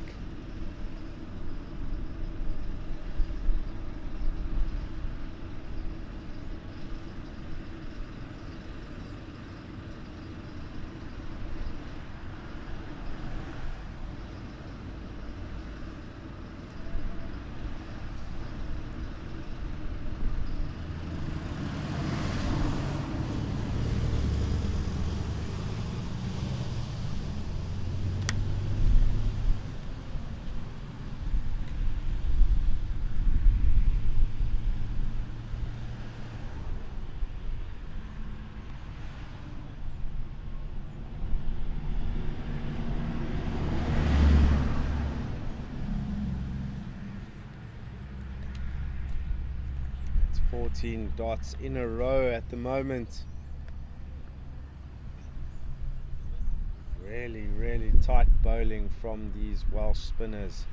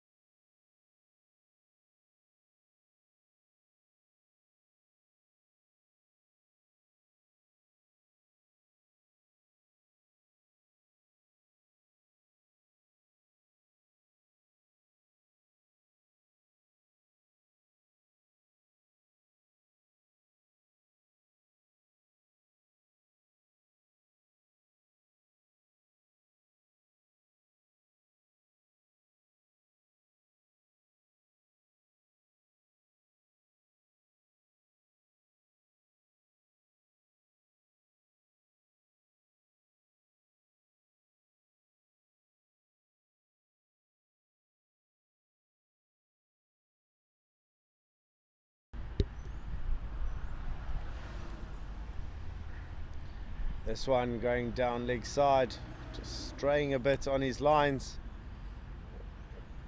South Africa getting some much needed reprieve from all the dot balls in that over.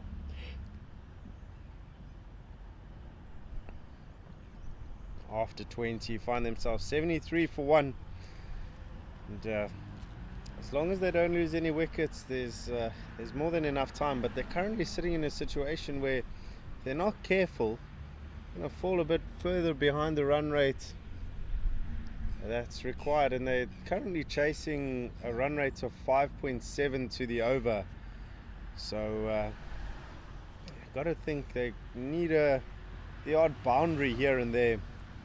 But these two spinners have been fantastic, and there's a bit of a rebuilding phase, making sure that they do consolidate after that wicket of Louis Kuhn. And just as I say that, that's been swung out to the leg side, and a good fielding effort unfortunately doesn't go well. And yeah, the effort was there, but just misfielding. And that is a much welcome boundary.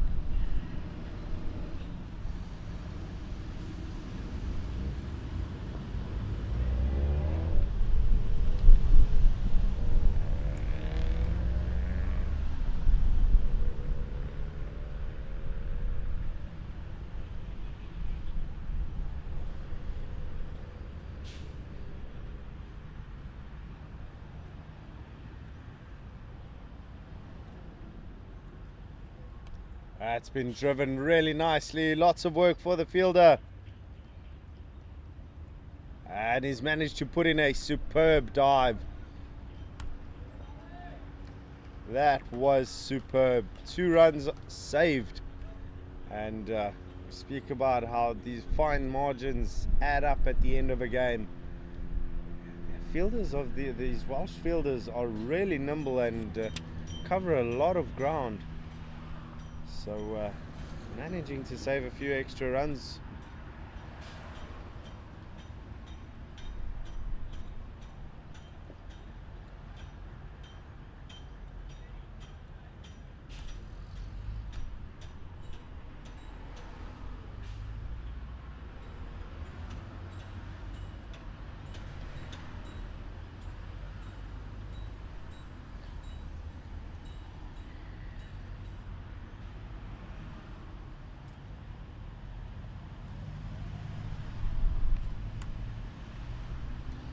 On through for a quick single. It's a better over for South Africa.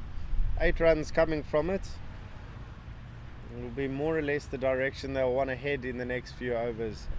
Now that these two batsmen have spent some time at the crease together, if they can manage to get the 1 boundary and over from here, then it should be smooth sailing going into the final 10 overs.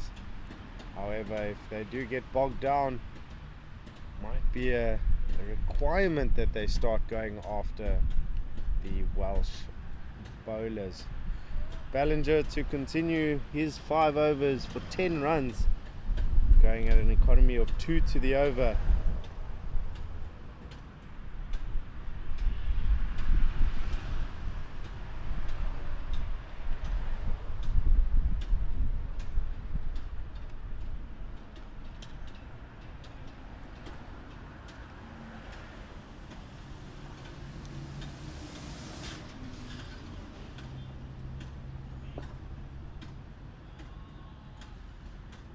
That's a great shot.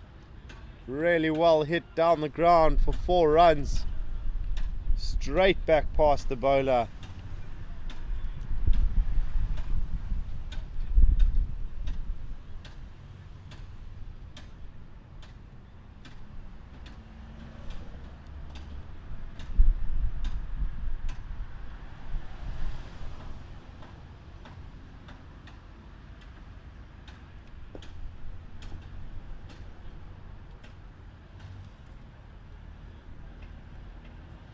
Andre Peters constructing a really good innings here.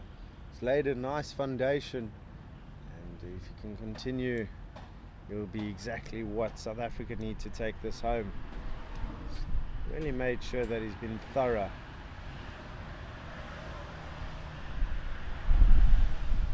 Lions going down on one knee. Very successful shot in that Wales innings, where a lot of the run scoring shots were down on one knee across the line, just sweeping, slog sweeping, just with a pitch that is turning but has very reliable bounce.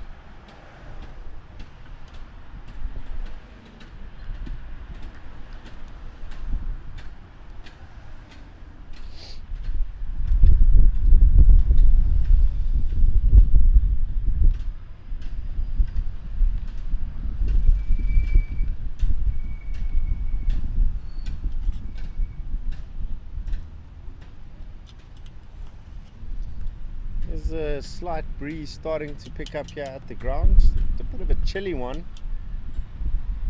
It's really bright, blue skies today.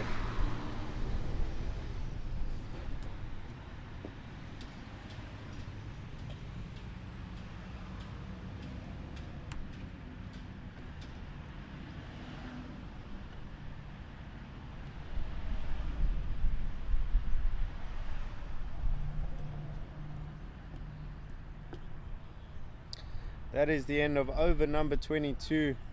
South Africa 88 for 1, going at 4 runs to the over. And, it was another good one. 7 runs coming from it.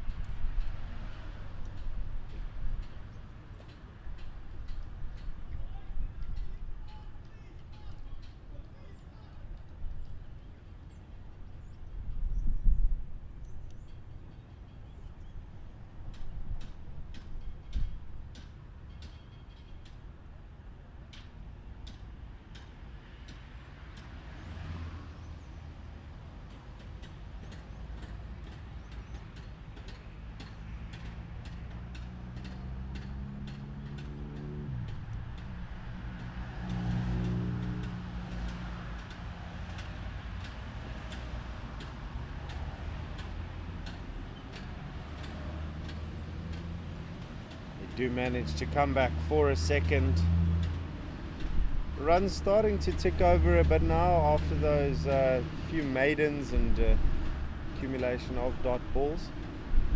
So I have seen a slight acceleration from these two.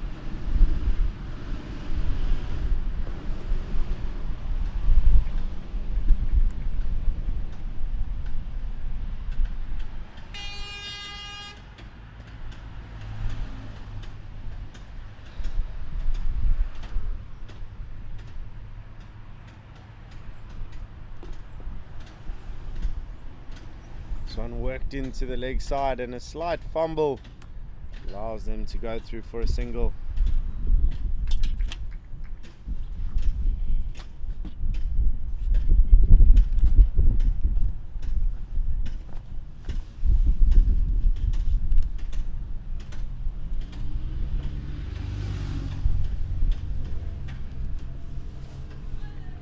Boy, that's a really good delivery. And he's had him beaten all ends up. Hands on his head. Mark Davies thinking that he might have caught a breakthrough. But unfortunately not for his sake.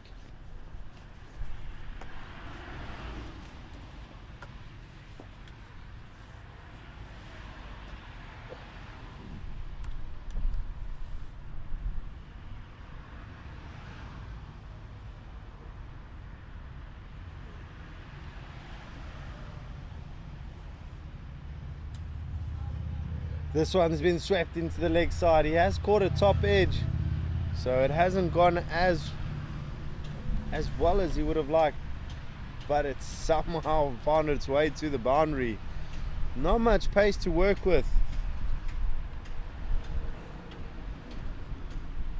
Didn't look like he'd connected it that well from where I'm sitting. But I was talking about the boundary and over theory. That's 3 overs in a row in which there's been a boundary. So South Africa is starting to take off a bit here. Halfway through the second session of this innings, 7 overs short of the next drinks break. These two batsmen can be at the crease for the next drinks break, then South Africa will be in a good position to launch in the final 15.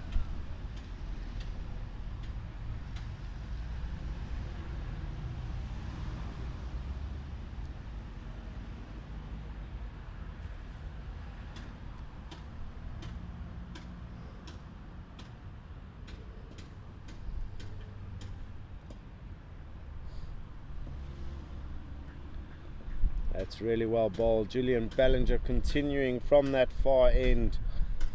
It's been so good, apart from that, just the 1 over that travelled for 7. But even that's understandable and respectable.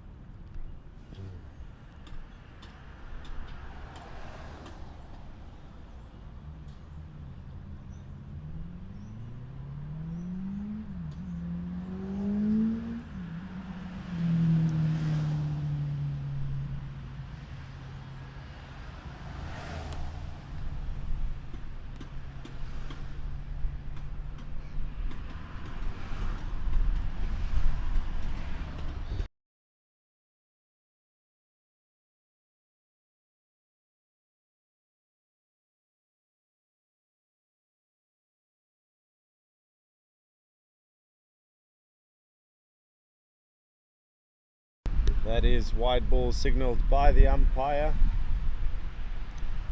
Had been a really tight over. 4 dots and then a wide signalled. And it does look like the umpire is changing his call, and that it won't be a dot, it won't be a wide ball. A little bit of confusion.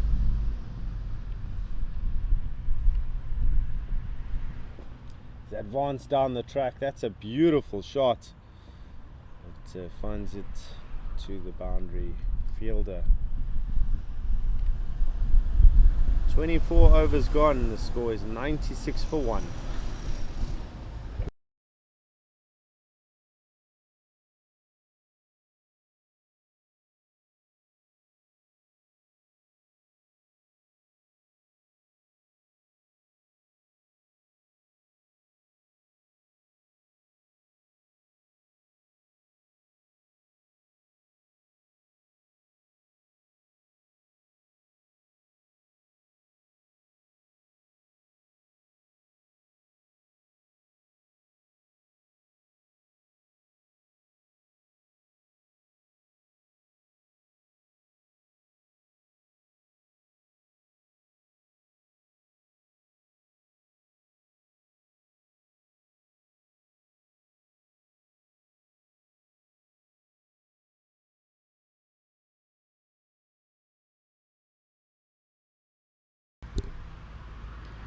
Davies to continue now. 6 overs in, he's got 3 left that he can bowl. Seems to be a bit more discussion around this over and maybe field placements that goes with it. But it's strange that 4 Wales players standing in very close proximity.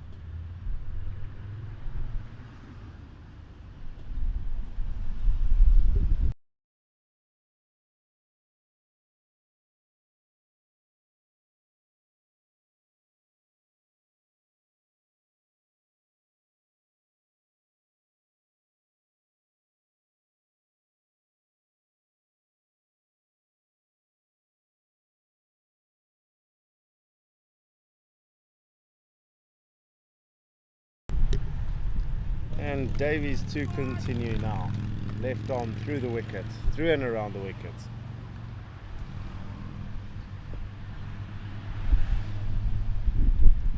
That's a really quick single that's been taken by South Africa.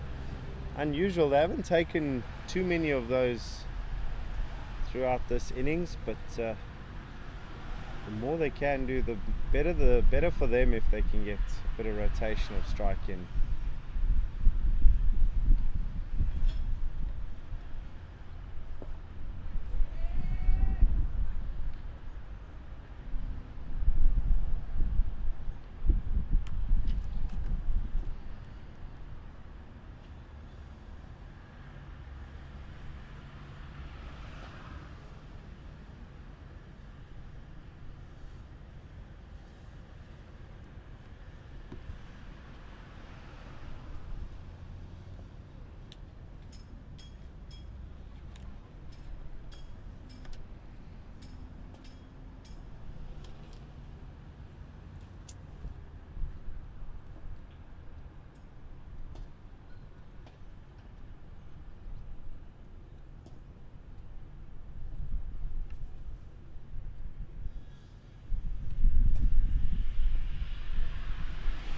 This one's been flicked into the leg side.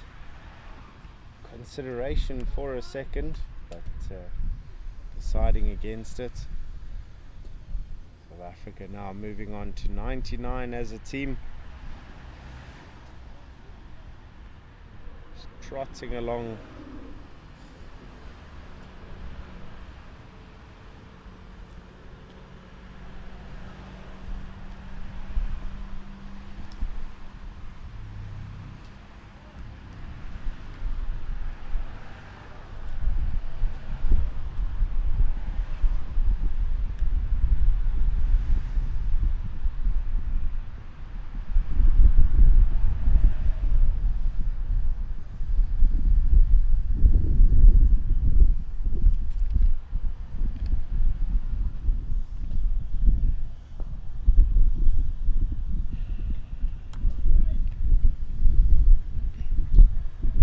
That's the end of over number 25.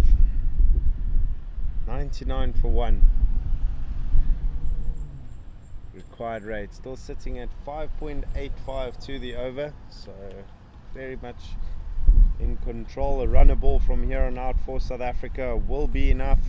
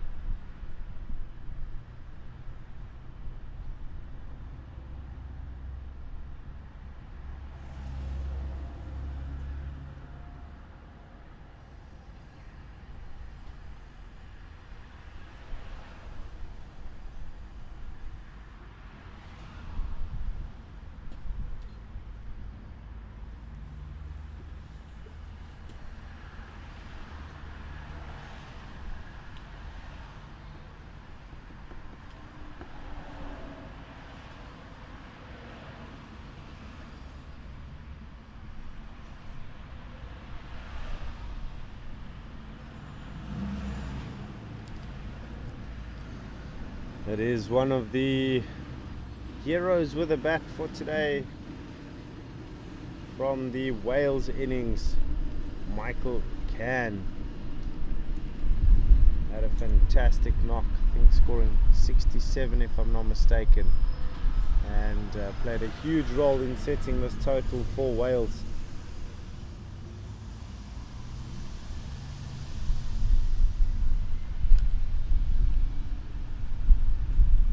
Trying to make very sure of his field before he bowls his first delivery.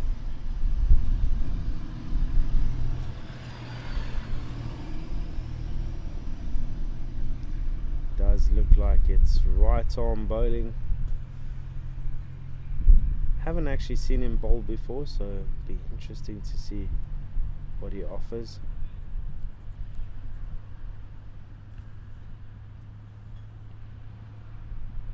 So right arm off spin.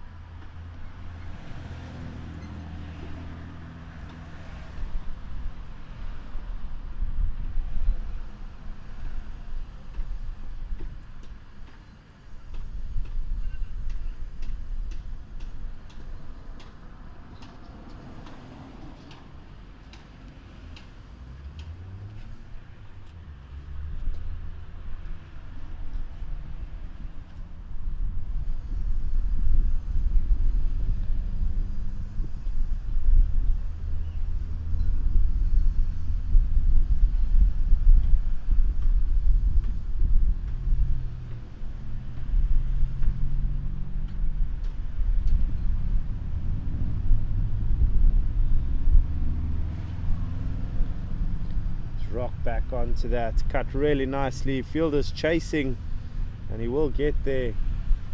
They've come back for a second and don't consider a third. That is the 100-run mark that's been reached by South Africa. Now moving on to 101, and quite importantly, they've only lost the 1 wicket.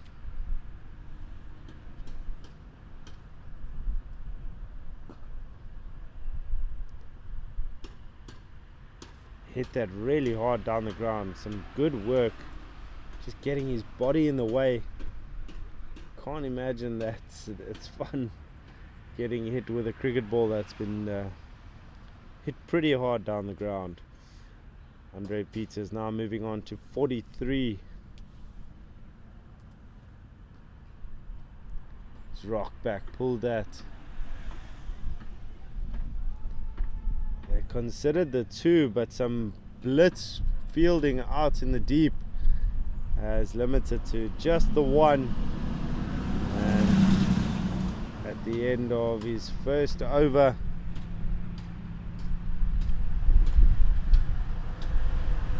Michael Can has just conceded the 4 runs. Pretty stock standard for this. Pretty stock standard for this.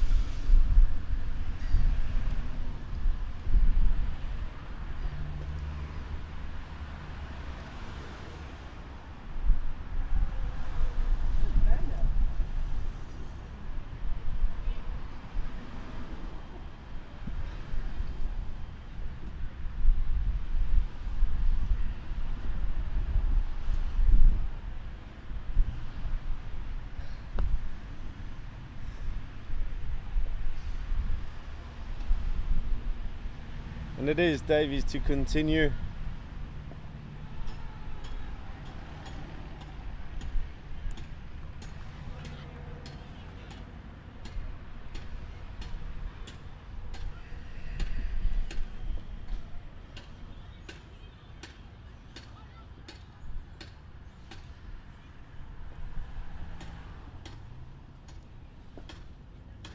This has been hit hard down the ground, a few bounces to the fielder.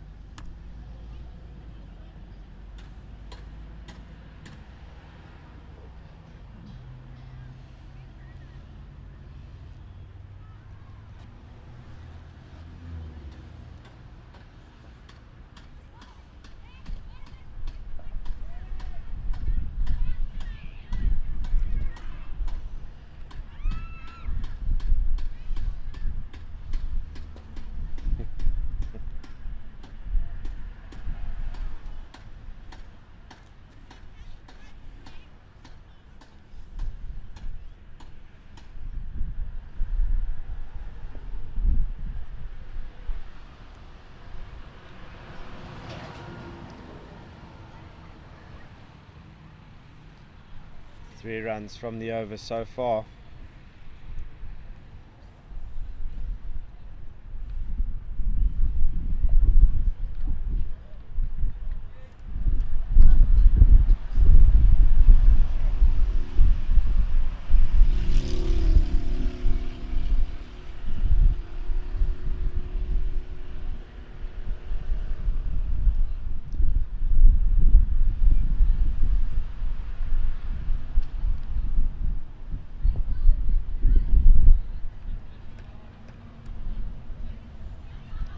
That is the end of over number 27, South Africa 106 for 1.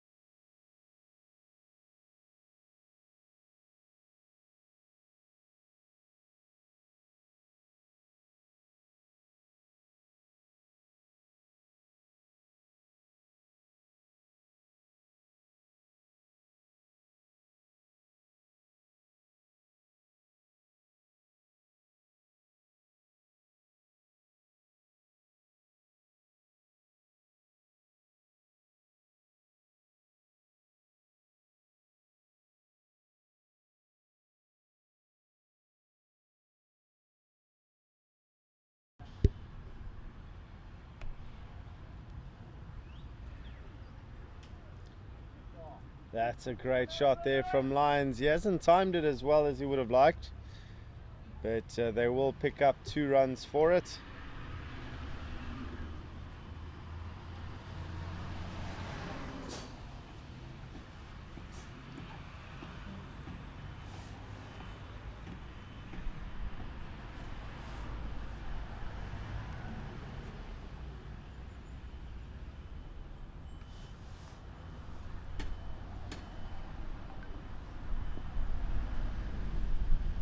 Hit that well, but straight to the fielder, and they considered the single, which they probably could have taken, but deciding against it rather.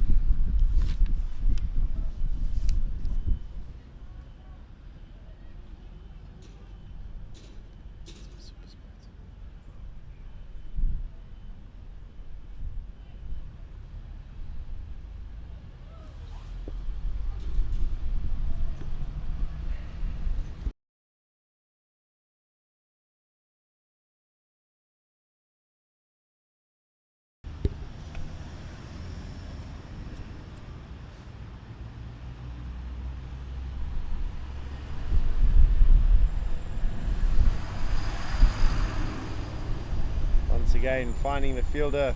South Africa are halfway to their targets on the dot. They've got 108 on the board and need 108.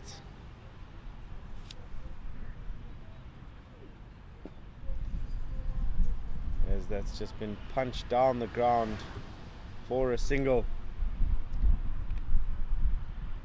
And that is the end of the over.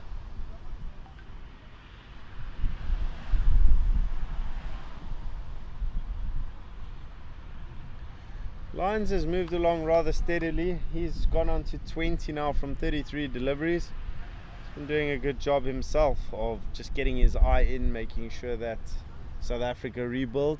This partnership's been really good, 46 so far. And we'll be looking to continue building on it. And Davies preparing for his final over.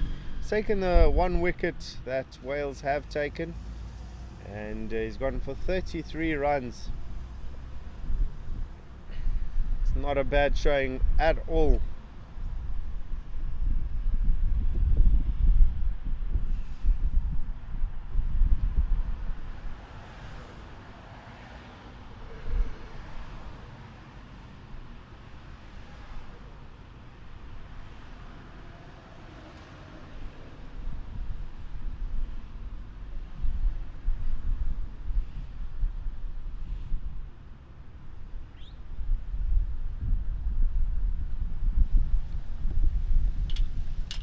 Again, just a slight delay.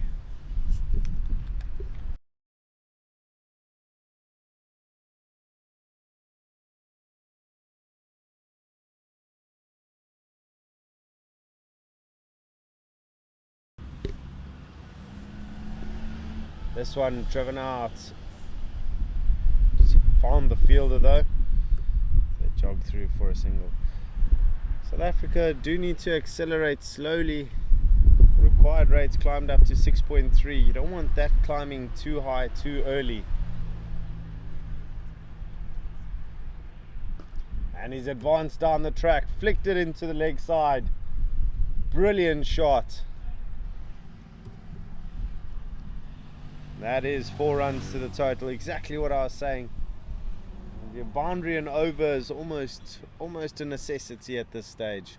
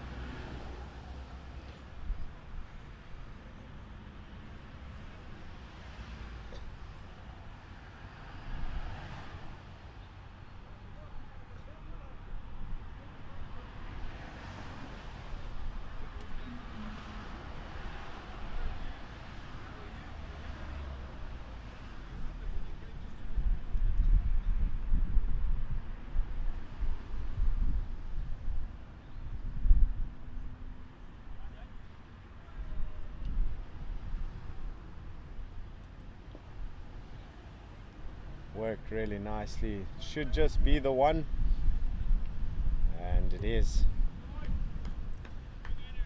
It's already the required 6 runs for the over, 1 ball remaining in it. So anything from here is a little bit of a bonus going into the next over. Is the final ball of Davies' spell as well. And it's been hit really nicely. Might consider the second, and they do. That's good running between the wickets. One of the more successful overs for South Africa in the last few. 8 runs coming from it. We are 6 balls away from the second drinks break in the innings.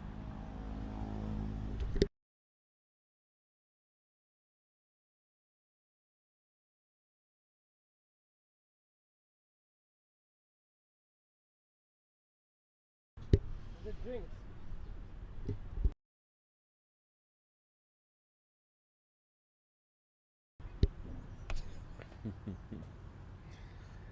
Just one more over before the drinks break, and once again just a bit of discussion.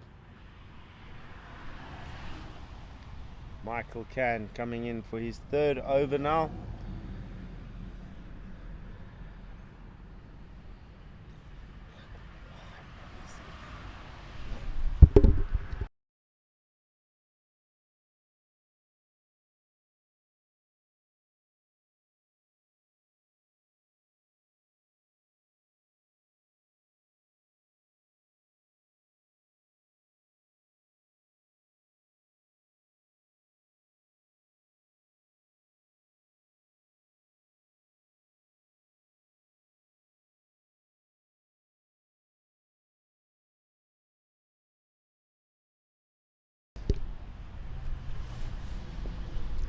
This one's been driven really well.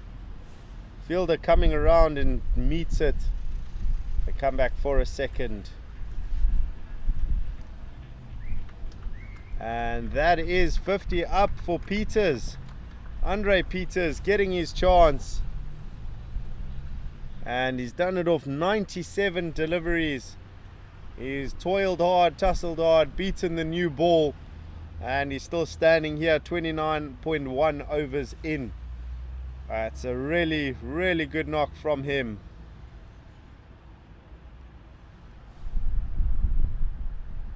Fortunately, Can just pushing that down leg side, giving an extra run to the South Africans. Setting up for a mouth-watering final 15 overs.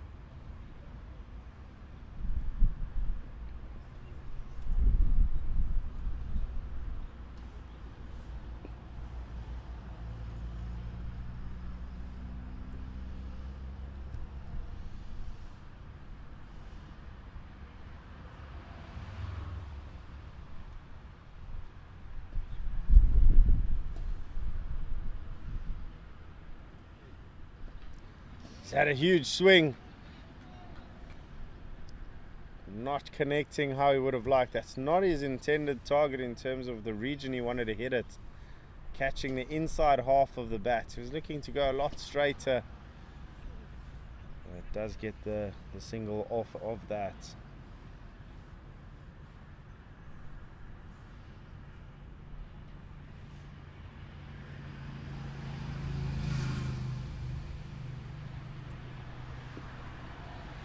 This one's been worked into the leg side. They consider the second and they go back for it. It's a big throw as well. And he does seem to be safe. It's a big boundary down at Cow Corner. So even though the fielder was really quick to it, fielder in the deep there, Madhura Singh. And just a nervy little dive towards this end of that second run. And pushed nicely to the fielder at long off. 1 ball remaining in the 30th.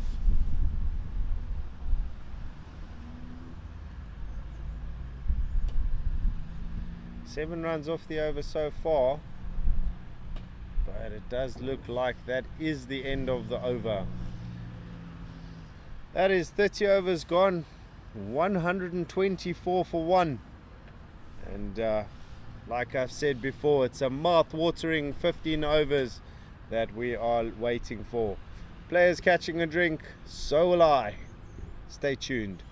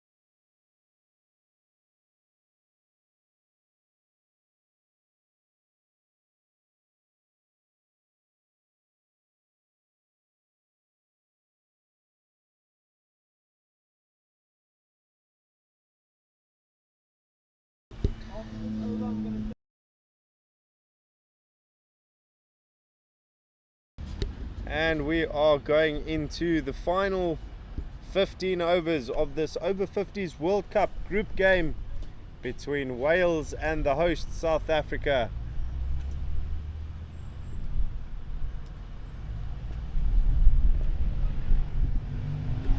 It is a change of bowling. Ivan Rias coming into the attack. It is his first over of the game, so curious to see. Obviously a valuable bowler if they're bringing him in at this stage of the game.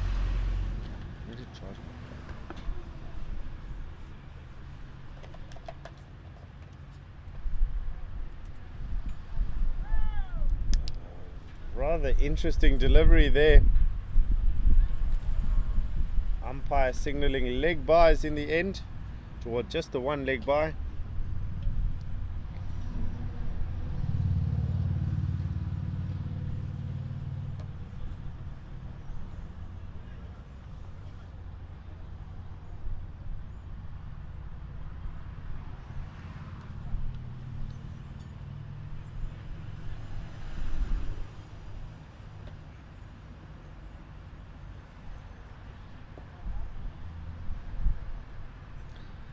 So it'll be interesting to see how early South Africa start going at Wales.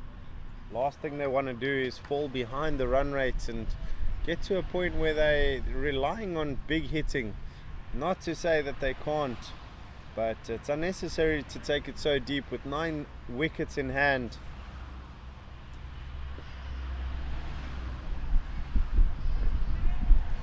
Coming back for the second. These ones that are turning into twos also extremely valuable.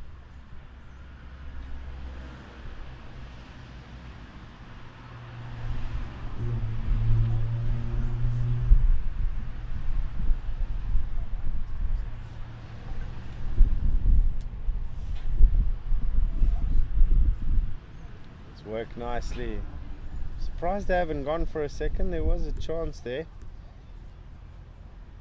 But just the single, there's nothing wrong.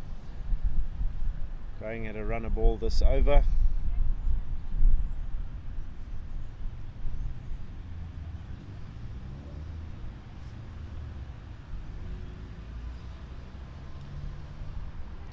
And it's wicket time. He's backed away, missed it completely.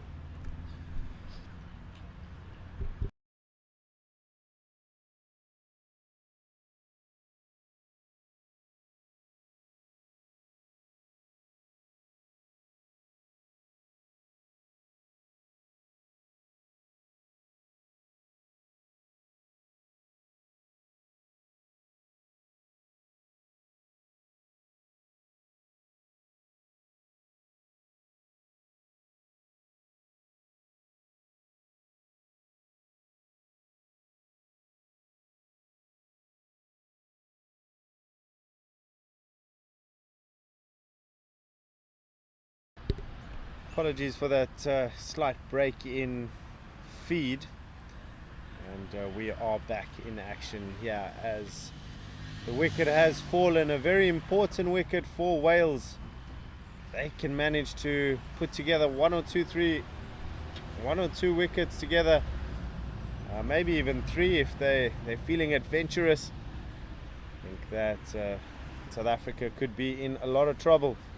But it is the new man, Mid-innings, coming to the crease. It was a fantastic knock from Andre Peters, that is playing his first game for South Africa in this tournament, and really took his time and got himself to the half-century mark, just keeping the innings together, making sure that South Africa don't capitulate.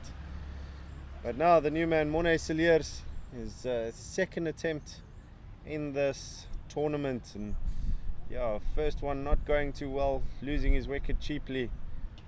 That was against India. So coming in with the hopes of scoring a few runs and eventually just taking his team over the line. There's a change in over now, so he will be at the non-strikers end. Craig Lyons is facing, and he's on 29 or 42, so he's been going at a really steady pace, and that's the type of pace that South Africa will be looking at moving into the final 10 overs.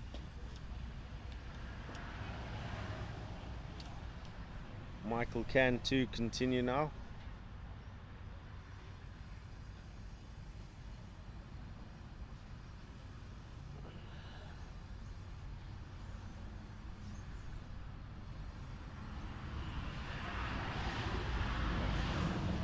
This one's been cut late. They might come back for a second, and they do.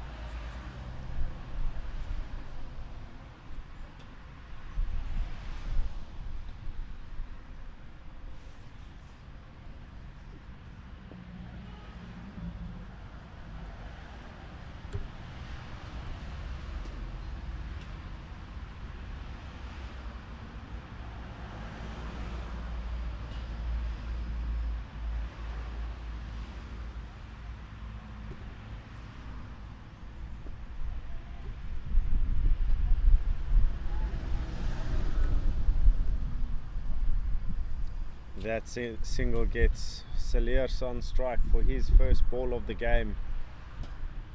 So big strong header of the ball. So we'll be looking to play a big role in today's conclusion of this group game.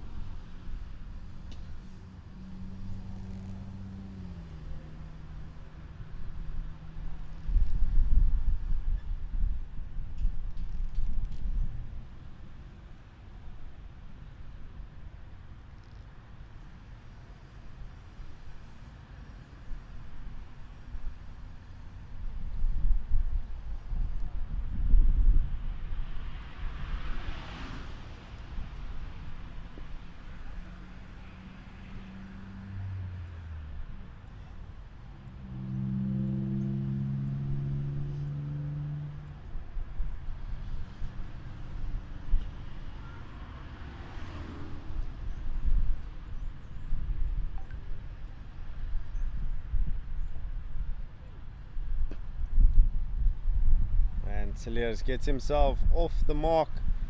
Just punched that down the ground for a single.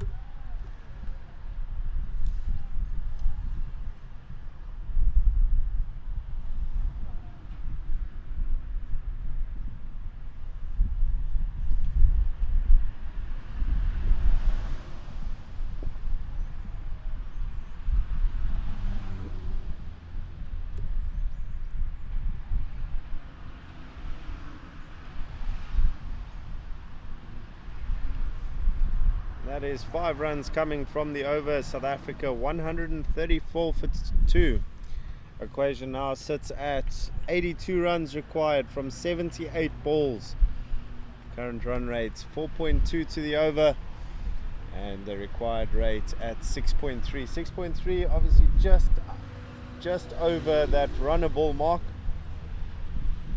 So doubts we'll see South Africa launch any missiles in the next few overs, but if the bad ball is there, best believe they are going to try and put it away.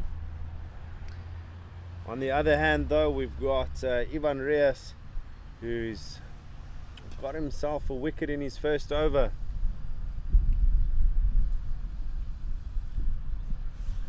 Tossed that one up a bit wider, and Lions trying to cut it, but not connecting nearly as well.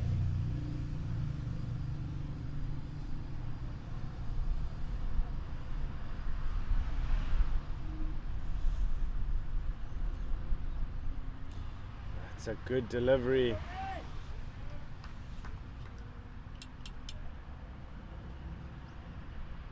Has bowled really well so far, and it's no surprise to see him at the death.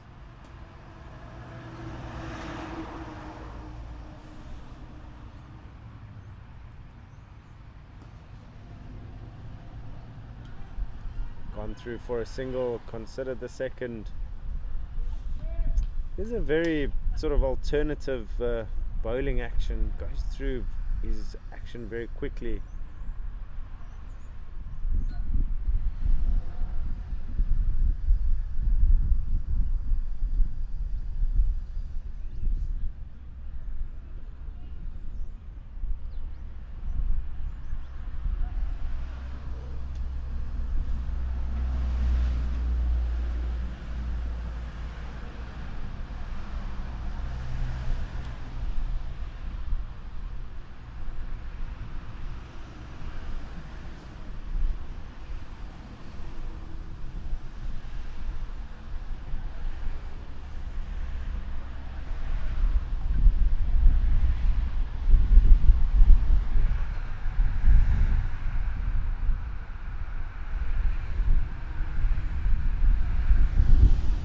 This one swung away into the leg side.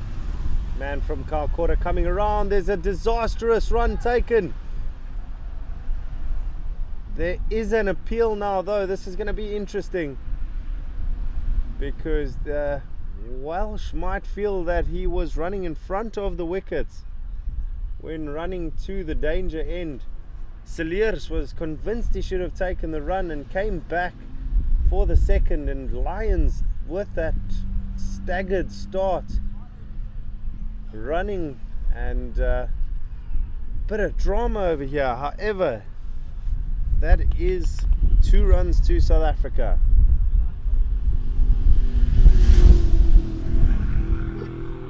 I'm pretty sure between the over they're going to talk about that.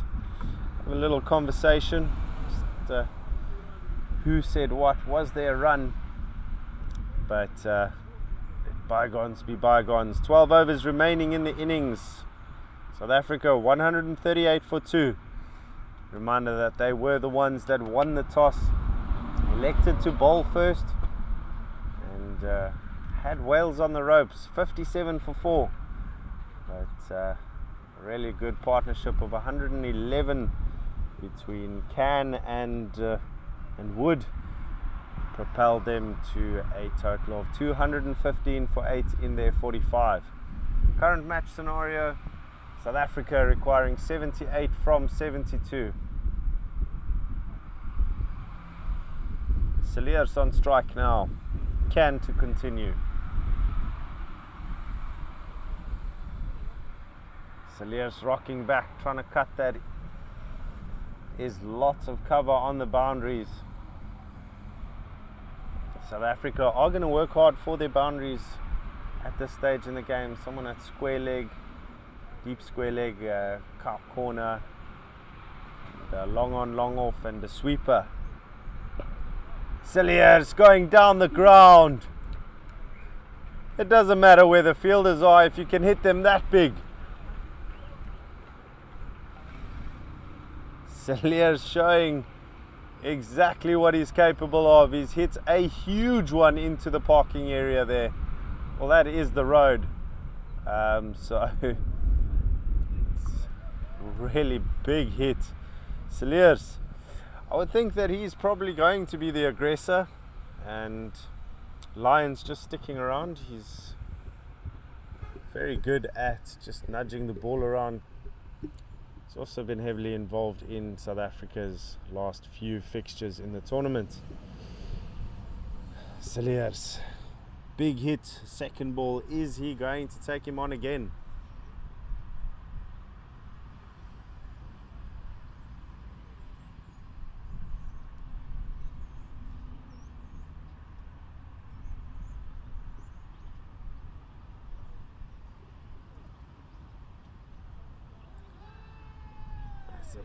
An appeal for a stumping. Cilliers just losing his balance. The second time in the over, he's trying to cut that into the offside, missed it completely.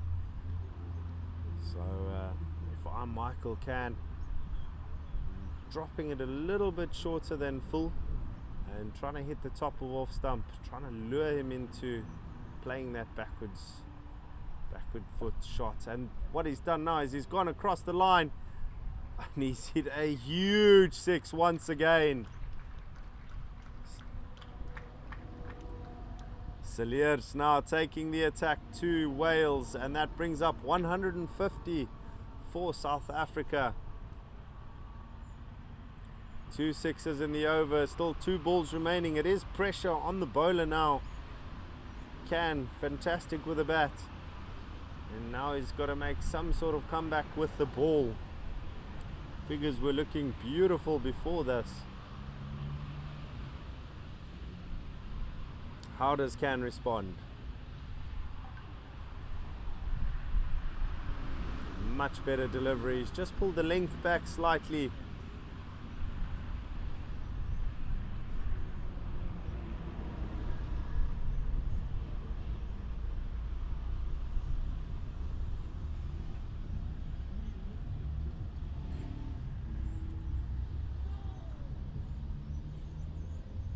And that is the end of an eventful over.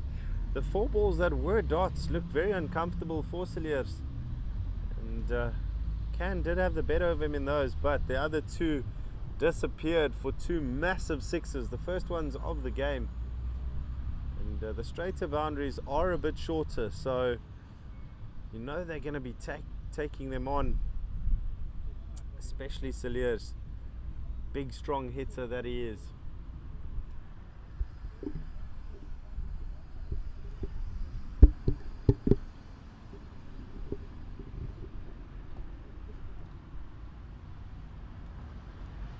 And now all of a sudden the equation is a runner ball. 66 runs, 66 balls. South Africa, you would believe, are firmly in the driving seat.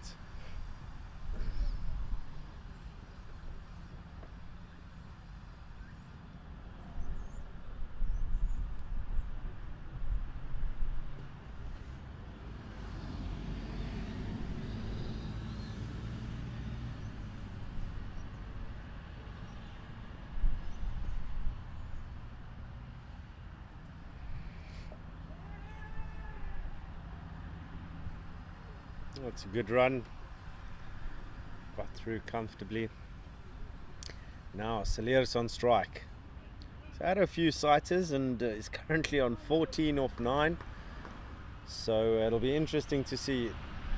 Rios has to pull the length back. Cannot bowl full and in the arc. Field is being moved very straight. Cow corner has even been straightened up. Long on, long off on the fence.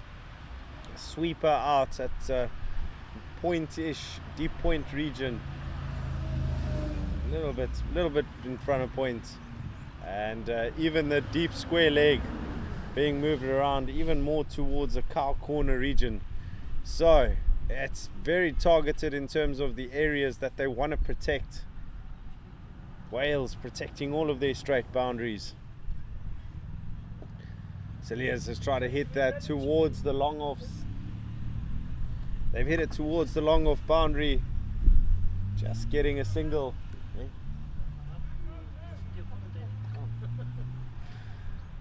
The big man taking them on. This time not timing it as well as he would have liked.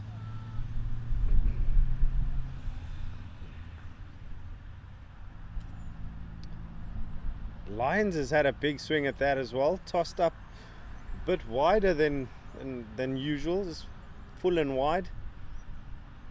And Lyons not managing to connect. He's done very well. He's inched his way towards 37.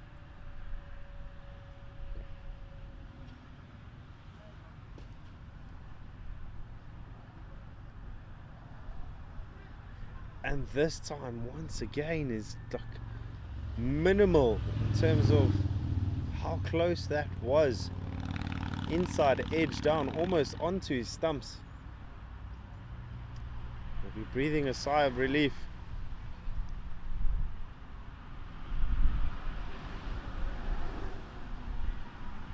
And that's a misfield at point. There's going to be runs there. Might consider the third. Highly doubted that they will. And it's 2 more runs to the total. That bowler's a little disappointed that there was a misfield. Hands on hips. Every run counts. Every run counts. We're going into crunch time here as we approach the final 10 overs.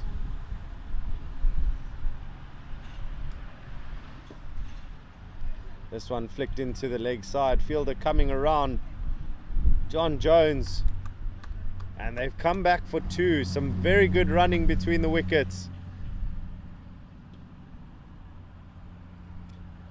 South Africa now 156 for 2. Still a runner ball equation. Question is now, does Can continue?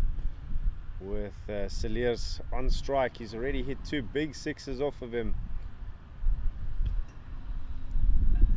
There's lots of discussion between the Welsh wicket keeper and the rest of the team. Just trying to figure out the plan and the way forward.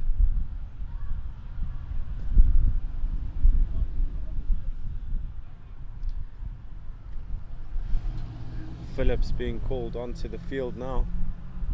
And it does seem that Mark Davies is going to leave the field, have a bit of a rest,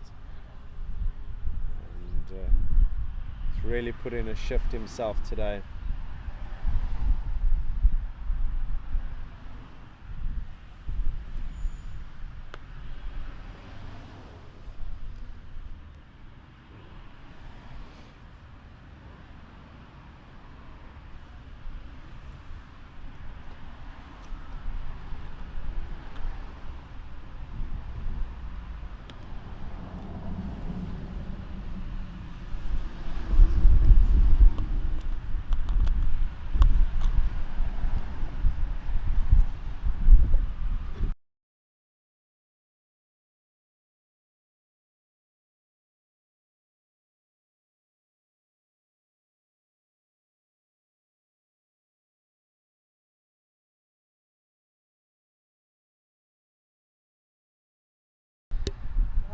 We can see there's a few supporters out, families of the players, and all here. It's a cool afternoon. The breeze is a bit nippy, but the support has been fantastic.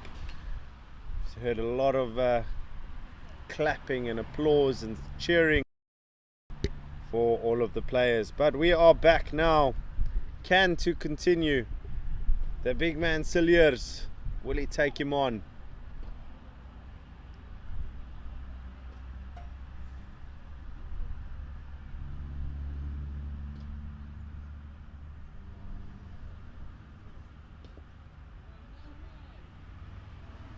Decided against going big and chosen the more conservative route.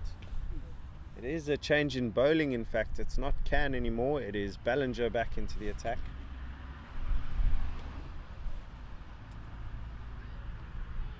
There's a big appeal. Umpire just looking at his ticker. He's decided that it is not out.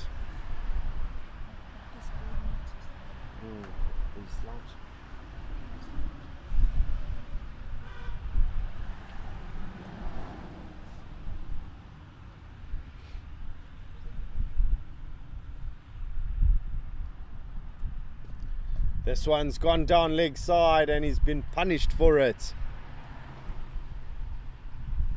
Brilliant stroke from Cilliers.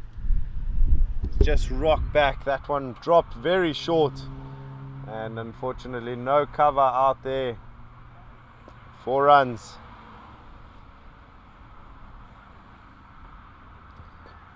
Cilliers maybe banking on the fact that at least 1 or 2 balls in the over will fall into his slot. And that one was bread and butter.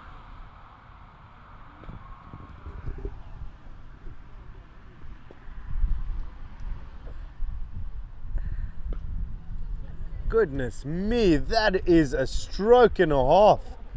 He's absolutely muscled that. That was sheer strength. He's rocked back onto it and he's just smashed it over the long on boundary.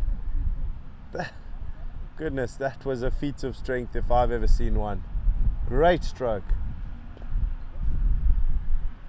Cilliers starting to open up. He's starting to show his power.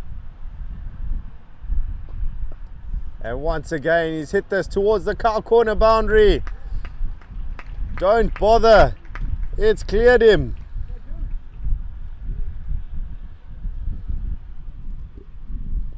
Cilliers in no time on to 31. This has been a big over, and if you didn't know before, South Africa going on the attack. 16 runs from the over, a very expensive one. 1 ball remaining.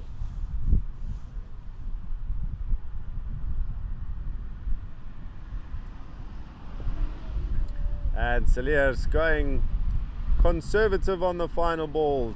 Dot ball to end over number 36. South Africa now on 172 for 2. The equation is now 44 required of 54 deliveries. And the longer that Cilliers is at the crease, the shorter we believe the game will be.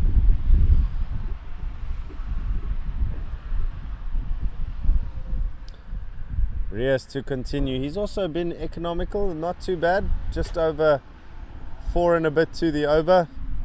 So he's going to be really important in trying to restrict the run flow. If he can get the wicket of either Cilliers or Lyons, it would be massive in Wales' chances at winning this game and pulling it back.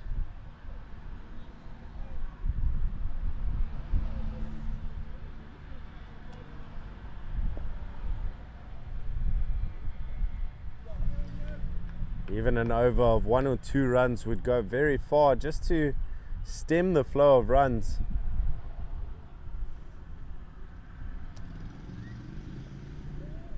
That one's caught the outside edge. Unlucky from a bowling perspective as they've come back for a second, and the fancy footwork has not worked.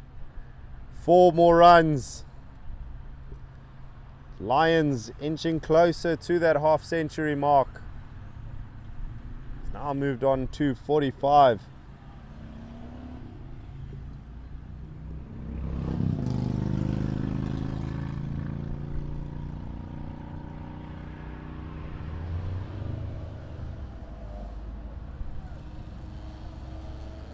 It's very unfortunate for Rias. He's bowled so well.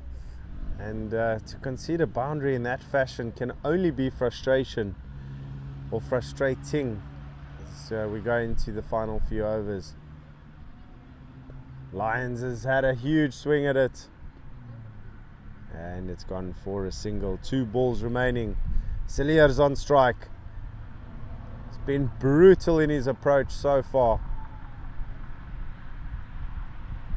What can Rias do?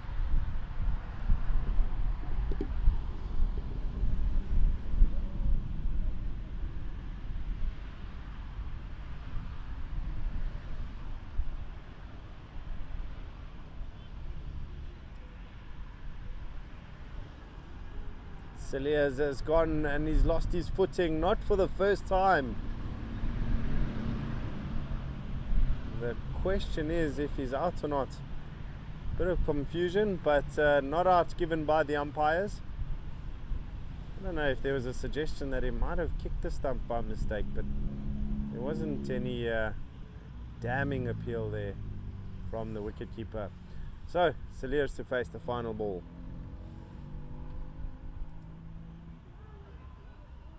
Come forward to it. Hit him on the pad. A little appeal in hope, but not out from the umpire. Really good over there. Just the 5 runs conceded. Score is 177 for 2. 39 required from 48 deliveries.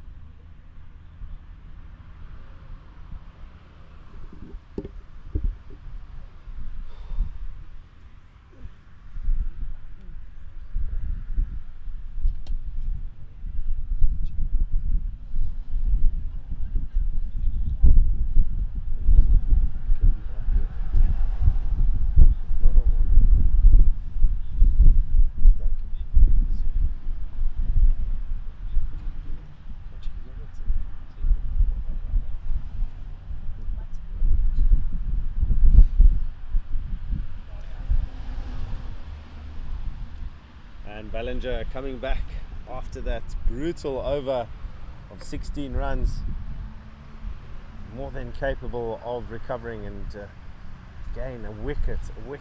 That's all that Wales need. In fact, it does look like a change in bowling, but it has gone to the boundary. First ball short and wide. Matt Phillips, who came onto the field recently, has gone and hit that for 4, and that is Lions' half century. Really gone about his business very well and just been so subtle about it. Hit the odd boundary here and there, but he's been fantastic once again. Vital part of the South African batting lineup, and he has performed again. This one so deft, so fine, and they do come back for a second.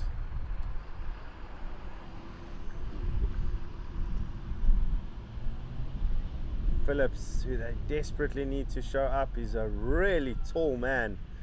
Just see him almost a head taller than umpire Kumar on the opposite side there.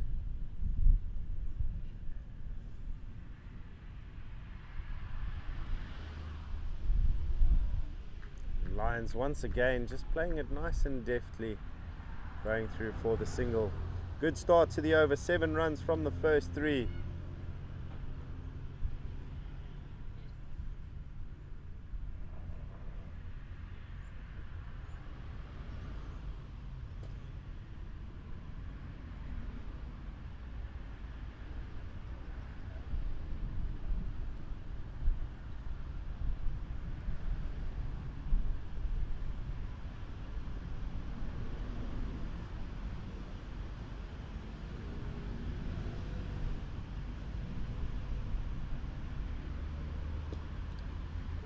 This one hit out into the deep, but it is a really big boundary as mentioned before, and Celier's not timing it as well, but it's not the worst thing in the world. If he had timed that well, it could have easily gone straight down fielder's throat. That gets Lions back on strike.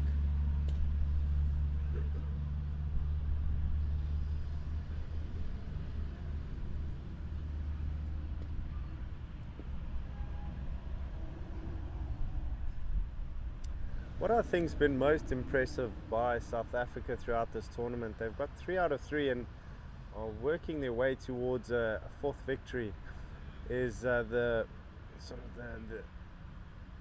depth of their batting lineup. In each game there's been someone else performing. I mean, they've been missing Brandon Nash today, but Louis Kuhn stepping up, Celier's coming in, Lions stepping up.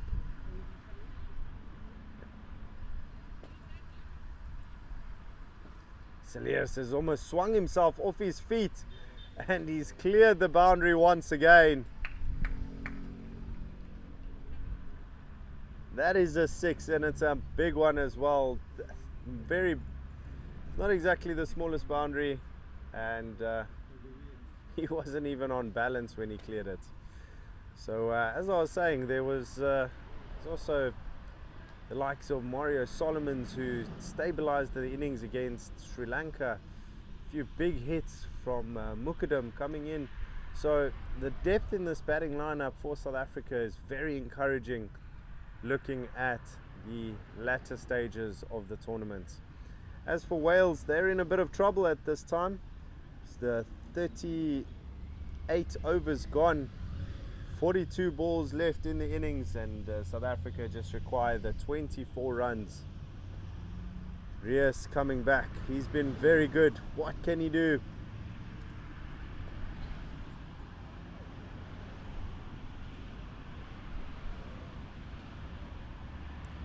Morné Celier's has been the injection into this innings that South Africa needed, just so that they can establish a bit of comfort going into the final few overs.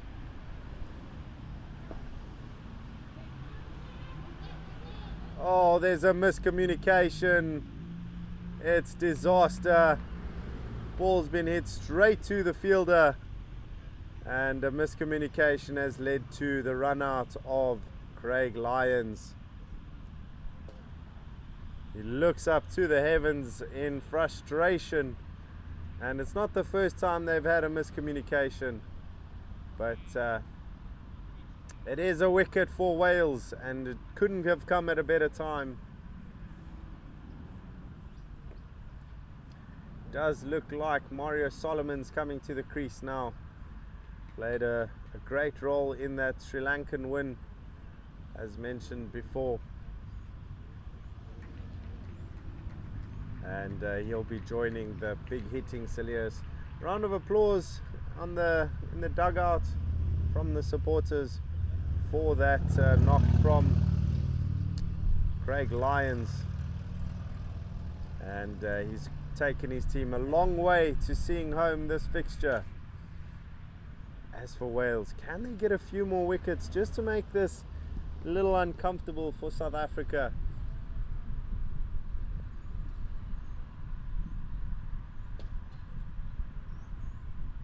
Cricket is a funny game. You can look like you're down and out, and realistically you won't stand a chance. However, things can change so quickly. Getting a wicket does exactly that. There's confirmation that it is Mario Solomons, and he's getting ready to face.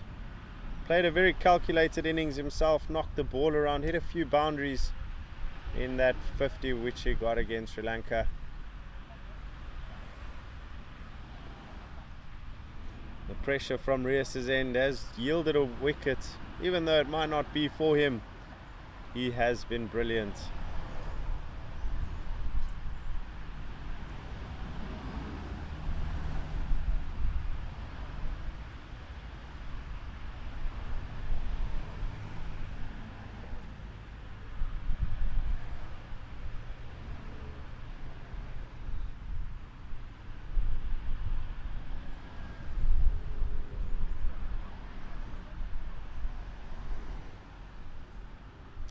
Very interesting. Slip been brought in.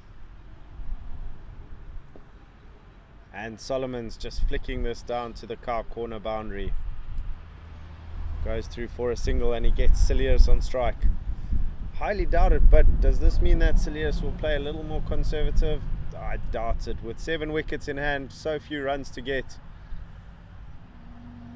But he might just want to see out this over, as Rios has been very good.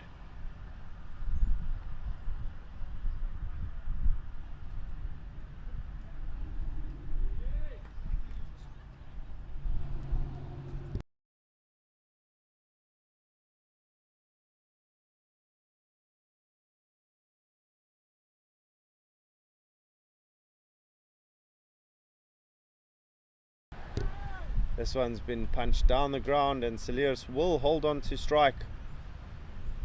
And there are 6 overs remaining in this innings. South Africa have taken a few games into the death and won 2 of them in the final, with the final over of the game. And it's been a superb game of cricket. Wales have been more than competitive, and they were underdogs going into the game, and they've really competed valiantly. It's a long way back if they do manage to pull it off, but never say never in the game of cricket.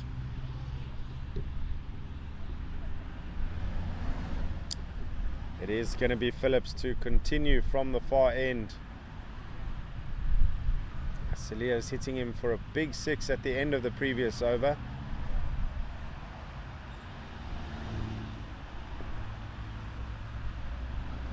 It's much better from Phillips. Just knows he can't bowl it too full, can't bowl it too short. Needs to find that length, that back of a length, which we've seen Cilliers a little more uncomfortable playing. This time he swung across the line. It seems like the fielder might have seen that late, but it is collected.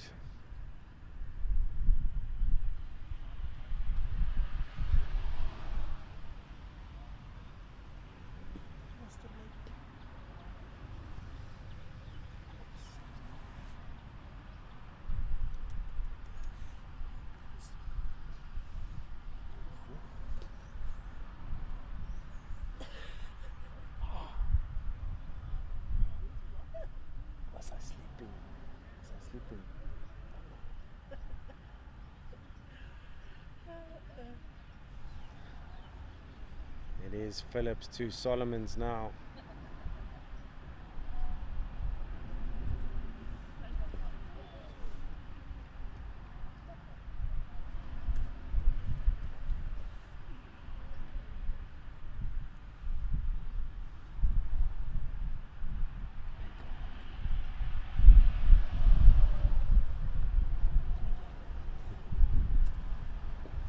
Solomon's advancing down the track. He's flicked it nicely. They should come back for a second. It's really nicely worked.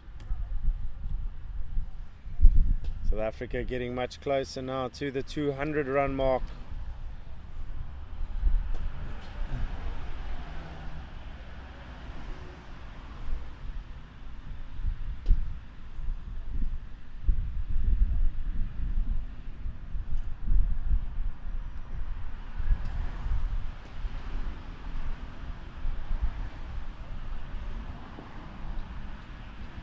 That's a quick single taken. Good running from the South African batsman. 1 ball remaining in the 40th.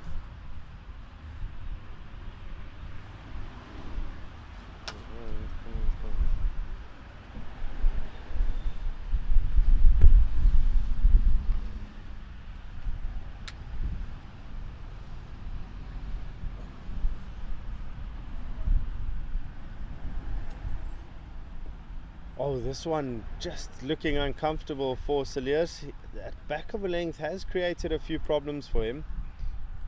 When he first came in, wasn't striking the ball, missing the ball. That one catching a leading edge. But they do go through for a single. South Africa 199 for 3. after 40 overs. 17 required from 30 deliveries.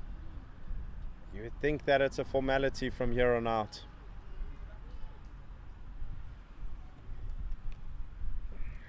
Once again, I'll say it, a few wickets. They can manage to grab 1 or 2 quick wickets in this over.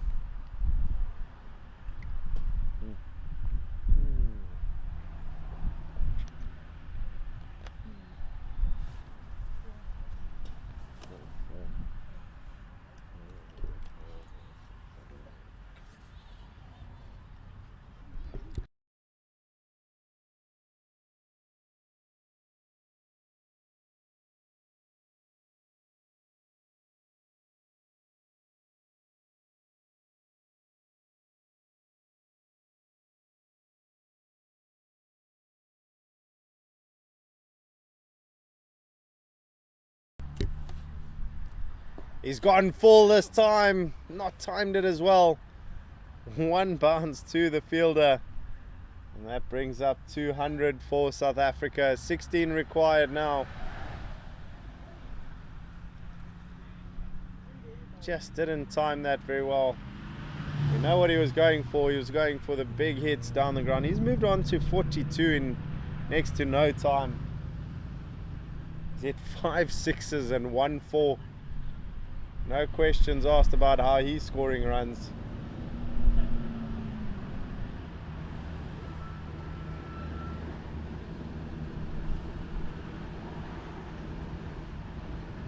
Oh, Solomon's coming down, and the wicket keeper with an opportunity for a stumping, just overbalancing. But the keeper losing balance himself and not managing to complete the stumping.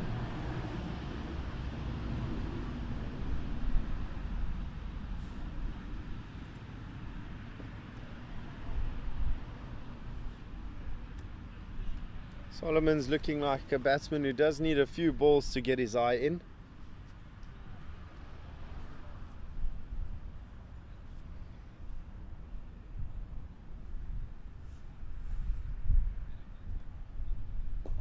He's had a big swing at that.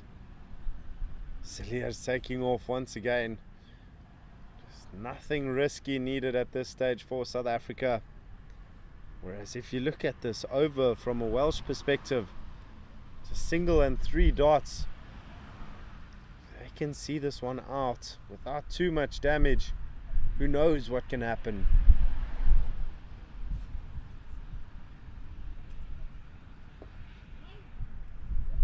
Once again, no runs, 4 dots in a row. Maybe a little bit of pressure on Solomon's.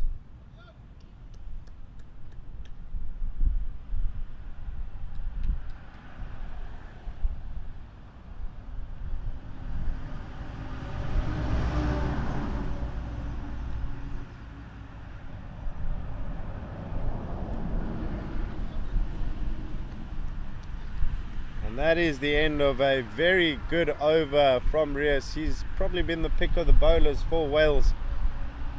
He's been holding up his end, conceding very few runs. And just 1 run from an over which you would have thought South Africa might be a bit more aggressive. But the scenario now is 16 runs required from 24 deliveries. And it is only 4 to the over that required. And with the big man Cilliers getting ready to line up a few big ones. I'm sure he's also eyeing out that half century. There's nothing better for a batsman than a half century at a World Cup. And look at that. Look at that. It's gone into orbit. He's leaned back and just pulled that over the cow corner boundary. It's a big hit from Cilliers. Moves them within 2 shots of completing this match, going 4 in 4.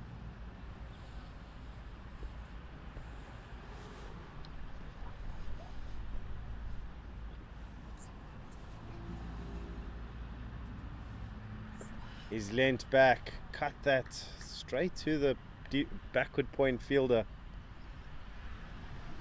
It is quite a vacant region, so if he does beat the fielders, probably 4 runs.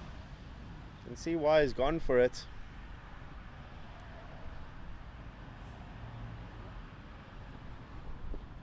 This time going straight. Has gone a little bit squarer than he would have liked. Moves on to 49. Just mistiming it a bit.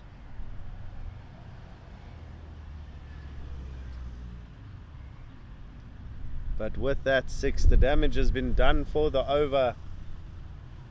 Solomons can take his time. Probably going to look to work a single. Maybe get Cilliers back on strike.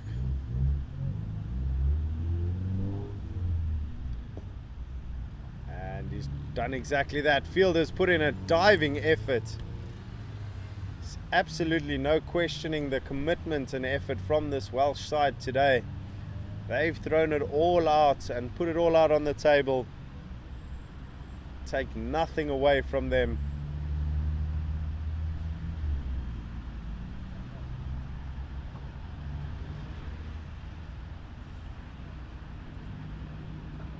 Cilliers has pulled that out. Chances that he's bisected the field? No. But what that does do is it brings up his 50. Fantastic work. It's been explosive. It's been electric. And he raises the bat at a World Cup for the first time. A little fist pump. And appreciation from his keeper, Mario Solomons. South Africa now 7 short. 1 ball remaining in the 42nd.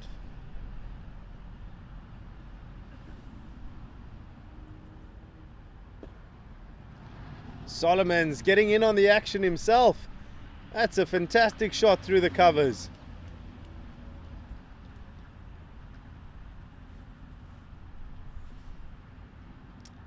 End of over number 42.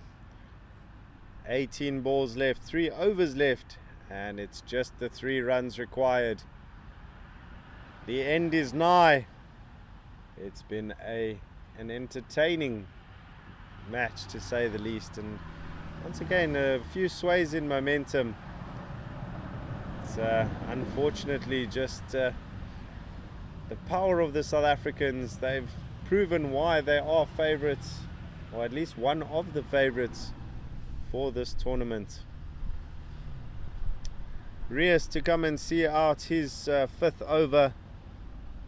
Goodness me, eyes are fading. It's the 7th over that he's bowling with 3 runs required. Is Cilliers going to end this with a bang?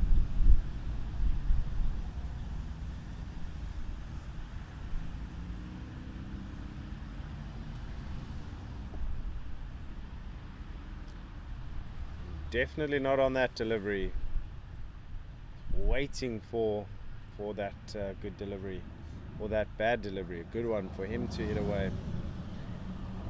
I think also maybe keeping in mind the not out. Would be great to walk away with a not out. But he's hit this one over the offside, and it's gone to the boundary, taking South Africa home to victory.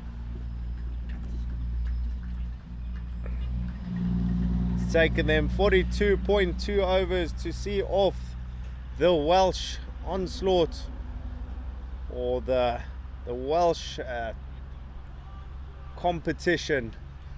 And as said before, take nothing away from Wales, as they have fought valiantly. It might look like a rather comfortable win, and it maybe is in the end. 7 wickets victory for the South Africans, but word for Wales, who recovered from a position of trouble in the first innings. That was after South Africa put them into bat, Captain Louis Kuhn winning the toss, and South Africa did start on the front foot. Had Wales at 57 for 4, but a fantastic partnership between Simon Wood and Michael Cann, partnership of 111, is exactly what Wales needed just to kickstart their innings, and they managed to set a total of 215 for 8. Then it was the turn of South Africa to come in and wield the willow, and Captain Louis Kuhn starting them off with a fiery 44 to start off the innings.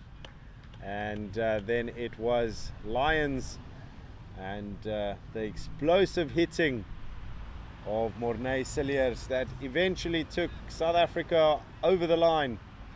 So the official result, South Africa have won by 7 wickets. This is the Over-50s World Cup being hosted in Cape Town this year, and we have officially gone further into the tournament than we did in the 2020 edition, which was unfortunately disrupted by the COVID-19 pandemic. But we are thrilled to see that we are well underway. Weather conditions are playing along. We have fulfilled 97% of our fixtures. So South Africa now 4-4 and pretty much guaranteed a spot in the semi-finals, and a fixture against England is waiting for them. Ladies and gentlemen, thank you so much for tuning in and joining us for the broadcast. It's been as much fun for me as I hope it has been for you to watch, and we will tune in soon. Thank you. Have a fantastic day further.